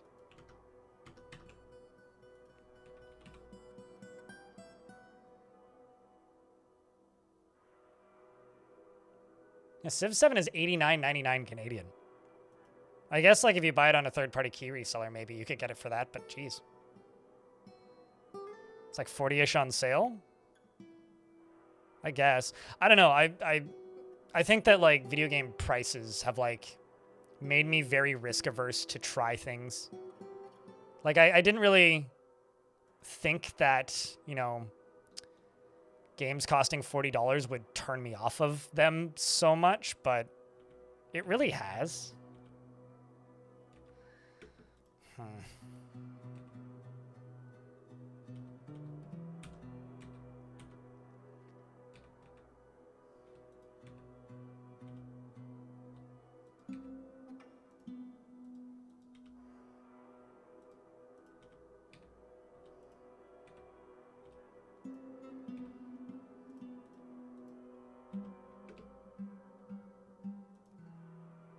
Do not dig out the stairs in the center.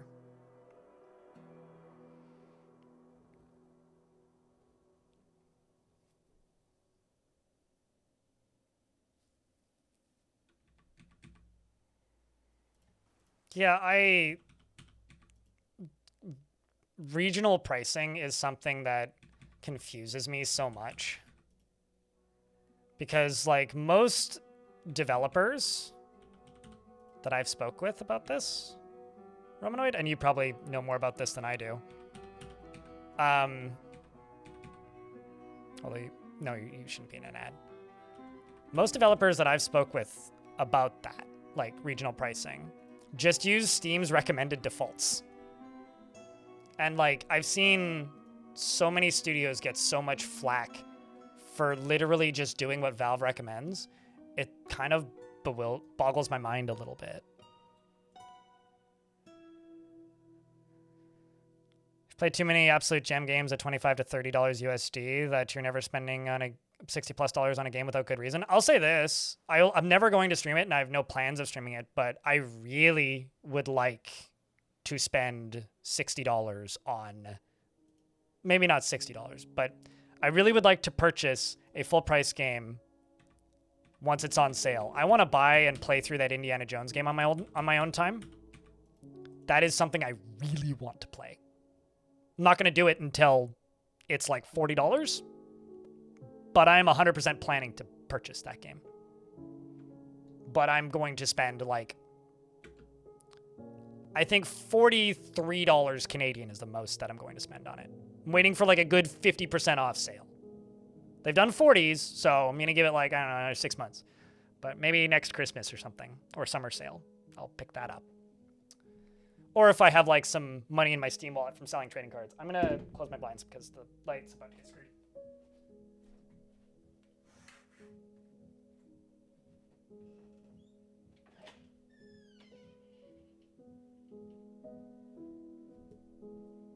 Because honestly, like, that game's supposedly like 30, 40 hours long, and you can kill a Nazi by repeatedly throwing a spatula at his face, and I need that in my life. But that's all. I need that experience in my life. Yeah, that seems like a great deal. Dim-ass Castle. With a spatula.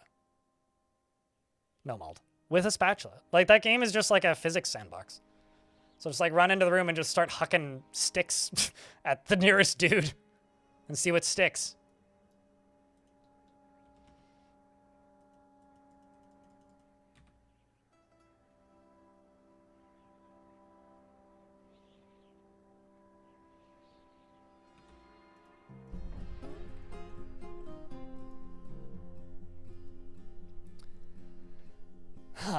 Okay, so let's do green glass.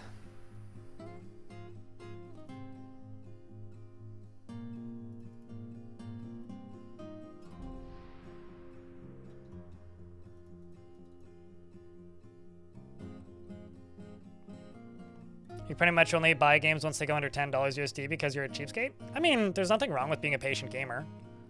There's also nothing wrong with being budget conscious.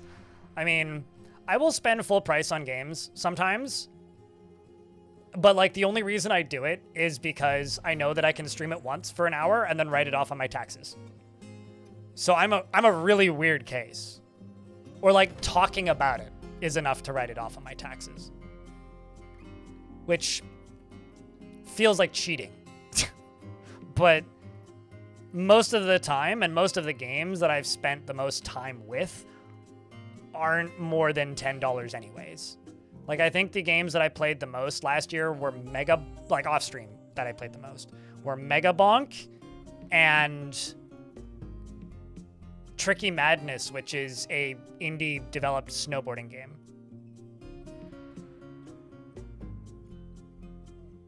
Holy shit, Civ 7 is more than a year old? Are you for real? Jesus Christ. Sorry, that time flew by.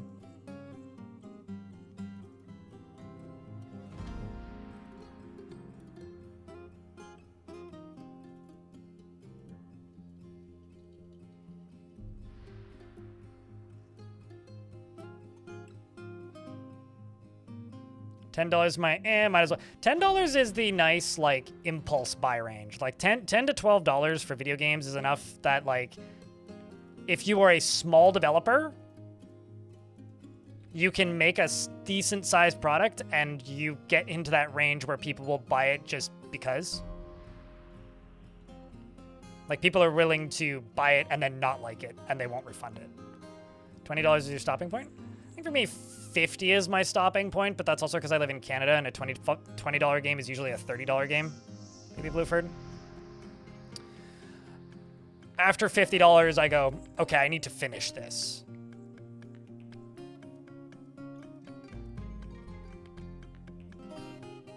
It depends on what date it comes out, or what day it came out. I mean, when did Civ 7 release? I don't actually know when Civ 7 released. Now that I think, I'm just gonna go look. When did Civ 7 come out? February 10th, 2025. No, it came out 10 days after I moved, which is why I had no idea it came out that month. I thought it came out later in the year. Some more migrants have arrived. Kind of wondering when I'm going to... I guess we have to get bumped up to a metropolis, eh? Thrill Seeker.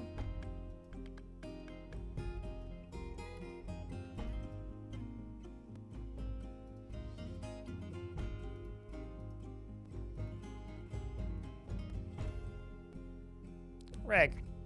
Getting the squad. Of course, a bunch of livestock.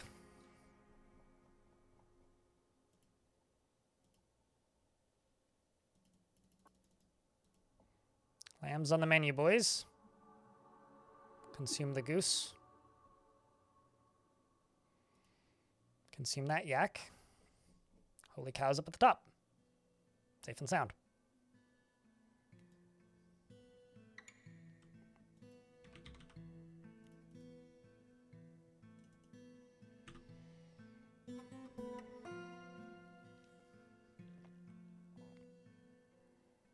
I've definitely bought full price releases before, but it's been a long time since a full price game has released where I go, I will actually finish that.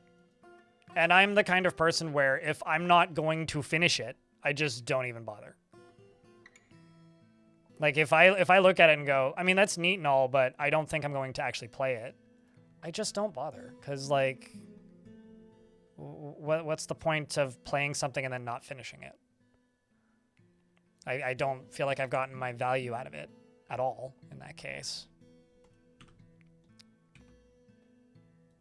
Like, to me, that just kind of feels wasteful.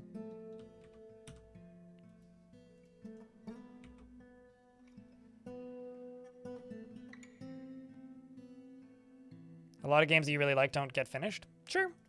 But I guess maybe in that way I'm a little bit old.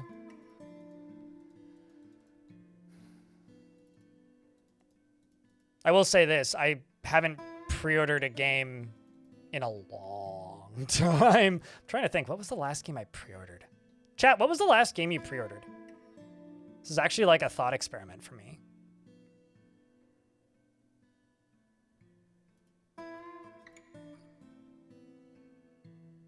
Kingdom Come Deliverance 2, so that's recent. Horizon Zero Dawn? Really? It's been a while. Night Rain? Fair. Monster Hunter Wilds? Ooh. That's a game that I keep forgetting came out because nobody talked about it. Monster Hunter is one of those games that I usually expect to hear people I know talking about for the next year, and that one disappeared quick.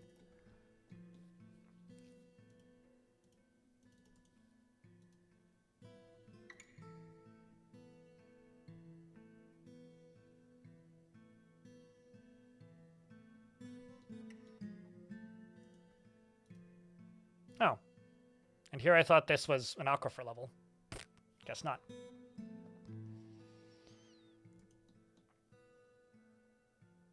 I mean, I saw you follow, so thank you for that, Umbriel.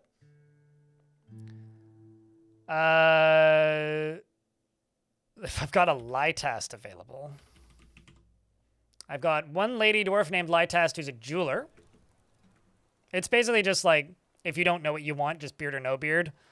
Within reason, I'll give you a specific task. But generally, just let me know whether or not you want a beard, and I can work from there. If that jeweler works, I can do that. But I'm just trying to get some animals into a different pen pasture. Real quick.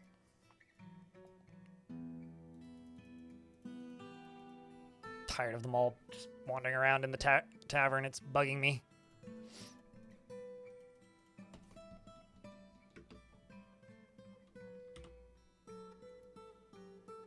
For me, it was Pax Romana, Anno.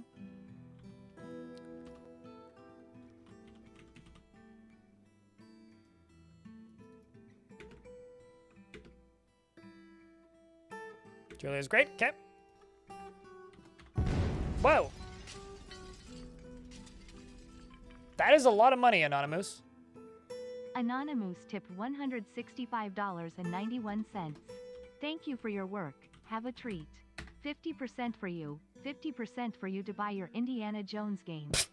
Keep it up. I was looking at that and I'm going, that's such an oddly specific number of money. Because I think that shows up in Canadian dollars. So if you tip in US, then it comes through in Canadian dollars. I'm still gonna wait for a sale because I'm a patient gamer. But thank you for the stupid amount of money, Anonymous. Appreciate you. Also, that's wild. I didn't realize that text-to-speech was working on that again because it stopped for a really long time. Round of beers for that, and YouTube folks, hit the party button if you can reach it. It's far away. But this dwarf is readily moved by art, natural beauty, and Indiana Jones games. Is conflicted by this as she values artwork and its creation and artifacts that belong in a museum. She is discouraged. She often feels discouraged because she hasn't punched a Nazi recently, and she is curious and eager to learn. She's quite polite, and she tends to be swayed by the emotions of others. She can handle stress, and she is not inherently proud of her talents and accomplishments, except for the time she punched a Nazi, and occasionally overindulges, and exhales sharply when she gets angry and has trouble speaking when she's excited, and she needs alcohol to get through the working day, and does not mind being outdoors at least for a time. And dreams of creating a great work of art. And personally, strongly believes that a peaceful and ordered society without deceit is best. And values cunning. Likes orpiment and zinc, as well as red pyrope and snapping turtle tooth. Lobster chitin, the color dark tan. And battle axes, greaves, and blue peafowls for their enormous fantails. Nightmares for their unfathomably horrifying nature. And the words of the dutiful boot. And the sound of the rhythmic sweetness, and when possible prefers to consume cougar eel and custard apple cider, and absolutely hates lizards. Been here for a minute. If you want to look your dwarf up, you could type in !legends with a S, and look up wine oils.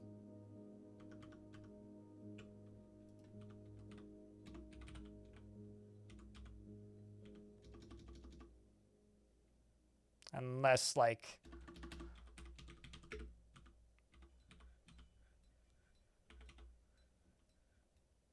not actually seeing you. Huh. Maybe you're lying about your name. When did you arrive? Got here last year, so it's possible you have hidden history. Fascinating. Well, you don't have any family. Otang Stin is your deity, who happens to be the god of truth and revenge. Welcome to the fort.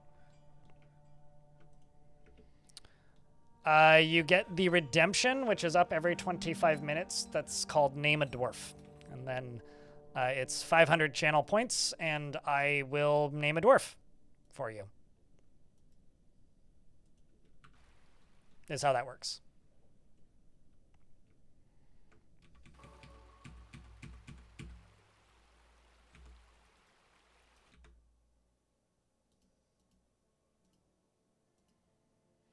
So this tower is going to emerge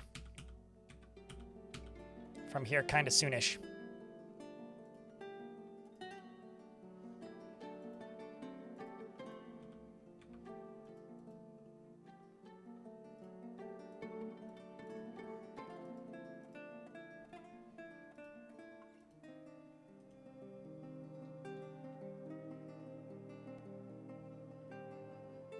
It used to be a lot more expensive, little fries.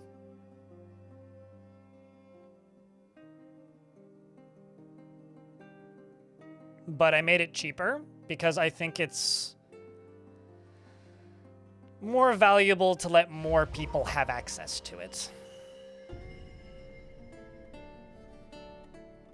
Any way to learn this game fast-ish?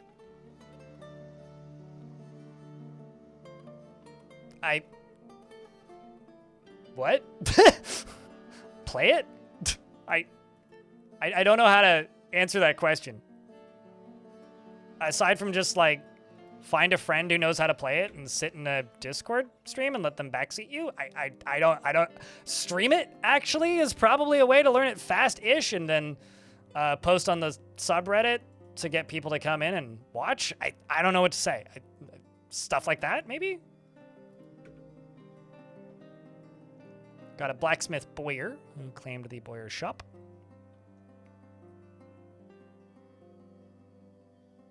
This game isn't that hard to learn. It's just obtuse. I mean, if you've learned a difficult strategy game before, this is probably easier to learn than that.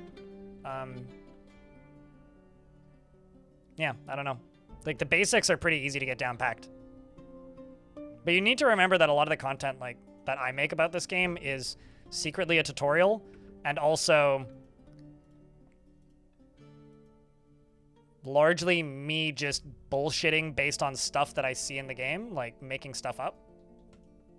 Aside from the bits that are like tutorialized, most of it is me taking ideas from what the game has given me and then making stuff up based on those ideas to create a compelling or fun narrative.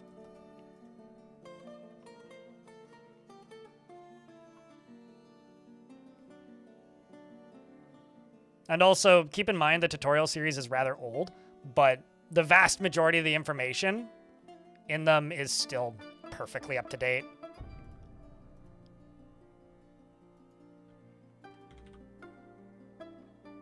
So my plan is, this is the floor level, is I'm going to build this in and then channel it down, build it and then channel it down, build it and then channel it down, and then build it and then channel it down, etc. And then collapse the ceiling. But before I collapse the ceiling, I will make sure that there's an outside wall set up. That is the plan. Should be pretty good, I hope. If you watch all of them and tell him he mails you a certificate of, you know, I should, unironically, make a, like, patch or something and sell it on my merch store that comes with, like, a certificate of Dwarven expertise. Although I guess, like, you could get minecart certified, which is basically just that. The blacksmith has created Lore Masur, a tower cap blowgun. Fuck you, game. And offers it to the Seed of Creation. That is a completely, well, not useless, but, like, virtually useless item. This is a tower cap blowgun. It's what the,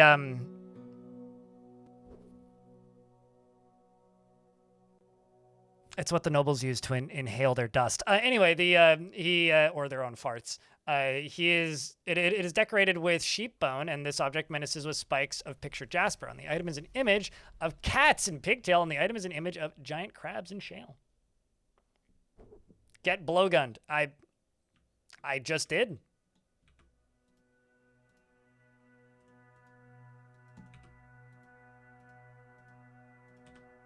Well, we can stare at it through the glass floor.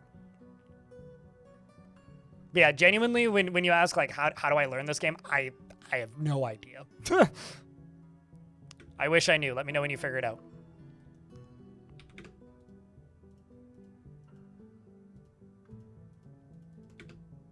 But aside from just hang out and watch a lot of it. The other thing, Kuba, if you're still here, that I would recommend is, if you read better in text form, this is the Dwarf Fortress wiki. If you go to the new to Dwarf Fortress section, there's the Fortress mode tutorial and the Adventure mode tutorial. The Fortress mode tutorial literally walks you through fucking everything step by step by step by step by step by step by step by step by step by step by step by step by 1, 2, 3, 4 Dwarf. So if you learn better via text, that's the way to do it. But my general advice to people is just hang out. Oh yeah, just make sure that you're on the most recent version, because you could be on a very old version. Aside from that, all I really have to say is just, like, watch and talk and ask questions because people will be able to help you. This community is exceedingly helpful still. Oh yeah, also very important thing.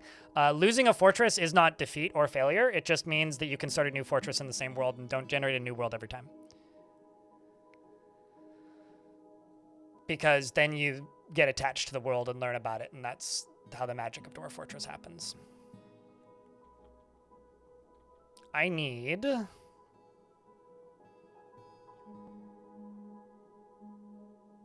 that artifact, what was it? I've forgotten. Blowgun!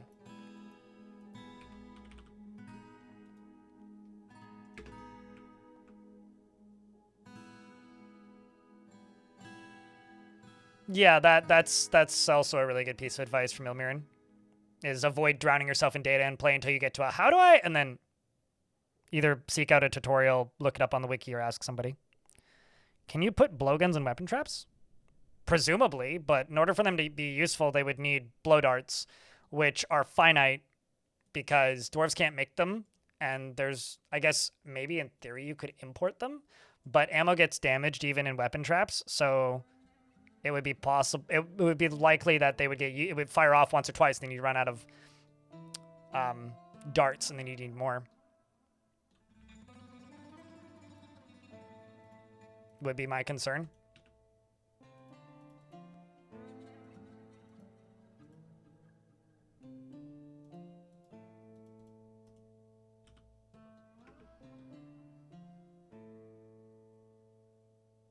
You think glassmakers should be able to use blowguns? Tools for workshops is something Tarn has talked about a couple times, but then always quickly walked back saying that it would cause too many extra jobs and job cancellations, and I don't disagree.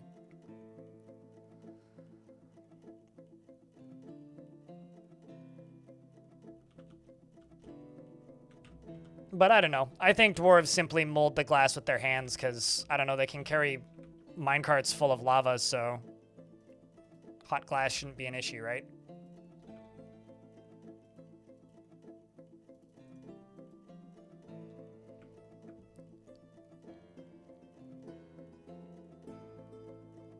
And it hurt a lot?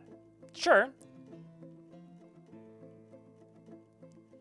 But that's why I would say, just remember, you only need to kill 50% of the enemy, in most cases, for them to retreat. So make them retreat and then retire the fort if things are going bad. If you retire the fort, all those dwarves are saved. So if you were really attached to a bunch of dwarves, it is entirely possible, if not rather easy in fact, to simply save them.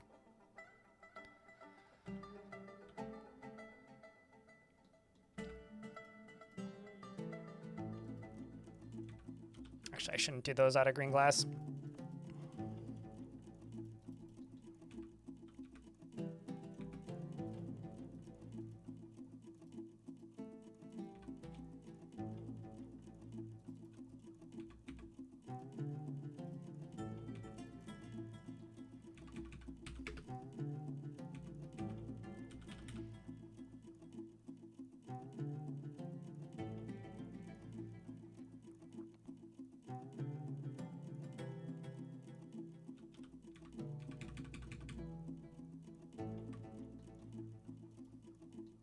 We're just down here making blocks. Problem is the fact that they only make one at a time. I really wish green glass worked quicker.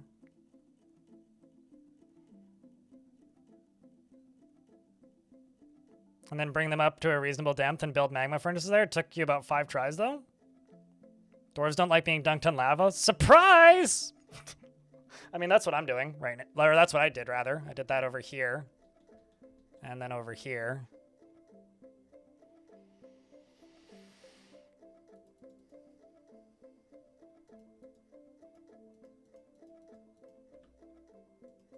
How are we doing on crossbows?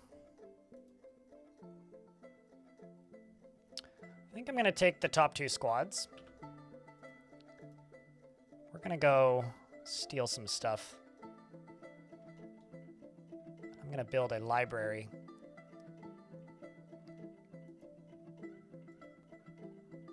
We're going to go grab whatever.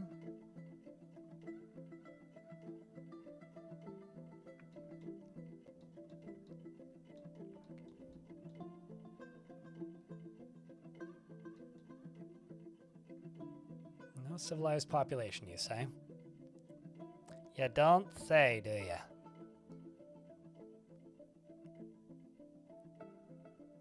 Witches. I realize that's a book or something else, but I want to know what witches is. Which is this?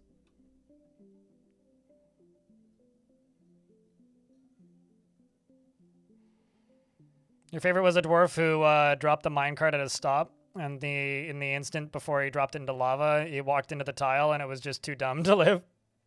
I always love it when like you see a minecart like rattling towards somebody in slow motion that's like rolled down a hill or like been dropped or something, and you just go, no, no, no!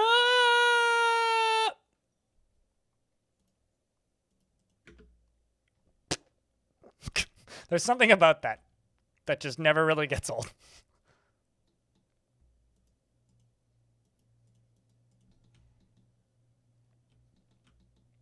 Yes, dumb ways to die indeed.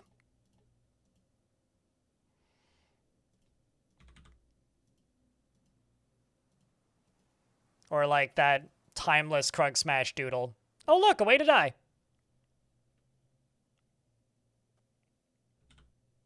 Swift and painful. Is optimal even.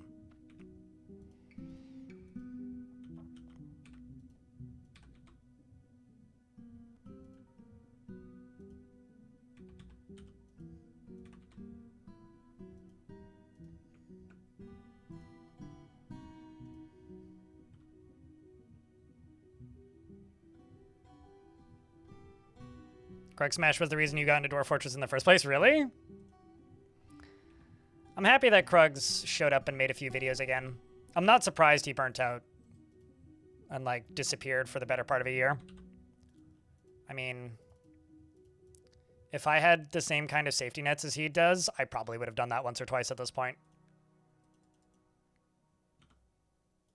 Like, I know a good number of streamers over the years who have vanished and come back due to burnout. And I absolutely feel that. But the fact that he has such a rigorous schedule, like, kind of makes a lot of sense to me. That also, like, you know, requires you being super creative. Instead of standard television. I mean, hey, they're still there. I've had people tell me that my YouTube videos are a replacement for Saturday morning cartoons for their kids, and that makes me really question how much I curse. But at the same time, like, I can kind of see it. You know, like, if you're okay with the occasional, like, dirty joke or something. I'm relatively clean in my videos. It's certainly not the worst thing you could be watching on the internet. It's probably better than Coco Melon. See a lot. It's a lot to draw. Yeah. Well, it's like I was explaining to somebody recently, who was lamenting the fact that Krugs went to bi-weekly on his videos from weekly, which is basically, and also like, I think using it as a way to like say that me uploading a video every 3 months is like too slow. But it's like my videos take like 60 hours to edit and use like hundreds of hours of footage. His videos use like maybe 12 hours of footage, and he spends 40 hours just drawing.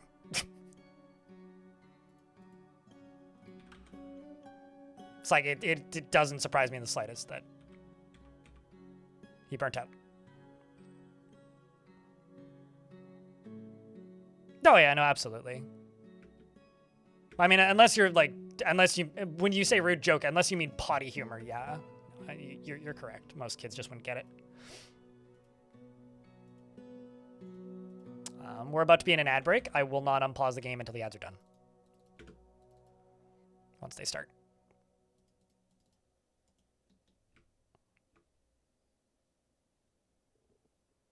How do I keep burnout at bay? I don't. It's not possible. You just try to avoid it. And like there are times where I'll be streaming and completely burnt out on the game I'm playing. Like I'm not at the moment. The boat murdered video I made kind of destroyed me because it was like actually the last two big videos I've made. Oh, sorry, no, not the last one, but the one before and the one before that kind of destroyed me. The video that I made on the Return to the Worst map and the boat murdered video, both of those like completely annihilated me, burnout wise. But it wasn't on Dwarf Fortress. It annihilated me on like editing, burnout. The boat murdered video I kind of thought would be like an easy side project, but the editing for it got so repetitive that like it gave me some wrist pain and took way longer than I thought it would. So I basically like didn't want to look at a video editor for like a month after making that video, which is bad because like that was a video that I made because I was burnt out on the other video, because the other video, the Return to the Worst map was like, I don't know, like a 50-hour editing job or something, and I was like, I don't want to spend another 50 hours editing. I don't need to spend like a week and a half editing a video again. I want to do something else. I want something that's like a very different kind of editing and like a very different kind of creative muscle, and like it worked, it helped. The filming and recording part of it was a massive respite, but like the process then of like returning to editing after that was brutal, because like not only was like the editing kind of monotonous by the end of it, that video made so little money that it like didn't even feel worth it after the fact. It's like, and now I'm making another video like that, which I'm expecting to lose money on 100% because I'm paying somebody to edit it. I will be happy if that video halfway breaks even. But at that point, it's like, I'm not doing it for money. I'm doing it for like, it feels cheesy as shit to say it, but it's like, I'm doing it for the community, I guess. Where it's like, I want that video to exist, so I'm going to make it. If that makes any sense. But I'm not going to edit because I do not have the mental capacity to edit another video like that. You always have wrist pain. I guess why my name is 420 and for how it feels, it sucks. Now I get you. JJR, thanks for the Prime subscription. Appreciate you. But how do you keep burnout at bay? You don't. You just get used to it. I mean, it's like any other job, really. Like, do you ever feel burnt out at your job? The only time I think where burnout really becomes a serious issue for me, at the very least, is when it hurts my mood. Because there's only one thing that I truly can say genuinely that I fucking hate about this job, and that is that it is against the rules and an offense against society to have a bad day. If you are a YouTuber or streamer, you are not allowed to have a bad day, because if you have a bad day, that is all people will ever remember, and they will remind you about it for the rest of your life. So the only time that it becomes a problem is when I'm genuinely having a bad day or like a bad mental health week, and all I want to do is like rant, which happens sometimes. And that haunts me. But assuming my mood is good enough that I'm not in that kind of state, I can be completely burnt out and be totally fine. But I need to have the mental fortitude and stability to not be in that kind of state. Because if I'm in that kind of state, then it's just a matter of time before I fall apart.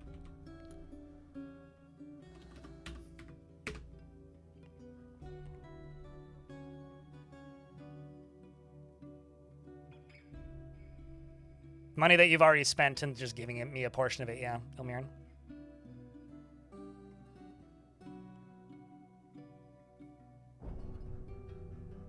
But I don't know. I'm always in some various state of burnout.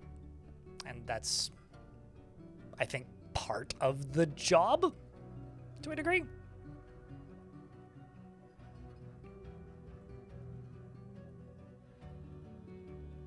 I'll say this, JJR, if you prefer the YouTube player, I know that there's quite a few people who watch on YouTube and do this.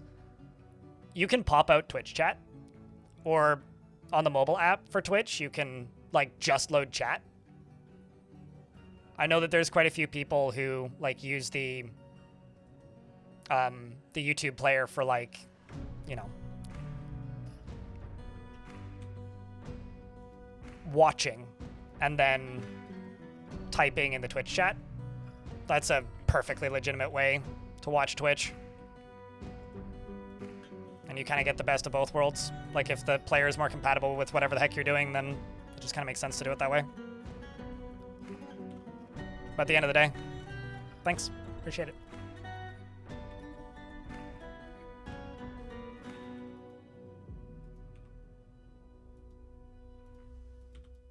Need to get more bedrooms in for these dwarves.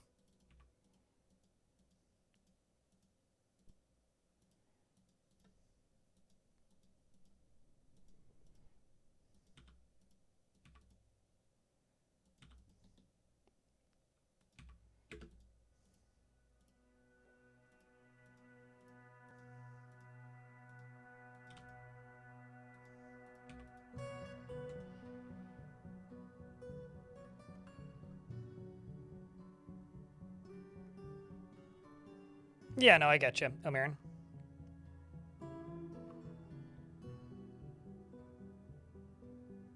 Loaded the Twitch stream on your TV and chat on your phone. Yeah, I mean, like, that's actually, like, I think a main reason why I do stream on YouTube, aside from just, like, marketing, I guess, to tell people that I'm streaming, is on a lot of TVs, the YouTube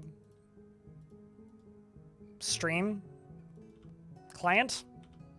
The YouTube client for a lot of smart TVs is way better than the Twitch client for smart TVs. And that's presuming there even is a Twitch client for smart TVs, because in a lot of cases there just straight up isn't.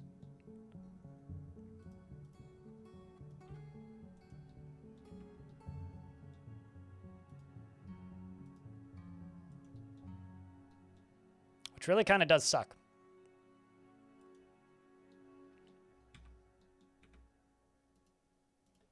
There used to be a third-party app that I used on my TV that actually ran Twitch really well. It ran a bunch of different streaming services. It was like a little hub thing, and one of the apps it had was Twitch. I had it on my Roku a while ago, back when I had a Roku. And then one day it just stopped working. And now it's like you can still install it, but you have to like flash the firmware on your TV or run it on a separate box, which is really annoying.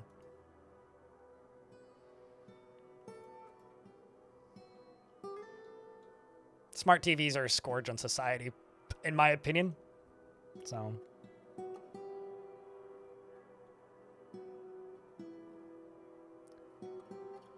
My biggest issue with like YouTube as a streaming platform, and this isn't like against anybody who's watching on YouTube, it's just purely the fact that the moderation tools are horrendous. And the fact that like it's not just, you know, youtube.com/blindirl/live or something. It's a different URL every time. So it's like impossible to like gain live stream or searchability SEO in the long term. So long term wise, it blows. And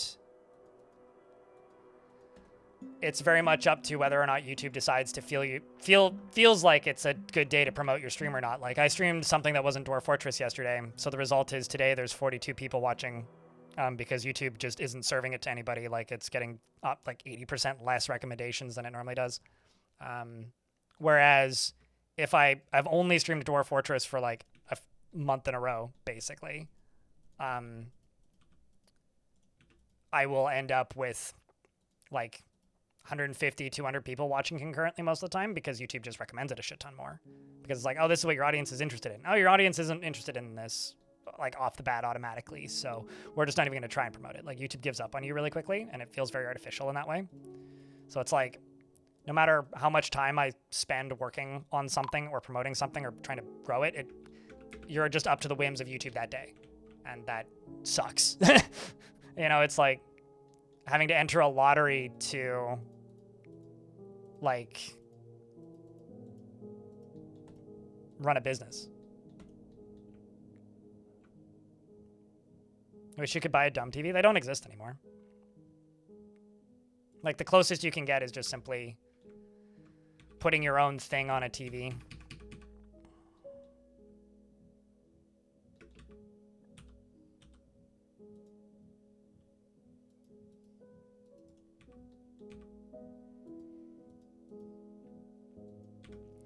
What can I trade? They wanted amulets, didn't they?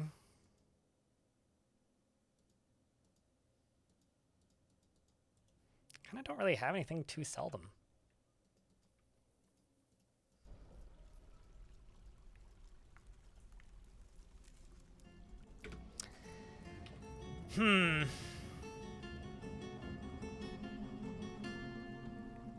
Could just sell them a few iron bolts.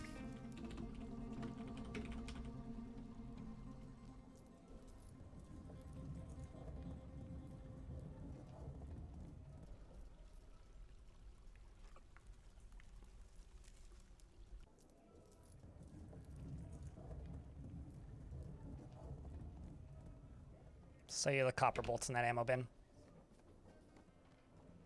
We'll see what we get out of that. Modern Rokus, I don't know. It might be. Although, genuinely, that would actually kind of surprise me a wee bit.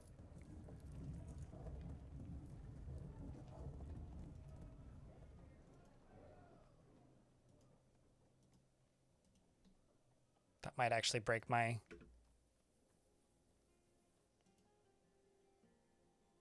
Should be fine. Another caravan has arrived. More dwarves.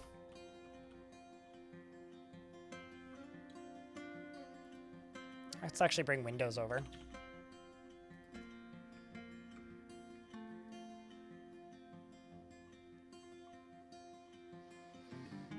The Google TV streamer, uninstall the apps you don't want and put it in app-only mode and just load the APKs you want. Yeah, I don't know. I mean, I flip-flop back and forth between just using the YouTube app on my TV and then using a desktop computer running Manjaro as my TV box. I don't know. I don't like TVs. TVs suck, but you can't really get a modern TV that's dumb.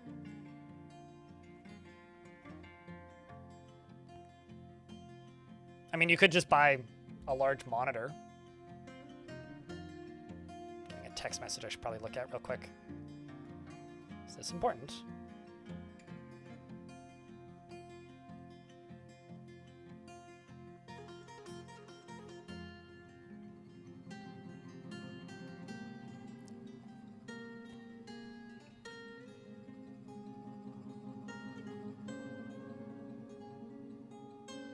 Mainly watch YouTube because the streams are like 7 hours long, at least the ones I watch. And you don't want to miss anything, but it's Friday night and you're 3 double rum and Cokes deep. Hell yeah. Oh, so you watch the VODs generally, JJR, then? Is the way that I would... That or do you watch other people's VODs or something? Because to me that reads like you're more of a VOD watcher. Those are some fancy-ass gems. I'll grab those.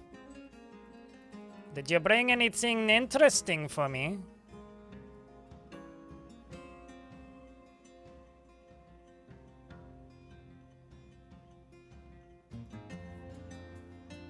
Trade, done. Let's see what the other crew brought. The Not My Home faction crew. I will absolutely not buy that steel short sword, but man, I'm tempted. That is an expensive-ass scepter. Holy shit.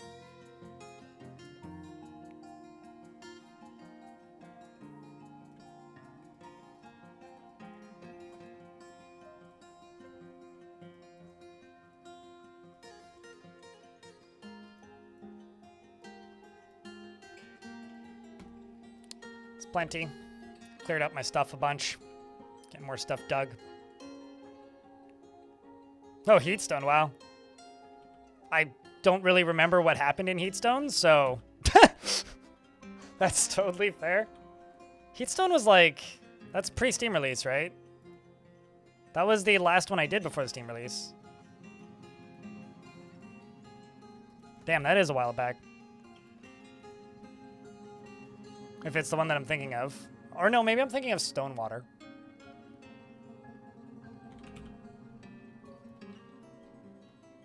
Anyway, yeah, no idea what happened. Not even entirely sure which one that was.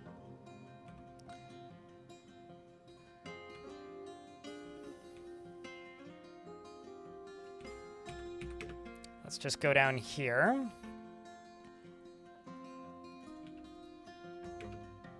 Place a lever right there. It's hard economy on Steam. Yeah, I don't know. Your guess is as good as mine then. I got nothing to spoil.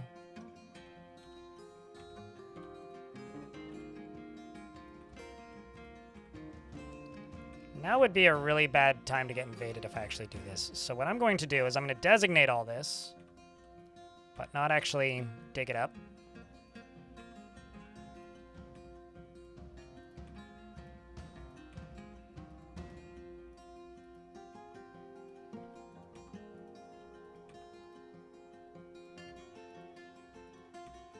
This is all just going to become blueprints.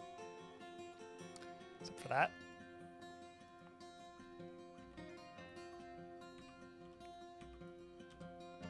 I am going to have to destroy the wagon, chat.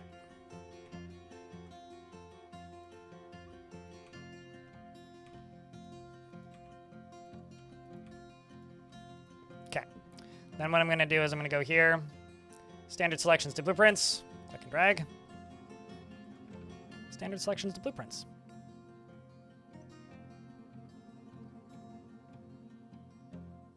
Has the dwarves in a metric boatload of people asking about the sprites for baby dwarves? Yep, sounds about right. Depending on what year that was uploaded. Is that one on the main channel or on the VOD channel? Because that's pretty far back, I would think.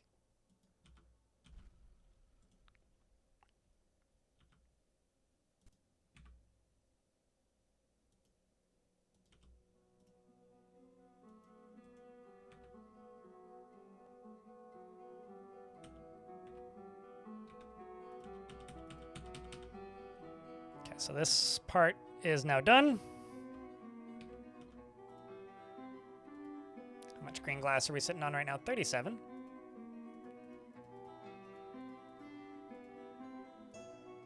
This is going to be a real cool looking thing at some point, but it's still a ways off from that. Davette meets with the Outpost Liaison. I'm a liaison from the Mountain Homes. Let's discuss your situation.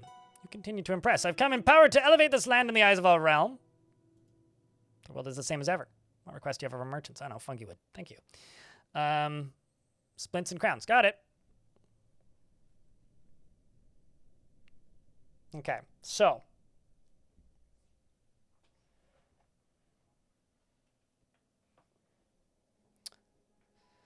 Basically, the plan here, chat room, is dig out a layer, wall it off.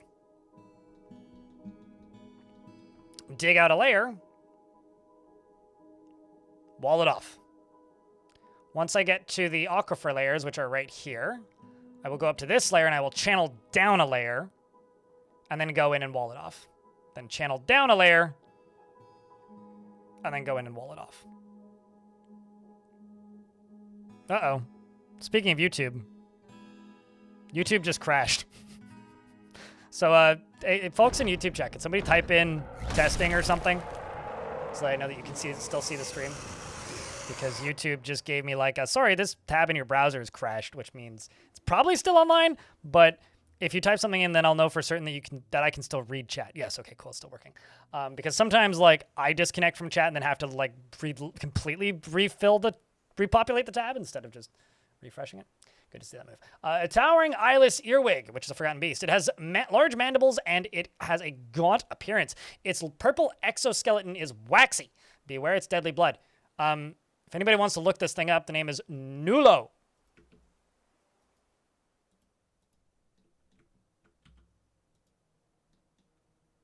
And it is stuck on a tree. Target practice time. Let's go, Mario.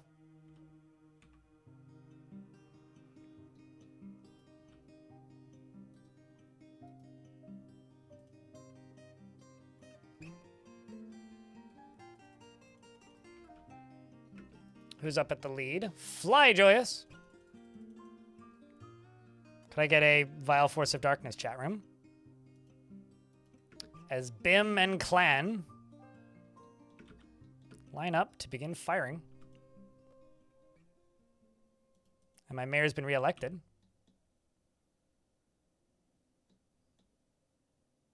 I think it's scared, chat.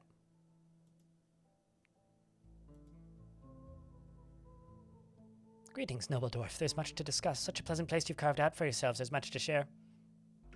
What's going on my map? It's gotta be something.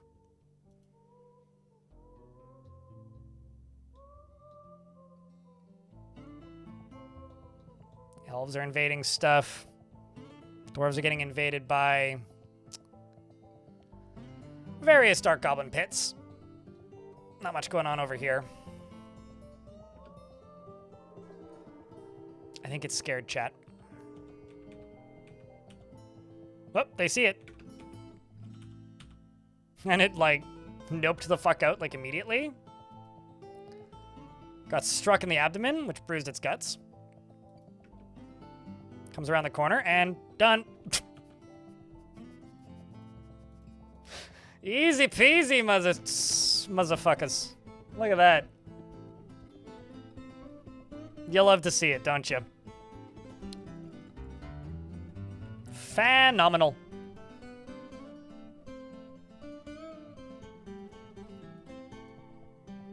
Phenomenal. Absolutely great.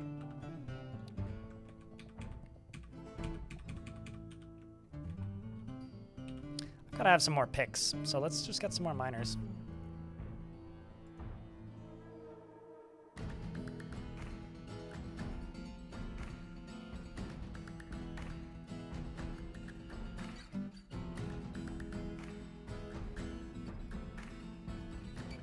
Oh, that's not the tool that I wanted.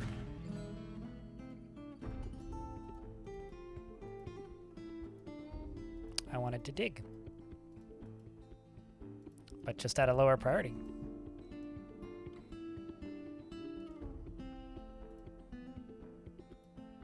Not channel.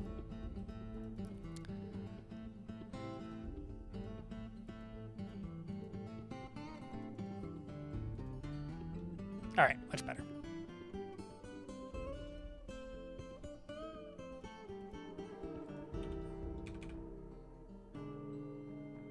Just want to see how many miners I actually have now. It's 4 at the minute. Let's keep filling in this side. 2 more, 1 more, 1 more, 1 more. Along there, along there, along there, down there.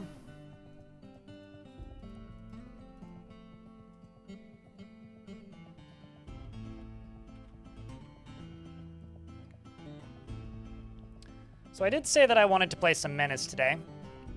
What's the crowd like today? I'll restore that tab, refresh this. What do you think, chat? Maybe another couple minutes of this. Who's down to stick around for some Menace?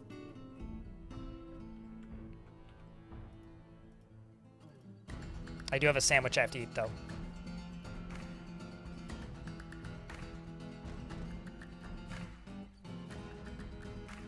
I think the Menace is the game. It's like a self-report.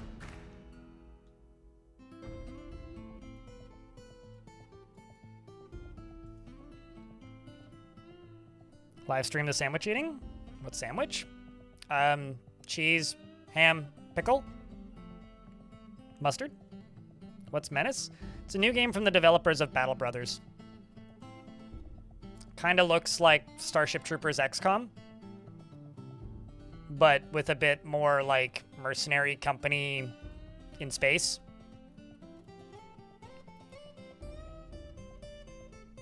It's releasing on the 5th, I think. But the streaming embargo lifted yesterday.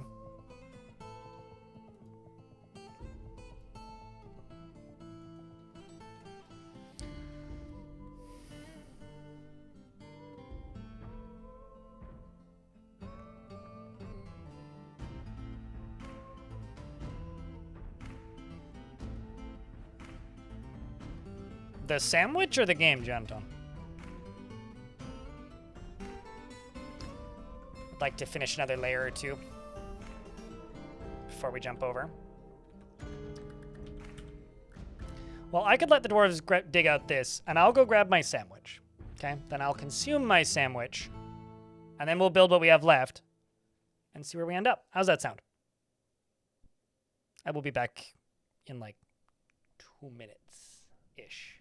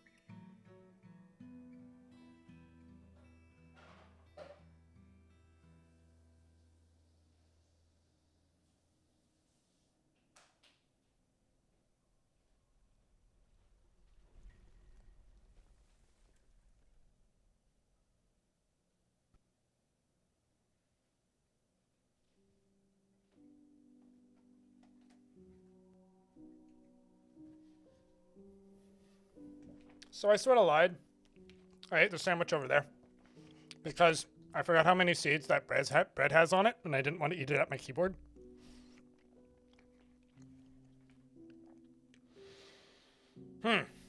Tasty. And there go the traders.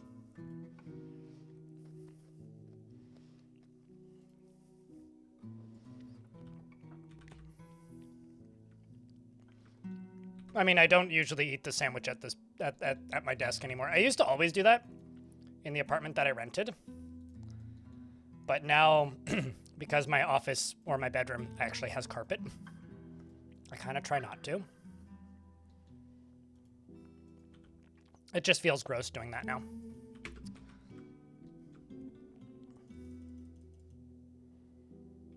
It was cheddar cheese. Cheddar cheese and spicy Dijon mustard, which I've been slowly plucking away at the container of since roughly this time last year. But it's like a pickled, like fermented mustard. Not pickled, fermented mustard, so has a real long shelf life in a fridge, let me tell you. Stuff's delicious. It's like mostly seeds.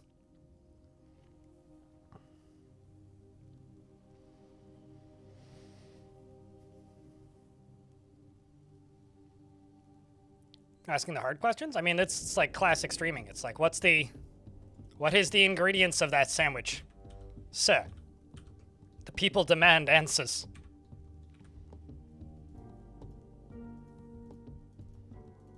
It's like you can't say that you're just going for dinner or like it's time to leave so you can go get dinner or whatever. Like you have to explain exactly what you're going to be consuming.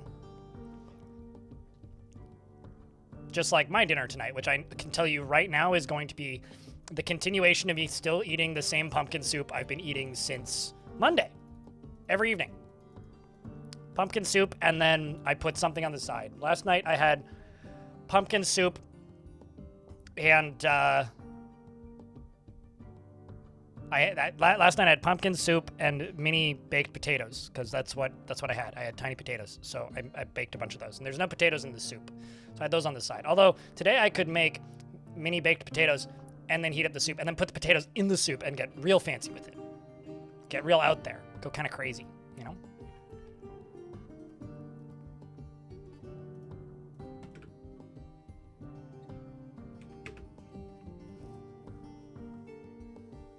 Played Menace on the Amiga 500. I assume there's been more than one game named Menace.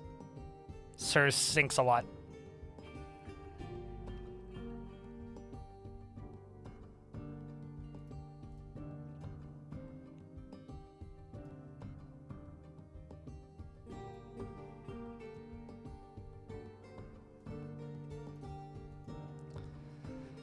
That brings us to the end of that circle up here. The Circle of Urist.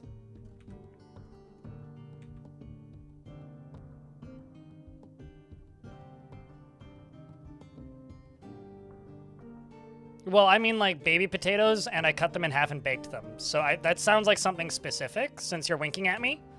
So let me Google that. Or DuckDuckGo that. Yeah, that seems like a specific recipe, so no, that's not what I did. But that certainly seems like a word you use for them.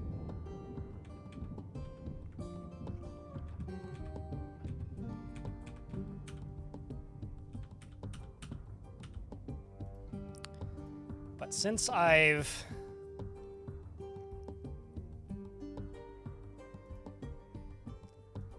dug up the top here, who's ready to start racing with flooding my fort?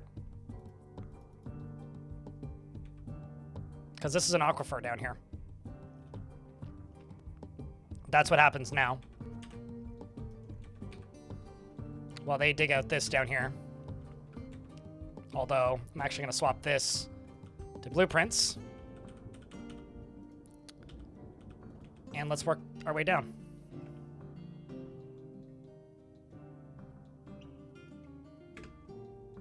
How to get rid of an aquifer. Go top down. So now this is an aquifer, which means water is going to start appearing. And it's going to be up to us to seal it up. Wiki wiki.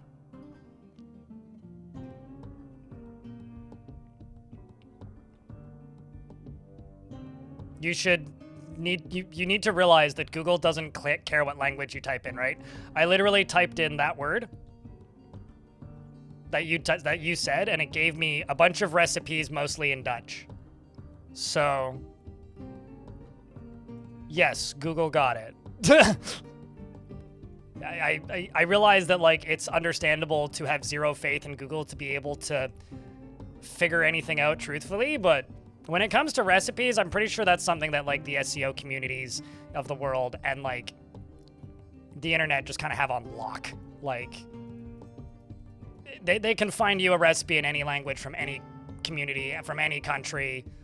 And it will also include a full heartfelt story of how the person, assuming that's what they are, who wrote the recipe, their exact relationship with every potato they've ever met in their life.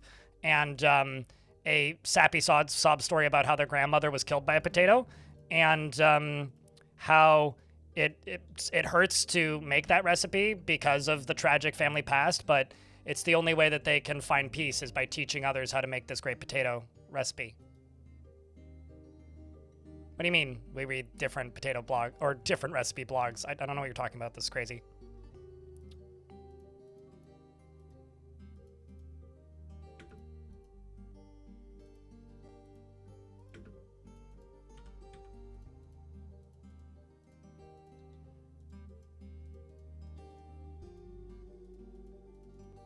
Although, I wonder now, if more people died to potatoes or coconuts?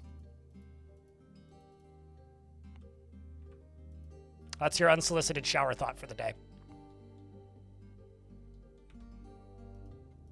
You know, actually, now I want to start like a...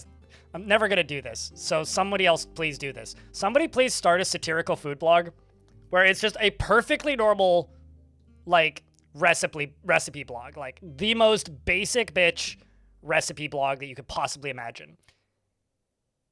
Except it's entirely satirical, and all of the recipes have like a horrendous story about one of the ingredients killing somebody. Like, truly, like, I want someone to write short fiction alongside of it, but like parodying the like SEO bait style of writing modern recipe blogs.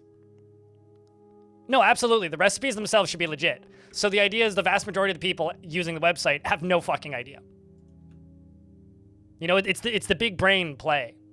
Like, you attract a community of people who are willing to, like, put their recipes into this database, but also write thrilling short stories that are completely satirical and fabricated. Not with ChatGPT. It's like those people that leave, like, ridiculously detailed reviews for, like, gummy bears on Amazon.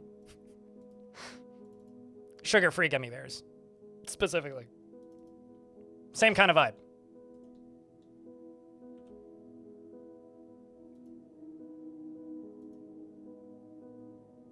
I don't need the tall lips. Go away. I don't care if your mother lives in the fort. I intend to make a cooking channel that did... You intended to make a cooking channel that did almost exactly that. What, like... How to basic? Can I even, like, legitimately call How to Basic a cooking channel? A Harabi Gimme Bear challenge at work, but no one would go for it? I feel like that, like, series of prank reviews might actually be the worst piece of antiviral marketing any company has ever had. Like, it has to be up there. There's no way.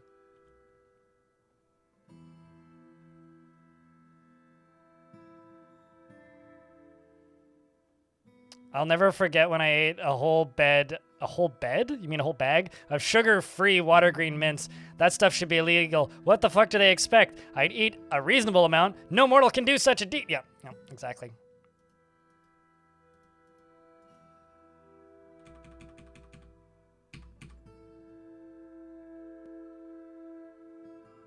Sometimes you just have to see for yourself. Yeah. I really would like to finish this portion of it today. I may actually just nuke this temporarily and swap it out for another magma glass furnace.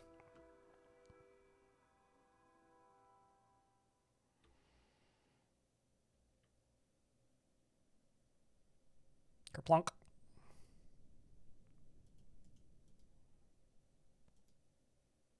Oh, pfft.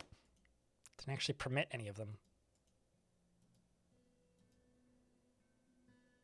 Just blocks that are made of metal. Didn't actually permit any metal bars. That would explain why they weren't being put away. I was wondering what was going on over there. Good morning, pilot. Wait, morning? The fuck are you? Unless you just woke up. But, like, wow, must be a while since, Now I want to know what time zone you're in. I'm just very curious. Pilot guy.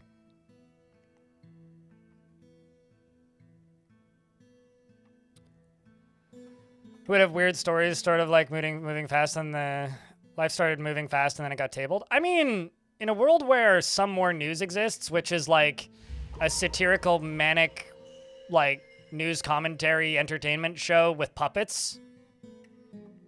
I don't know, that could work. But yeah, that makes sense. Dora and Darius Cardrin, the bookkeeper, has been possessed. Darius is going to make an artifact. And has claimed a crafts dwarf shop. Grabs a what? Baby alpaca bones. Lovely. Limonite.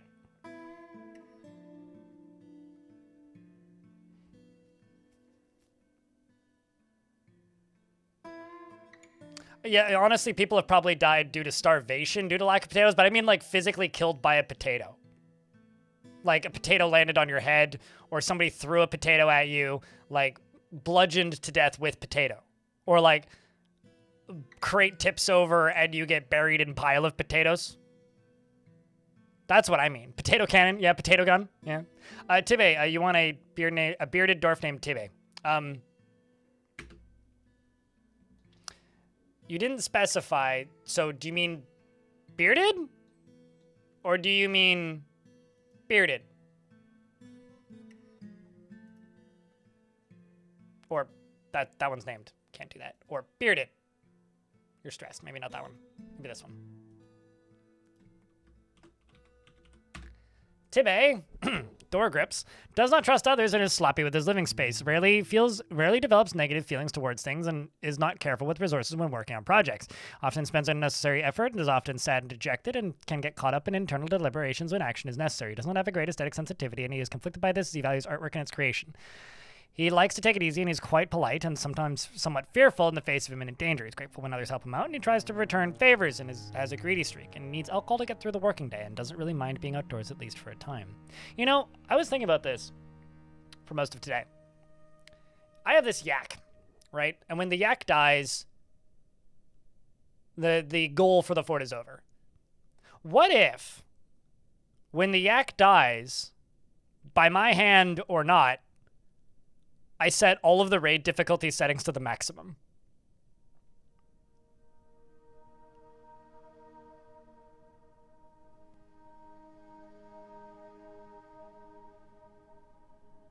I actually really like that idea. He dreams of mastering a skill and personally values tranquility and a peaceful day and does not care about friendship and doesn't see cooperation as valuable. And doesn't care about nature one way or another. Likes tin glaze and bismuth, bronze, and pink garnet, and oak wood, crystal glass, and guinea fowls for their social nature. The words of the dutiful boot and the sound of the rhythmic sweetness, when possible, prefers to consume moghopper and mead and absolutely hates jumping spiders. You monster. You worship Reg, the regular god, and you got a bunch of friends in the fort. Hope you like your stay.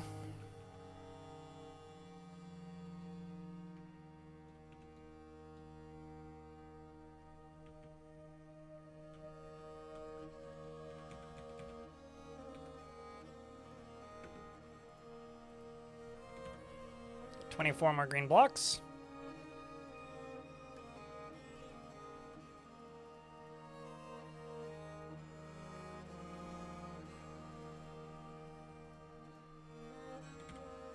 There's 2 more. So we'll do that. That's it for the moment.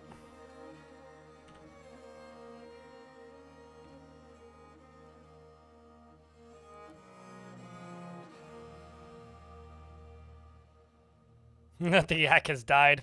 Well, the yak is still alive, and the yak is 4 or 5 years old? The yak is 5 years old. And will live to from 10 to 24 years old. So I have 5 more years to finish this, and like that's kind of why I'm starting to accelerate this.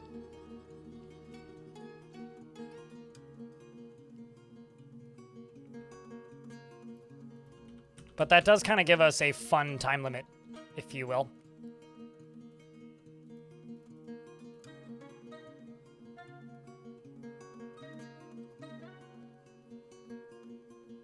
Come on, game. Why you gotta do this to me? How dare you save?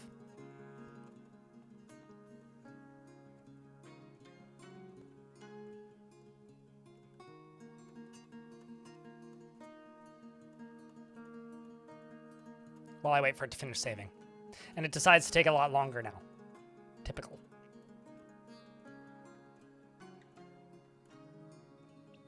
You're in mountain time, but sleep schedule doesn't exist anymore. Right. Gotcha. Okay, so it's just fucked up sleep schedule, not like, I'm in Australia or something. Because now is about when people from Australia say good morning to my channel. Or say good morning in my channel, except for the crazy night owls. Who are like, it's 5 o'clock in the morning and I haven't slept yet. And I'm like, you're crazy. Get some sleep, please. And they're like, I work night shift. I'm like, okay, I feel your pain. I get it. Been there.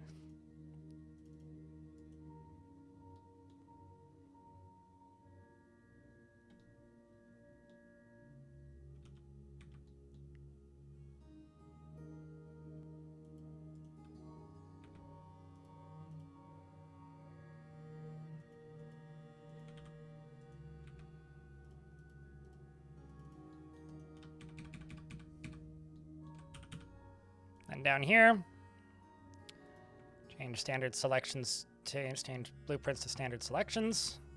Take out this as well.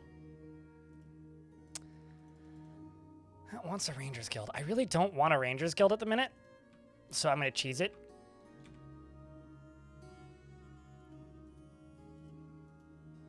Guild Hall. Done. Boom. Now there's a guild right there on top of those 4 artifacts, and the guild hall is satisfied. Magical. Crazy. This is what we call, like, insider trading in Dwarf Fortress. Artifact guilding. Probably a crime, depending on which dwarf you ask. Darius, the bookkeeper, has created an alpaca bone shield. Ooh. And offers it to the seed of creation. Oopsies. Accidentally tabbed out. That's nifty. This is an alpaca bone shield. All craftsmanship is of the highest quality. It is encrusted with oval lemonite cabochons and decorated with willow, and encircled with bands of alpaca leather and rectangular lemonite cabochons. On the item is an image of the Sunny Time. The Sunny Time! A yak buckler in alpaca bone. On the item is an image of Udib Paddle Faded, the dwarf, and Thirst Grip, the spread stance. The cave spider silk coat in lemonite. Udib is raising Thirst Grip, the spread stance. The artwork relates to the creation of the spread stance in Sunspire. I did not know that's what that name translated to, chat. By the dwarf Udib, paddle faded in mid-spring of 283. You need to meet a paddle after naming your artifact that. Like, someone needs to go to horny jail. That's something.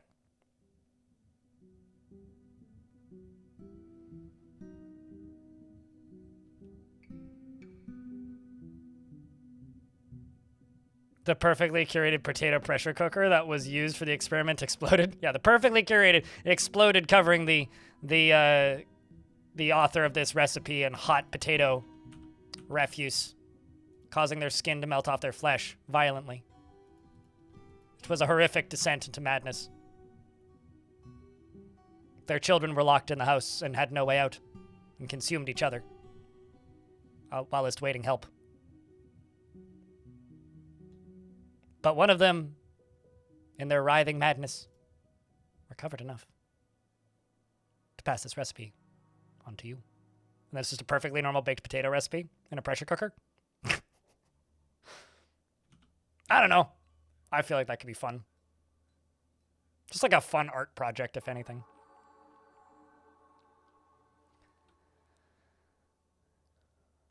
But not for noble bedrooms? They do work for noble bedrooms. What are you talking about? They absolutely work for noble bedrooms. What?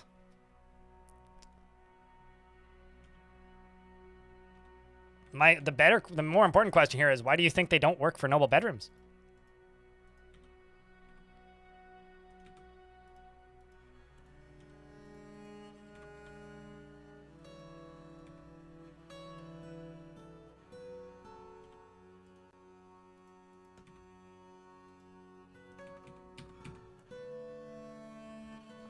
I'm also going to go here and just go iron pick.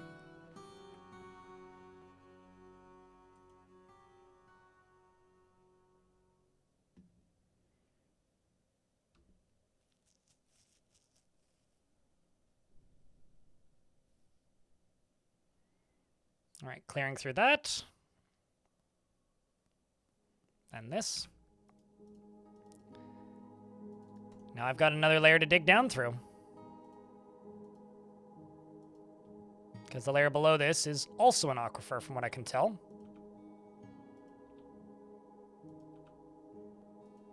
And channeling directly down through it removes it once I wall it in, anyway.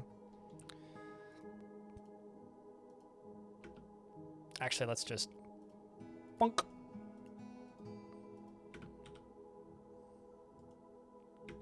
And don't dig through that. I need those stairs. Or maybe it's not. Then why is that centerpiece considered an aquifer? Why was it considered an aquifer? Well, that's a little bit whelming, but oh well. At the very least, you're probably happy after being near a waterfall, right? Right? No? Okay, well. Rip.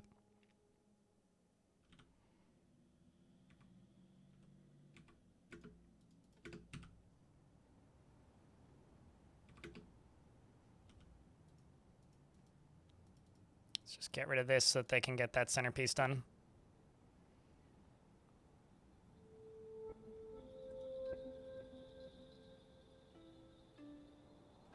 Without anything caving in.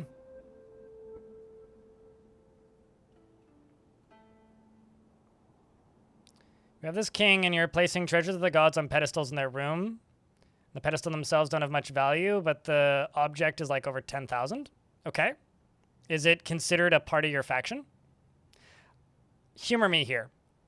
Remove it from the pedestal, and then put it back on the pedestal. That might be unique to the items, but if so, it's a bug. That's not supposed to happen that way. They are supposed to work. And they've worked for me in the past. But I know that there's some oddities with the god items where it takes the game a little bit to figure out and realize that they're yours. So oftentimes you have to like... How do I put this? So oftentimes you have to like...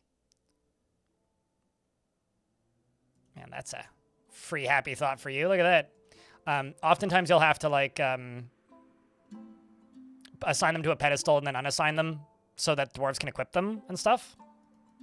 Because they just... Or it has to go into a stockpile and then be taken out of a stockpile for dwarves to be able to equip them. But it should count towards the overall room value. It's supposed to.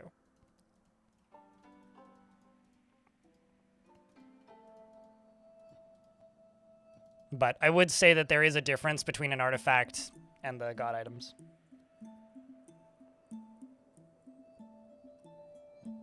Happy to help. Yeah, no, that's something that's like, I can't tell if it's intended or not. Because like, you'll notice that if you find one of those items and you tell a dwarf to just go equip it, it won't exist until it's been put in and removed from a stockpile. Which is dumb and shouldn't be the case, but it is.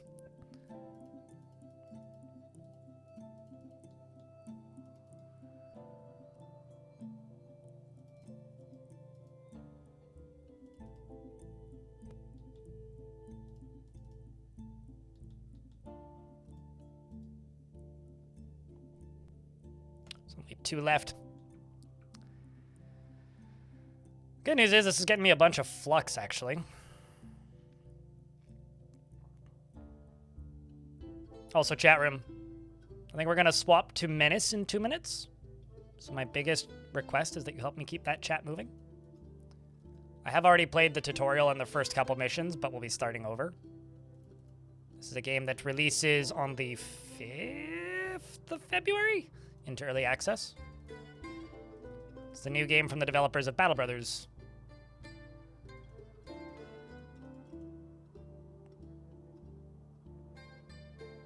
To duplicate God Metal? not since before the Steam version was out. I don't like using exploits like that. It feels like cheating.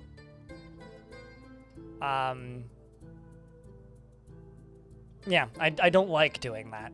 I have done it, but I did it before the God Medal was so prolific and so common. Like, in order to get it previously, you had to find a vault and kill an angel in a vault, which is like basically just an adventure mode thing. Most people don't even know they exist. So I had to acquire items from there and then bring them to a fortress, and I smelted them that way. But like, I don't know, it's not something I really go out of my way to do.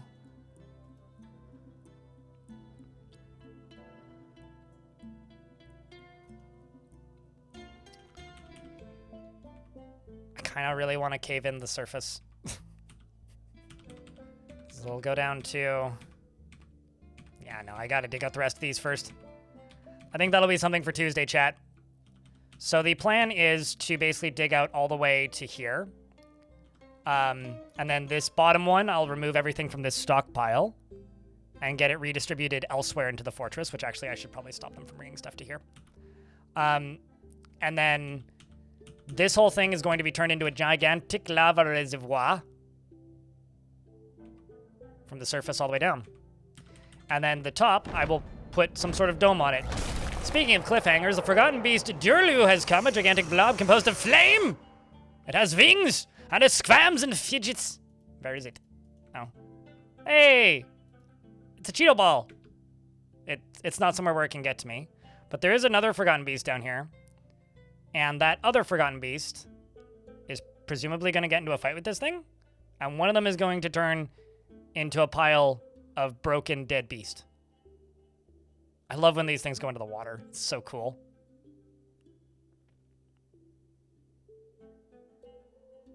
All hail the flying Cheeto ball. We do not deserve your power. We cannot contain it. And you will simply use it to make my frame rate drop. I think it's time to save. Oopsies.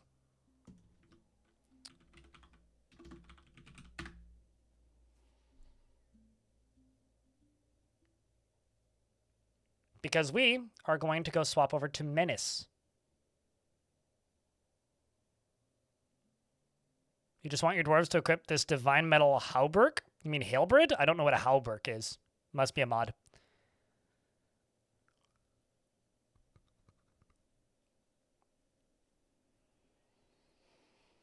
I do respect that you used that exploit, Rogue Phoenix, though, to just put statues everywhere.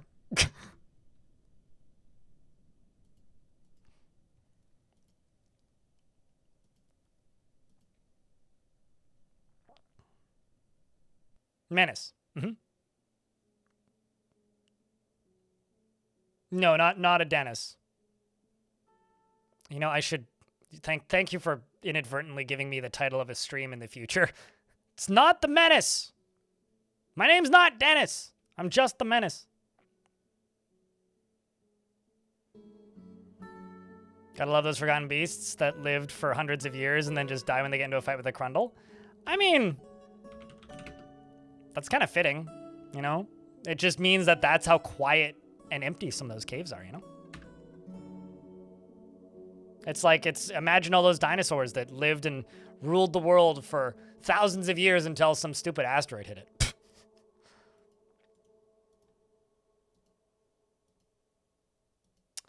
All right, folks, we are switching off of Dwarf Fortress. I will do that after stream because it takes me like 10 minutes to SSH in and move everything over. So it's going to take me long enough to set up for the command. So that'll be after the stream ends